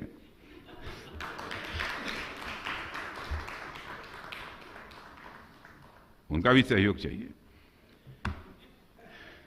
लेकिन इस काम के लिए हमें काफी बड़ी मात्रा में capital and technological know how की जरूरत है, जिसमें अभी हमको अमेरिका की जरूरत है। अमेरिका हमारी मदद कर सकता है और हमारी हाई इकोनॉमिक ग्रोथ यह सुनिश्चित करेगी कि जो भी अमेरिकन इन्वेस्टमेंट या कोलैबोरेशन भारत में आता है उसका बहुत हाई रिटर्न हमारे अमेरिकन पार्टनर्स को भी मिले। यह हमारी ऑनेस्टी है, हमारी थिंकिंग की ऑनेस्टी, हमारे सोचने की। जो कुछ भी आता है इन्वेस्टमेंट या कोलैबोरेशन जो भी मिलता है उसका हाई रिटर्न हमारे मित्र, हमारे फ्रेंडली कंट्री, हमारे अमेरिका को भी मिले। यह केवल दोस्तों केवल भारत सोच सकता है, दुनिया का कोई दोस्त नहीं सोच सकता। ये क्यों सोच सकता है? क्यों सोच सकता है कि भारतवासी बहुत बड़े मन के होते हैं। यदि हम बड़े मन के हमारे ऋषि और महर्षि न होते तो वसुधैव कुटुंबकम का संदेश देते, the whole world is a family. माने भारत की सीमा में रहने वाले लोगों को ही हम अपने परिवार का सदस्य नहीं मानते हैं, बल्कि पूरे विश्व की धरा पर रहने वाले लोगों को अपने परिवार का सदस्य मानते हैं। यह बड़े मन का ही कोई व्यक्त कर सकता है, इस प्रकार के भाव व्यक्त कर सकता है। और जो बड़े मन का होता है वही स्पिरिचुअल होता है। छोटे मन का व्यक्ति कभी स्पिरिचुअल नहीं हो सकता है, आध्यात्मिक नहीं हो सकता है। मैं तो बच्चों को कभी कभी पढ़ाते समय, मैंने पढ़ाता नहीं हूं लेकिन कभी कॉन्वोकेशन वगैरह में जाता हूं बच्चों को, तो मैं कहता हूं स्पिरिचुअल बनने की कोशिश करो। मंदिर में जाकर पूजा करना, मस्जिद में जाकर इबादत करना, गिरजाघर में जाकर सजदा करना, यही स्पिरिचुअलिज्म नहीं है, उसका पार्ट हो सकता है। मन का बड़ा होना, यही स्पिरिचुअलिज्म है। मैंने कहा थोड़ी देर के लिए मान लो कि तुम्हारा मन सर्किल है, सर्किल का सरकमफरेंस बढ़ाते चले जाओ, उसी रेशियो में तुम देखोगे तुम्हारा मैग्नीट्यूड ऑफ सुख, सुख की मात्रा, आनंद की मात्रा बढ़ती चली जाएगी और अंत में तुम परमानंद की प्राप्ति करोगे। तो मैथमेटिकल फार्मूले में, चूंकि मैं फिजिक्स का टीचर रह चुका हूं, इसलिए मैंने कहा सर्कमफरेंस ऑफ मन is directly proportional to the magnitude of सुख। Circumference of man is directly proportional to the magnitude of Anand. Circumference of man is directly proportional to परमानंद, क्योंकि परमानंद का कोई मैग्नीट्यूड नहीं होता, परिणाम नहीं होता, परमानंद अतीत है। माने यह कि जो भी हो हमारे यहां उसका लाभ हमारे फ्रेंडली कंट्री को भी मिले, यह हम ही सोच सकते हैं, इसलिए यह बात मैंने कही। भारत की तेज गति से बढ़ती हुई अर्थव्यवस्था मित्रों, हमारा डेमोग्राफिक डिविडेंड, हमारी स्किल्ड लेबर फोर्स, हमारी एमएसएमईज, हमारे वाइब्रेंट स्टार्टअप्स, हमारे एनर्जेटिक एंटरप्रेन्योर्स और हमारा बहुत बड़ा डोमेस्टिक मार्केट, ये सारी चीजें मिलकर अमेरिकन कंपनीज तथा इन्वेस्टर्स को हाई रिटर्न की गारंटी देती हैं। एक और महत्वपूर्ण बात है जिसका मैं जिक्र यहां पर करना चाहूंगा। हाई रिटर्न्स के साथ साथ मेरे अमेरिकन फ्रेंड्स को भारत में इन्वेस्टमेंट या कोलैबोरेशन करने से डी रिस्किंग का भी लाभ मिलेगा, डी रिस्किंग का भी लाभ मिलेगा। रूल्स बेस्ड इंटरनेशनल ऑर्डर को जो चैलेंज मिल रहे हैं, उन चैलेंजेस को फेस करने तथा स्ट्रेटेजिक ऑटोनॉमी को मेंटेन करने के लिए यह जरूरी होगा कि हमारे अमेरिकन बिजनेसमैन इंडिया में इन्वेस्ट और कोलैबोरेट करके डी रिस्किंग करें। क्लियर? मैं यदि इसे समराइज करूं तो भारत में, मैं इसे यदि समराइज करूं तो भारत में आपको हाई रिटर्न के साथ साथ डी रिस्किंग का एक एवेन्यू भी मिलेगा और भारत को आपके कैपिटल तथा टेक्नोलॉजिकल नो हाउ से रैपिडली ग्रो करने में और भी मदद मिलेगी। साथियों, वर्तमान में जिस तरह का ग्लोबल और जियोपॉलिटिकल क्लाइमेट है, उसे देखते हुए यह आवश्यक हो जाता है कि भारत और अमेरिका दोनों ही नेचुरल पार्टनर्स एक साथ मिलकर बिजनेस और स्ट्रेटेजिक सेक्टर दोनों ही क्षेत्रों में आगे बढ़ें, कदम से कदम मिलाकर दोनों देश आगे बढ़ें। भारत अमेरिका संबंधों की विशिष्टता की चर्चा में एक और तरीके से आप सबके सामने यहां पर करना चाहूंगा। कहीं भी दो व्यक्तियों, संस्थाओं या राष्ट्रों के संबंधों का इवोल्यूशन, विकास, दो चीजों पर आधारित हो सकता है। एक तो उनके आइडियल्स, लाइक्स, डिसलाइक्स आदि, जिनको ब्रॉडली आप उनके वैल्यूज कह सकते हैं, यह मिलते हों, लाइक्स, डिसलाइक्स, आइडियल्स यह मिलते हों, तब हो सकता है उनके संबंधों का इवोल्यूशन। यानी आपके वैल्यूज में सिमिलरिटी है, तो इस बात की बहुत हद तक संभावनाएं हैं कि आपके संबंध भी अच्छे होंगे। रिलेशनशिप बिल्ड करने का दूसरा फैक्टर यह हो सकता है कि आपके इंटरेस्ट अलाइंड हो। दूसरा फैक्टर यह हो सकता है, यदि ब्रॉडली आपके इंटरेस्ट एक दूसरे से जुड़े हुए हैं तो इस बात की संभावना बढ़ जाती है कि आपके परस्पर संबंध स्वाभाविक रूप से अच्छे हों। साथियों, कई बार हम देखते हैं कि हम ऐसे संबंध भी डेवलप कर लेते हैं जहां हमारे इंटरेस्ट नहीं मिल रहे हैं लेकिन हमारे वैल्यूज मिल रहे हैं, हमारे लाइक्स डिसलाइक्स सब सारी मिल रही है। तो ठीक इसके विपरीत भी हमको यह देखने को मिलता है, जहां हमारे वैल्यूज भले ही न मिल रहे हों लेकिन हमारे इंटरेस्ट अलाइंड होते हैं, तो भी हमारे रिलेशनशिप अच्छी हो जाती है। ब्रॉडली इंटरनेशनल लेवल पर यदि देखा जाए तो इंटरेस्ट का अलाइंड होना यह बहुत ही आवश्यक होता है। यानी आपसे दोस्ती के कारण मेरा भी इंटरेस्ट पूरा हो रहा है, आपका भी इंटरेस्ट सर्व हो रहा है, तब तो यह तो आवश्यक है अच्छे संबंध बनाने के लिए भी। मैं फ्रैंकली बात करूं तो मुझे ऐसा लगता है कि इंटरनेशनल रिलेशंस में इंटरेस्ट का अलाइन होना कई बार वैल्यूज से ज़्यादा महत्वपूर्ण होता है, कई बार उससे ज़्यादा आवश्यक होता है। उदाहरण के तौर पर आप देखें 50 और 60 के दशक में, 50s और 60s में भारत और अमेरिका के वैल्यूज तो लगभग एक जैसे ही थे। हम तब भी डेमोक्रेटिक कंट्रीज थे, तब भी हम ह्यूमन राइट्स का सम्मान करते थे, अमेरिका भी सम्मान करता था, हम भी सम्मान करते थे। हम तब भी रूल ऑफ लॉ के पक्षधर थे, भारत और अमेरिका दोनों। लेकिन कोल्ड वार की जियोपॉलिटिकल रियलिटीज की वजह से कहीं ना कहीं एक ऐसा परसेप्शन बन गया कि हमारे इंटरेस्ट अलाइंड नहीं है, इसलिए हमारे संबंधों में वह गहराई नहीं आ पाई जो आनी चाहिए थी।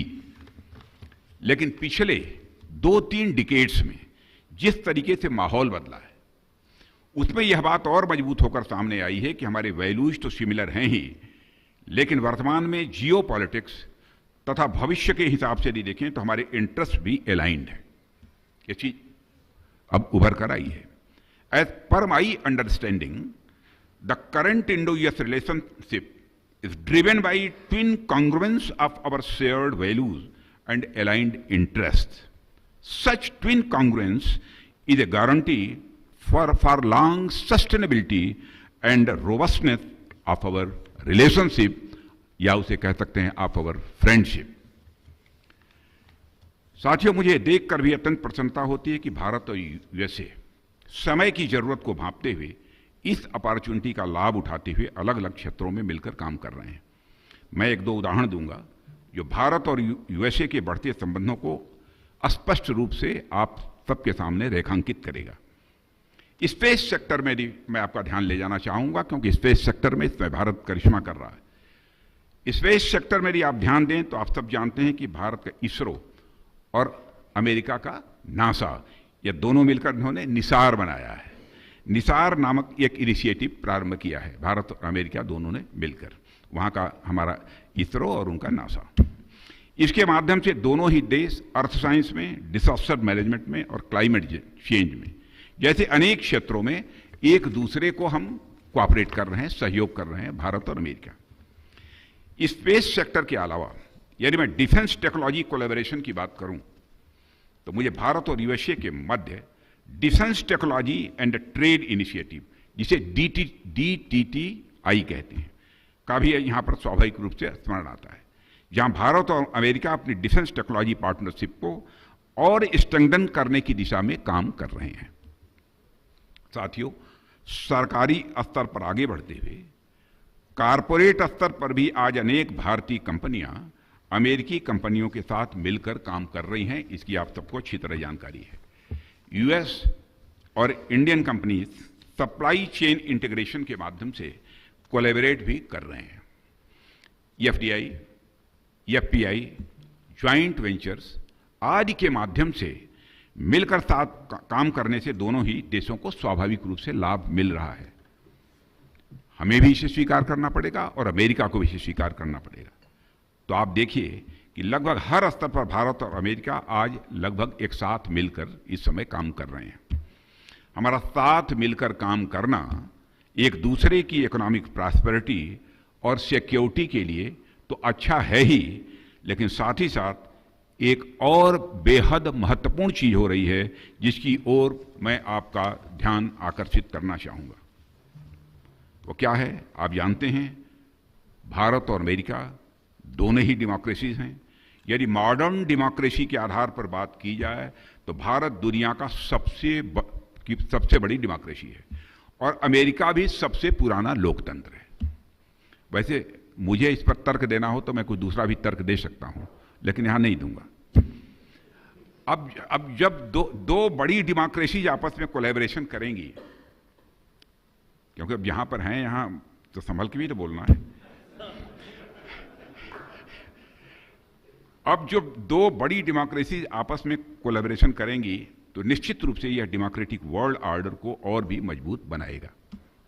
ये पूरी दुनिया में रूल्स बेस्ड ऑर्डर के लिए फोर्स मल्टीप्लायर का काम करेगा, ऐसा मेरा विश्वास है। इसलिए मुझे ऐसा लगता है कि हमारा एक साथ मिलकर काम करना सिर्फ हमारे लिए ही नहीं बल्कि पूरी दुनिया के लिए लाभदायक सिद्ध होगा। इसलिए अमेरिका और भारत दोनों को कदम से कदम मिलाकर आगे बढ़ना होगा।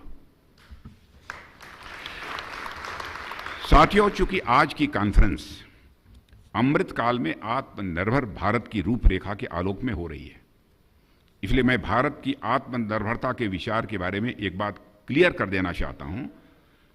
हमारे आत्मनिर्भर भारत अभियान का उद्देश्य एटॉर्की नहीं है। हमारा उद्देश्य यह बिल्कुल भी नहीं है कि हम वैश्विक व्यवस्था से ही पूरी तरह से कट जाए। हम ऐसी भी आत्मनिर्भरता नहीं चाहते। आत्मनिर्भर भारत अभियान के तहत हम एक ऐसा भारत बिल्कुल भी नहीं बनाना चाहते जो दुनिया से बिल्कुल अलग थलग रहकर काम करे। ऐसा भारत हम नहीं बनाना चाहते, बल्कि साथियों, हम तो अपनी फ्रेंडली कंट्रीज के साथ कोलैबोरेशन और कोऑपरेशन के लिए पूरी तरह से कमिटेड हैं। हमारे प्रयासों में ये बातें स्वाभाविक रूप से आज दिख भी रही हैं और हमारी फ्रेंडली कंट्रीज इसे महसूस भी कर रही हैं। हमारा आत्मनिर्भर भारत का कार्यक्रम आइसोलेशन को नहीं बल्कि कंपेनियनशिप को बढ़ावा देता है। हमारा आत्मनिर्भर भारत का कार्यक्रम आइसोलेशन को नहीं बल्कि कंपेनियनशिप को बढ़ावा देता है। हमारी तो संस्कृति ही वसुधैव कुटुंबकम की है। जो मैंने पहले कहा, जब हमारे लिए पूरी दुनिया ही एक परिवार है तो हम दुनिया से अलग रहकर भला अपना विकास कैसे कर सकते हैं, और दुनिया से अलग रहकर अपना विकास करने की हम सोच भी नहीं सकते। यह भारत अपनी फ्रेंडली कंट्रीज के साथ कदम से कदम मिलाकर आगे बढ़ते रहने के लिए हमने भारत के हर क्षेत्र में बहुत सारे व्यापक बदलाव किए हैं। बहुत डिटेल में जाने की जरूरत नहीं है। हमारे यहाँ फॉरेन इन्वेस्टमेंट आए तथा हमारी स्किल्ड लेबर फोर्स का लाभ वो उठाएं, वो आएँ और हमारे स्किल्ड लेबर फोर्स का लाभ उठाएं। इसके लिए हमने FDI और लेबर लॉज में भी कई इधर रिफॉर्म्स किए हैं पिछले 8-9 वर्षों में। यदि मैं इंफ्रास्ट्रक्चर की बात करूं तो हम भारत में नेक्स्ट जनरेशन इंफ्रास्ट्रक्चर प्रोजेक्ट्स, आप लोग सहमत होंगे, नेक्स्ट जनरेशन इंफ्रास्ट्रक्चर प्रोजेक्ट्स पर भी हम अब काम कर रहे हैं। आप लोग शायद महसूस किया होगा आप लोगों ने। रोड, रेलवेज, वाटरवेज, इलेक्ट्रिसिटी और इंफ्रास्ट्रक्चर्स के मामले में भारत ने अभूतपूर्व प्रगति की है। 10 साल पहले जिन विदेशियों ने भारत को देखा था, आज देखते हैं उनको अंतर साफ दिखाई देता है। भारत एक वर्ल्ड क्लास इंफ्रास्ट्रक्चर डेवलप कर रहा है साथियों। World class infrastructure Bharat develop कर रहा है और आज भारत में वो सारी चीजें मौजूद हैं तथा उन सारी चीजों पर काम हो रहा है जो हमारे संबंधों को समग्रता में यानी कंप्रेहेंसिव वे में और मजबूत बनाने की दिशा में कारगर सिद्ध हो सकती हैं अमेरिका के साथ। मुझे विश्वास है कि इंडो US कोलैबोरेशन में हमारे सिक्योरिटी एंड प्रॉस्पेरिटी के साझा उद्देश्यों को साकार करने की अपार संभावनाएं मौजूद हैं और जो Indo American chamber of commerce है, इसको लगातार इसे और मजबूत करने की दिशा में काम करते रहना चाहिए।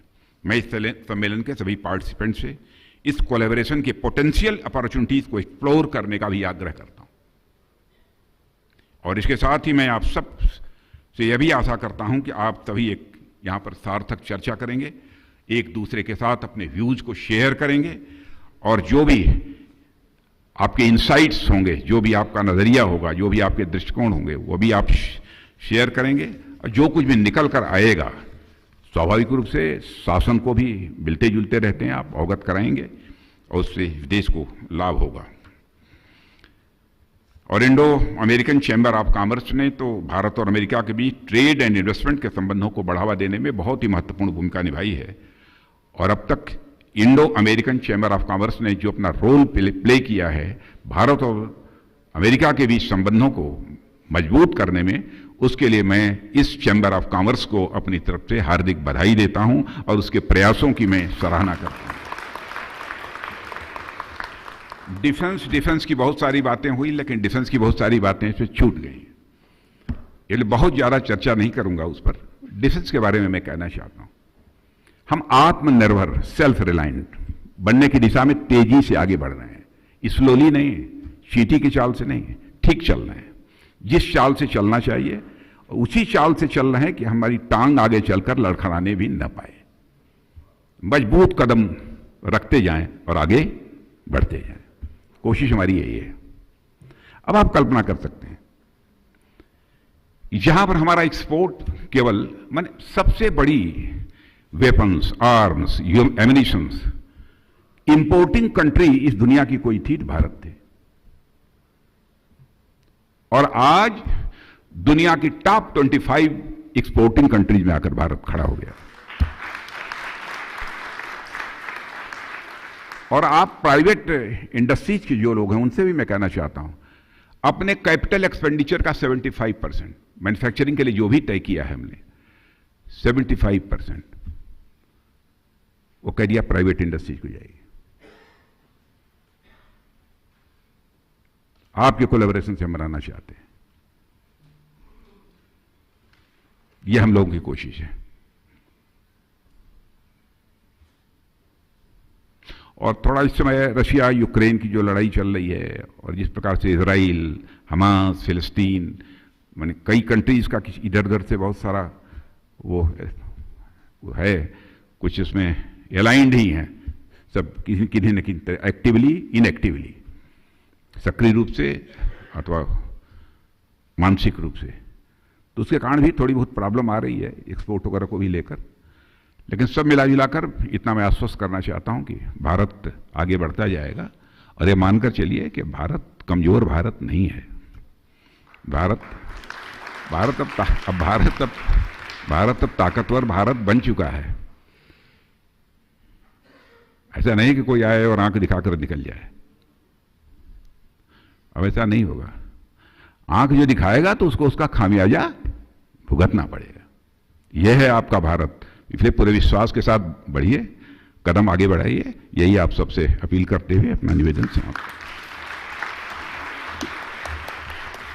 मैं बहुत बहुत धन्यवाद करना चाहूंगी श्री राजनाथ सिंह जी का कि वह आज हमारे सम्मेलन में शामिल हुए और अपने शब्दों के साथ, अपनी शुभकामनाओं के साथ इस पल को आगे ले जाते हुए अब मैं अनुरोध करना चाहूंगी डॉक्टर ललित भसीन जी से और श्री अजय बगाई जी से कि वह एक बहुत ही प्यारी सी पेशकशी यहां पर माननीय मंत्री जी को प्रस्तुत करें। एक बार फिर जोरदार तालियां हो जाएं as we take this opportunity by thanking Honorable Defence Minister Shri Rajnath Singh ji for being a part of the much awaited conference right here being hosted by Indo-American Chamber of Commerce, and as we take this opportunity by thanking him and taking his words of how today industries and securities are interlinked in such a fantastic way that being a part of the world's one of the largest democracy as we look forward to India becoming no short of a superpower, and it can happen with industry leaders like you. So a round of applause once again as we take a note of Sir's mentions right here. एक बार फिर आपका धन्यवाद करते हुए मैं अनुरोध करूंगी doctor Lalit Bhasin से कि वह आज आप सभी के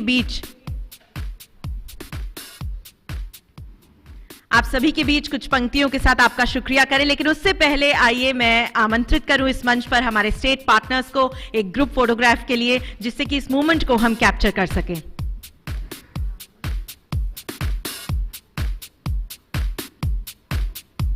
May I please welcome Shri P.N. Arora ji to join us on stage. Let's hear a round of applause for him, please. And may I welcome all the state partners, our dignitaries, to please join us on stage for a group photograph.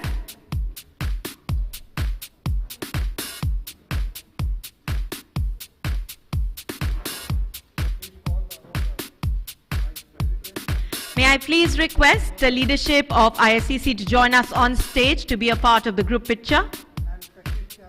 May I welcome Ms. Kashish Tyagi and request her presence on stage. Let's hear a round of applause from our very kind audience.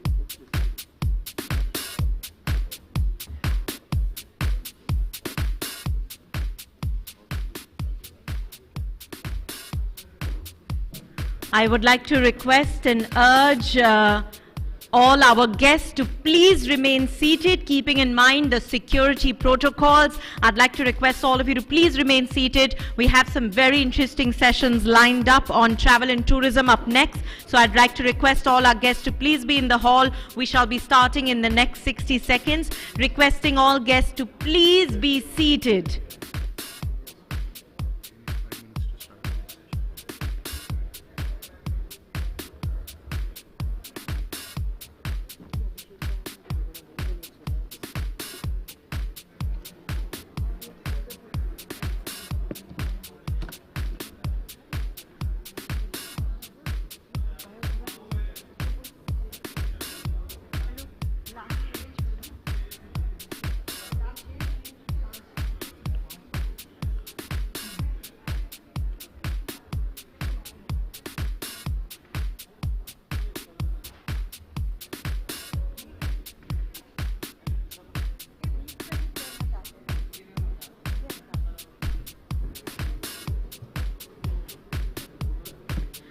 I'd like to request all our guests to please remain seated.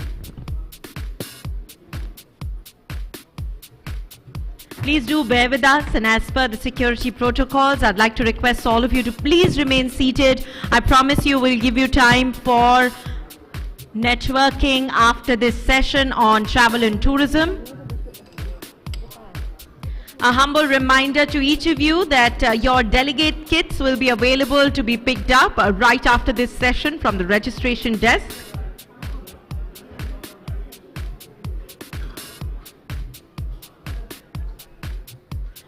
Once again, urging our guests to please remain seated for the next session. We are about to begin with our session on travel tourism, how to promote inbound tourism between India and the US. As we get set for this segment, may I request all of you to please take a seat.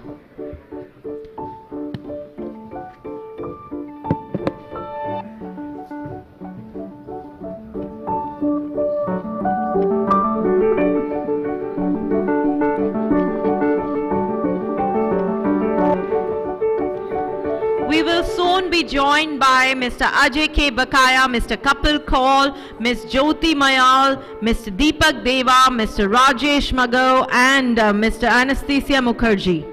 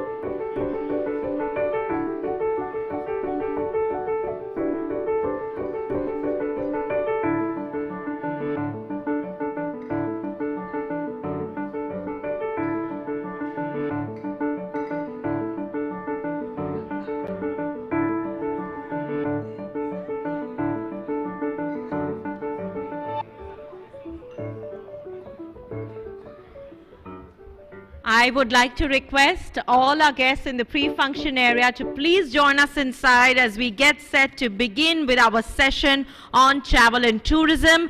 Before I introduce to you my speakers for the next session, we will also be signing and exchanging the MOU between Indian American Chamber of Commerce and National Skill Development Corporation. So requesting our guests in the pre-function area to please take a seat.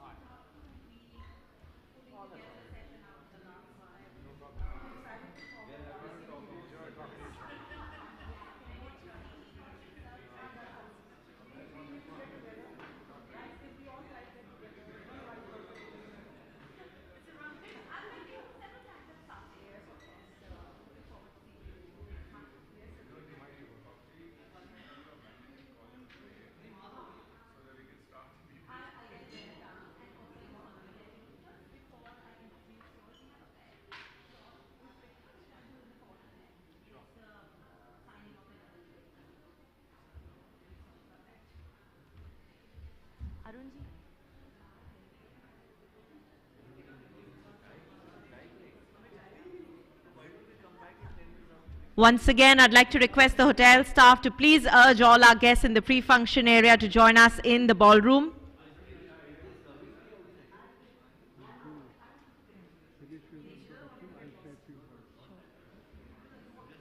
May I please request all our guests in the pre-function area to join us inside and take a seat.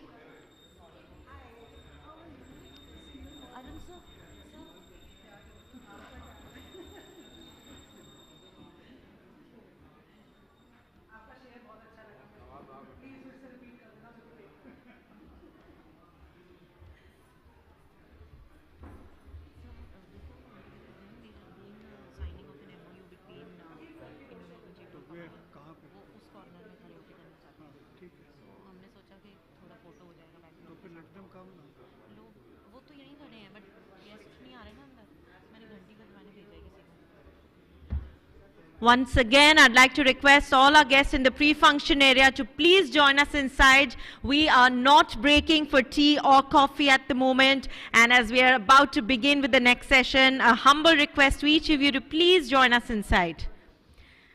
It is now time for us to get set for a very special moment, taking the initiative forward at Indo-American Chamber of Commerce along with National Skill Development Corporation. I would like to extend a very warm welcome and request the kind presence of Mr. Ved Mani Tiwari, CEO, National Skill Development Corporation, to please join us on stage. May I also welcome Mr. Sunil Jain, National Executive Council member, ISCC, to please join us.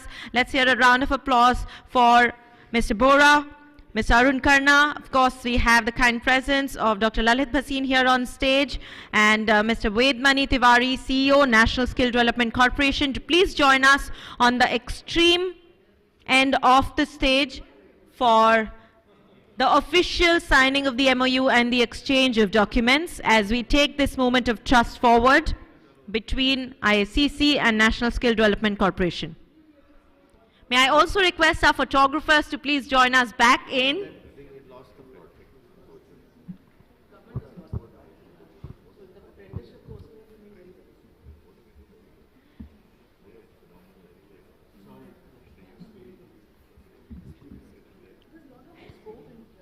I would like to request my photographers team to please join us for a picture while we do the official MOU signing and exchange of documents.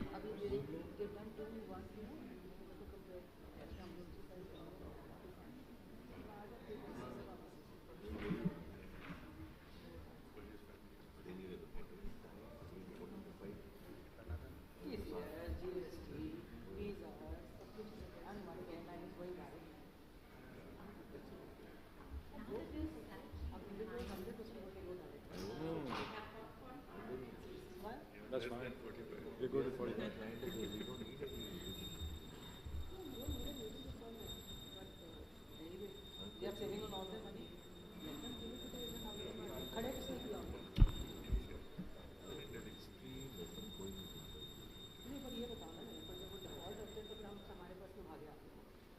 Once again, I'd like to request all our guests in the pre-function area to please join us inside as we look forward to our session on travel and tourism.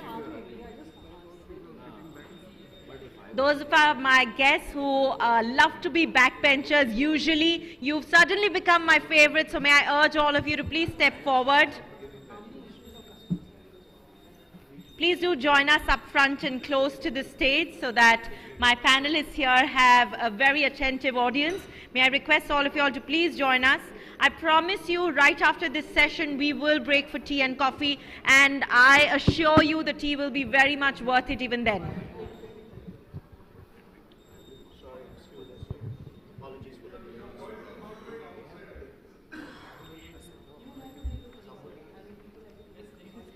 Once again, requesting all our guests in the pre-function area to please join us inside.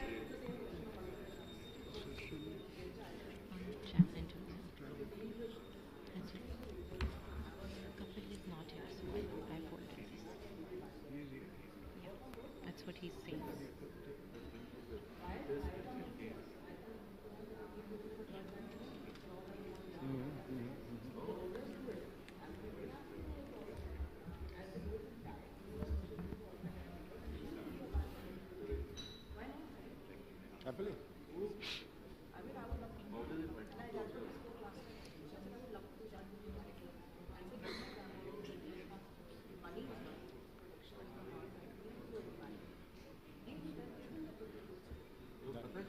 So friends, I welcome you to this session on travel tourism.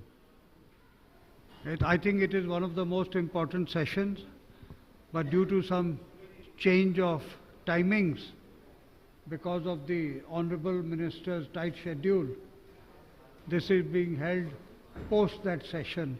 That is why we don't see the house full, but still it is half house full. So please be seated.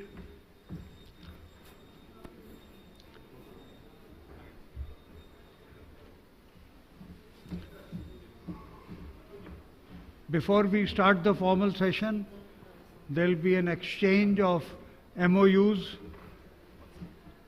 signed by our National President, Mr. Pankaj Bora, and the National Skill Development Council.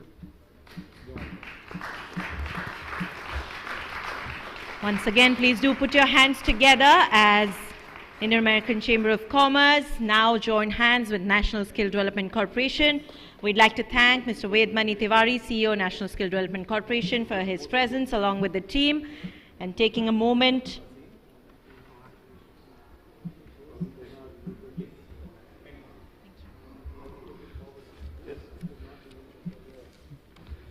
Yeah, this session is being moderated by Mr. Ajay Bakaya. I have had the good fortune of knowing Mr. Bakaya literally rise from the rank.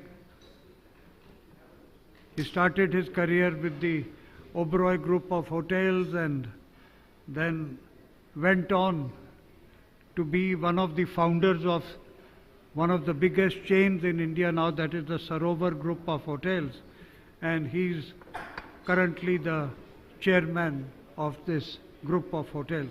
There could be no one better to moderate this session on one of the most important topics, you see, that we are having, travel tourism. And as I said in the morning, there is an outflow of tourists from India overseas. We see large groups of people traveling from India to foreign destinations. But there is a marked dip in the inflow of tourists into India from overseas. Now how that could be tackled? Are we lacking in something? Something is required to be done by the government. Something is required to be done by the industry. All these issues would emerge, you see, because I think that is a very vital segment of our economy, travel tourism, and that can be only neglected to our peril.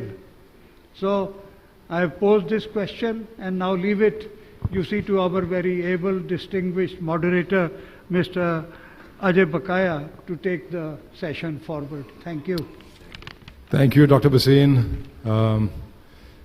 IACC office bearers, ladies and gentlemen, I'd like to take the first few minutes to introduce my panel to you. Starting from the far end, Rajesh Mago is co-founder and Group Chief Executive Officer of Make My Trip. They have transformed the Indian travel and tourism landscape in the last 20 years. Anastasia Mukherjee is Commercial Attaché in the US Embassy in New Delhi. Jyoti Mayal, again, a huge luminary in the travel and tourism trade, the president now for many years of the Travel Agent Association of India, and a fiery tourism brand activist. Deepak Deva, Managing Director of Travel Corporation of India. Again, he's been on the tourism scene for a few decades. Anastasia, I'll start with you. While the topic is inbound tourism, I'm looking at inbound both into the US and into India. So let's look at both directions. And while we are strongly biased in the numbers coming into the country, I think we'll look both ways. But in a scenario where the US loves India and vice versa, and a lot of the other parts of the world love India, there's strong reliance on greater manufacturing, greater growth, greater technology transfer to the country. There's huge transformation in terms of infrastructure. There is a strong sense of national pride and the fact that we are getting somewhere. From your point of view, looking at this landscape, what would be your sort of your grasp of the scenario and your sort of an expectation from India in terms of delivering numbers traveling out and the sort of landscape you'd expect for numbers traveling into the country?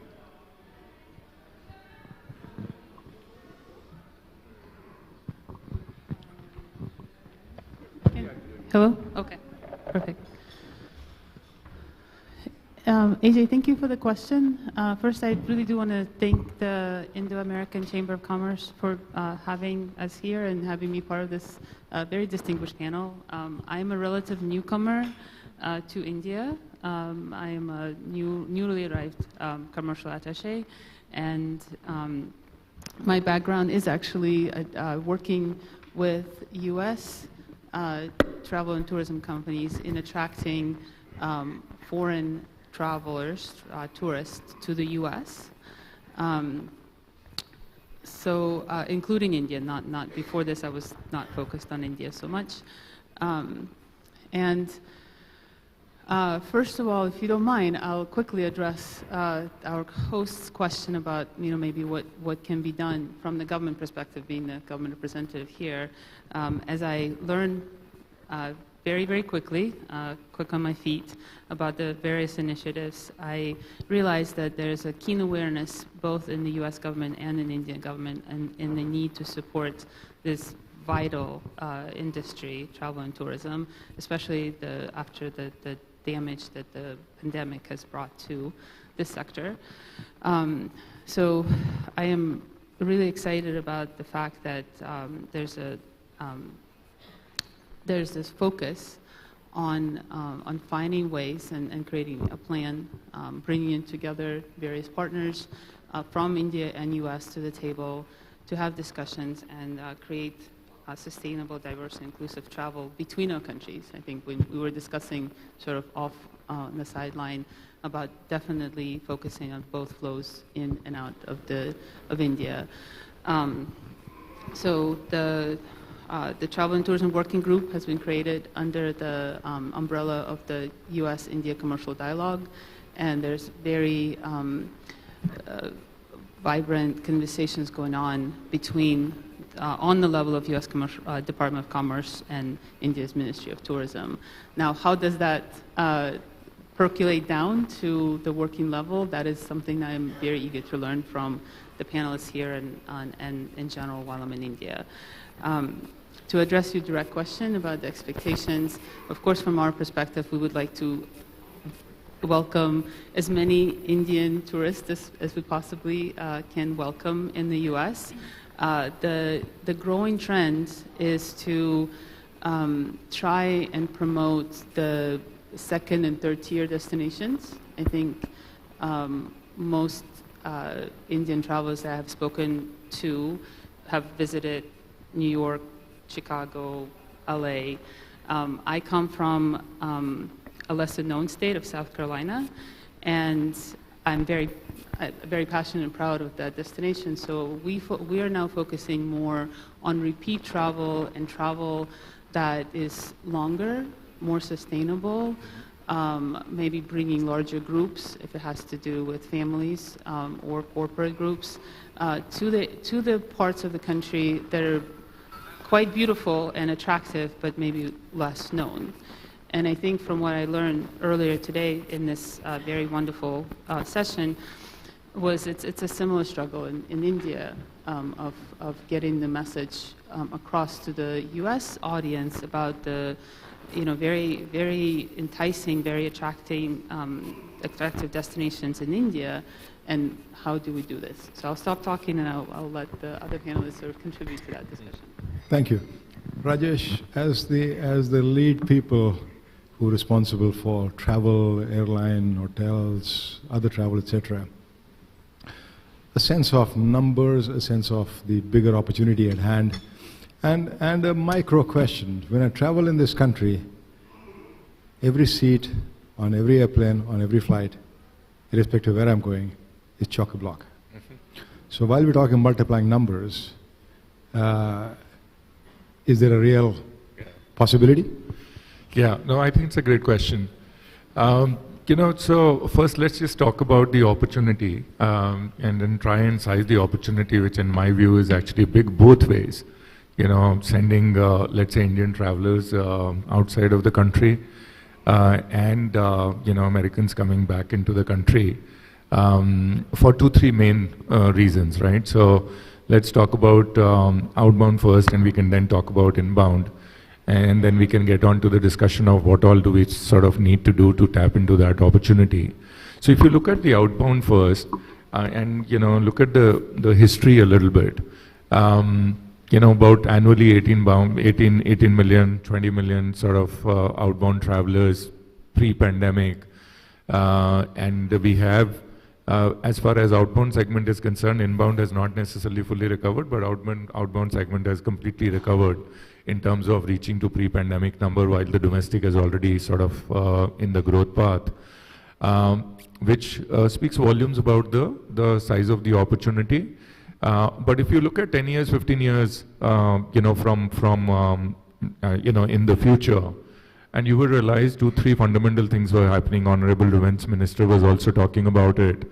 For the last 10 years, if you really see the way a country is growing from a GDP growth standpoint, and as a direct result of that, the earnings have also been growing. And last when I looked at very important sort of data point, there are about 40 million households today which has about more than $10,000 income today. And if you further sort of break that up, you will find another, the top 10 million people or the households would have more than $35,000 to $50,000 annual income, and then the next 10 million will have more than $20,000 annual income. Now, this 20 million set is very clearly a clear opportunity for, let's say, an outbound segment. And a lot of that 18-20 million travelers that travel, they have all kind of segments. At this I'm saying more from a leisure travel perspective, because that includes VFR, labor traffic, work-related traffic, etc. So the one important point is when you look at the way the household income is growing and the discretionary income is growing, you can afford to spend more, and therefore you would love to sort of experiment the world. And And if you really see the latest trend of from just as we see, as we've been recovering post-pandemic, that the people are spending more and more, and maybe thanks to COVID, there's realization people maybe life is short and then they want to experiment, and domestic market has got serious benefit out of it. But potentially as you go in the future, you would be very, very tempted to sort of just explore the world, explore the destinations as well. And then the last point that I would make specifically for, let's say, long haul, specifically within long haul, let's say America, I think it's a great opportunity for America, because a lot of the share or the lion's share of the current outbound market actually goes to short haul and Middle East, which is also short haul, so Southeast Asia and Middle East region. But I think slowly and gradually Europe is growing, slowly and gradually US is growing as well. But if you connect the first data point with the second data point, in terms of frequency of travel that is increasing from a consumer sort of spending power standpoint, as well as the growing income standpoint, you can see that there could be a massive share shift that could happen in favor of long haul destinations, and America has a lot to offer on the other side as well. So I think in terms of opportunity, I would say great opportunity from an outbound standpoint, the way India is growing. And as far as inbound is concerned, I think unfortunately, it's a segment that is probably recovered the slowest. Overall, I think 50-60% recovery that has happened. But I don't really see fundamentally that it is not recovering because of the demand side. It is recovering because of the different issues, more operational, and I'll touch upon that. But if you really look at on the demand side, I think the biggest reason why inbound may not have recovered today is because of the fact that a lot of focus has been the domestic markets across the world. So within Europe region actually has grown significantly. Within China, let's say China domestic market has grown, China outbound is not growing at all. In fact, not even, sort of fully recovered. You look at India domestic market has benefited a lot because we have a large size of market, and post-pandemic the focus was in India domestic market, and people started to travel because of the operational issues, because the borders were taking time to open up, and there were massive operational issues specific to visa and the supply side on the international side, and that sort of demand got shifted to the domestic market. Now, as things settle down, I think you will again see all sort of segments sort of rising as well, whether it is the domestic market because the overall pie is increasing. The projections suggest for the next 3 to 4 years at least, there is going to be a double-digit CAGR of overall travel and tourism growth. Now, if you take that, which is a huge market, and then you break that into sort of all segments, and then see the demand momentum going, the rising income, incomes growing with every household, I think there's a great opportunity in store for us for sure, for both sides. Thanks, Rajesh. Deepak, as a leader in the inbound segment, so there are two parts to it. One is there is always the sense that we could do more in markets like the US in promoting the country. Has enough been done, and can we do more, and where all can we do more? The other angle is we've now got a new consumer altogether. Moving away from the travelers who want to see the country as purely from a leisure point of view, in the Taj Mahals and the Varanasis and the Keralas and the Rajasthan, to people who will come here for work, and whatever you do in terms of video calling, etc., with the level of tech transfer we're looking at, with the level of manufacturing we're looking at, with the level of new knowledge we're going to bring in out here, people movement would be huge. Some of it amongst youngsters in their 30s and 40s. What can we do to be a more attractive country? Thanks for the question. Thanks for the invite today. Inbound, and I'm talking now of people from overseas traveling into India, which Rajesh did touch upon a bit, has now reached full recovery, in my view, from now on. The past Of course, 9 months we had issues with UK visas, etc., etc. See, let's put it in perspective. In the best year, we had 10 million tourists. Of that, 6 million were tourists. Right? You have to categorize the people who would spend money in your hotels, travel through us, and use other services that generate tourism income.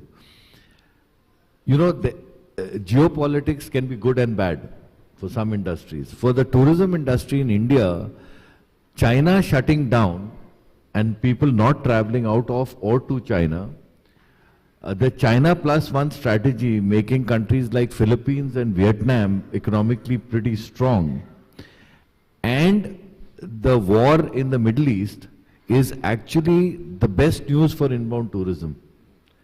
Question is, how can we translate this into real numbers? And that is the job of the government. So far, I think the government needs to do much more. They need to go out into the key source markets and spend money immediately and get the eyeballs, get the interest, and people will come. Just to blend the answer into the second question you asked me. See, if there is good economic news, people love traveling to the destination. There's a direct correlation between countries that do well economically, so good news, there's positive news in the various business channels, business newspapers, over the internet. People say, hey, this is a great country, let's go and visit it.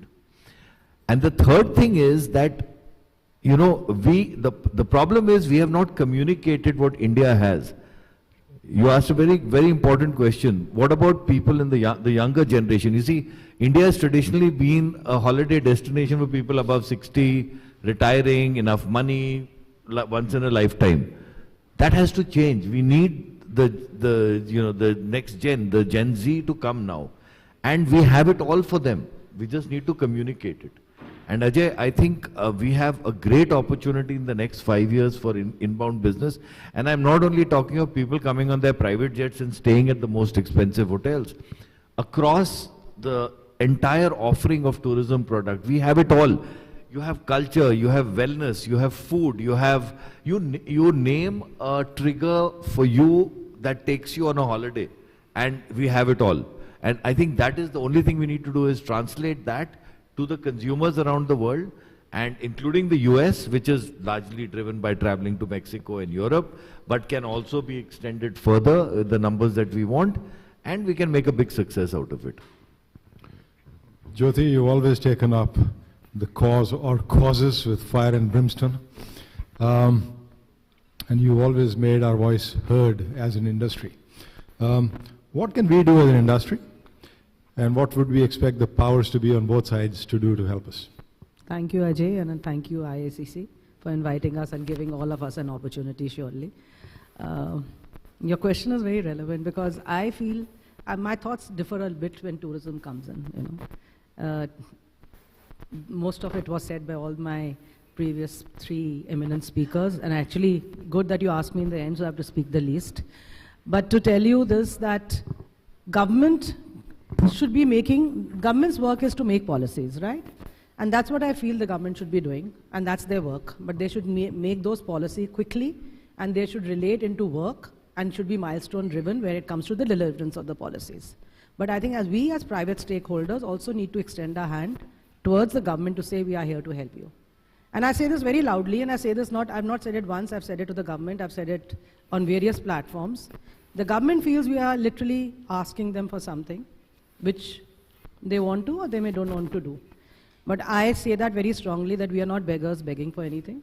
We are the people of the industry, developing this industry, and we are your partners. Consider us as your partners to move forward. And that is the only way that this country will be able to showcase the right way, right products in the right way. Because every traveler is looking for the right product. So what is tourism all about? It's basically, we all know it. It's nothing that I'm speaking something different. Tourism is all about people-to-people connect, we know that. So what do we need? What is the little things that we need to attract a traveler? Could be any part of the world. Me going to America, America coming here, me going to any other region. First is that you need a product, right?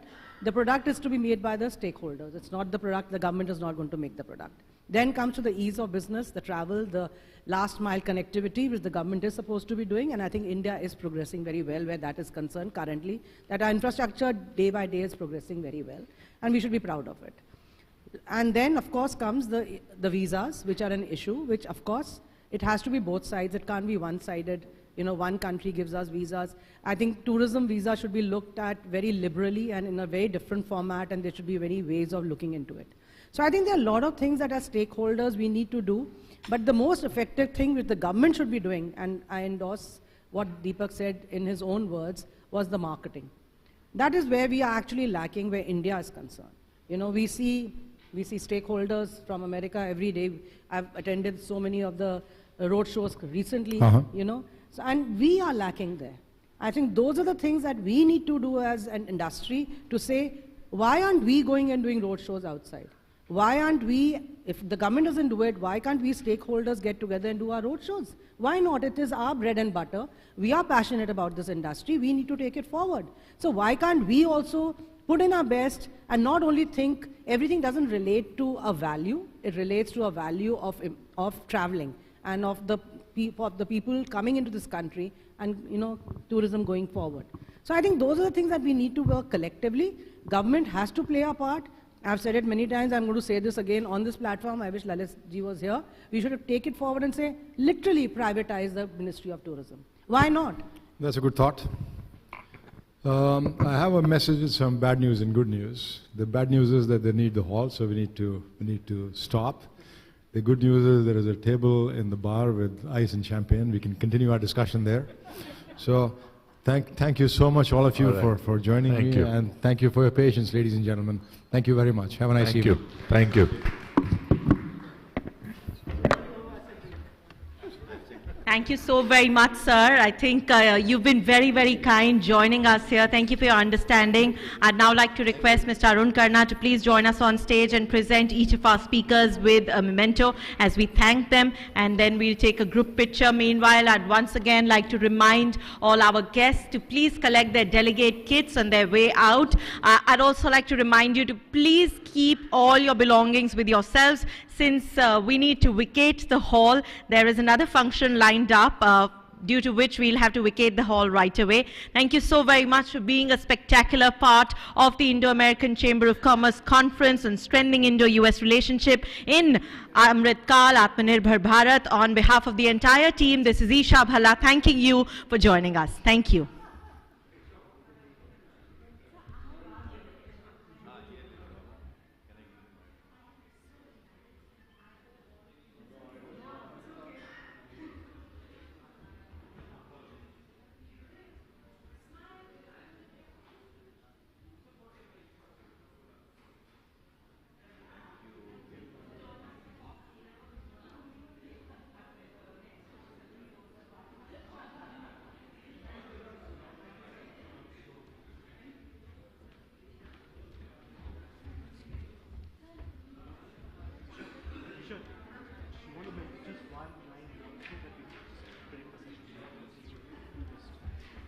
Once again, I'd like to thank all of you. May I please request our guests to clear the hall. We need to vacate and hand over the hall. So once again, taking this opportunity by thanking all of you for being a part of Indo-American Chamber of Commerce Conference on Strengthening Indo-American Union, especially keeping in mind our theme on Atmanirbhar Bharat. So as I thank you, may I request you to please take networking in the pre-function area. Do remember to collect all your belongings. We cannot have anything in the hall. We need to vacate it right away. Thank you.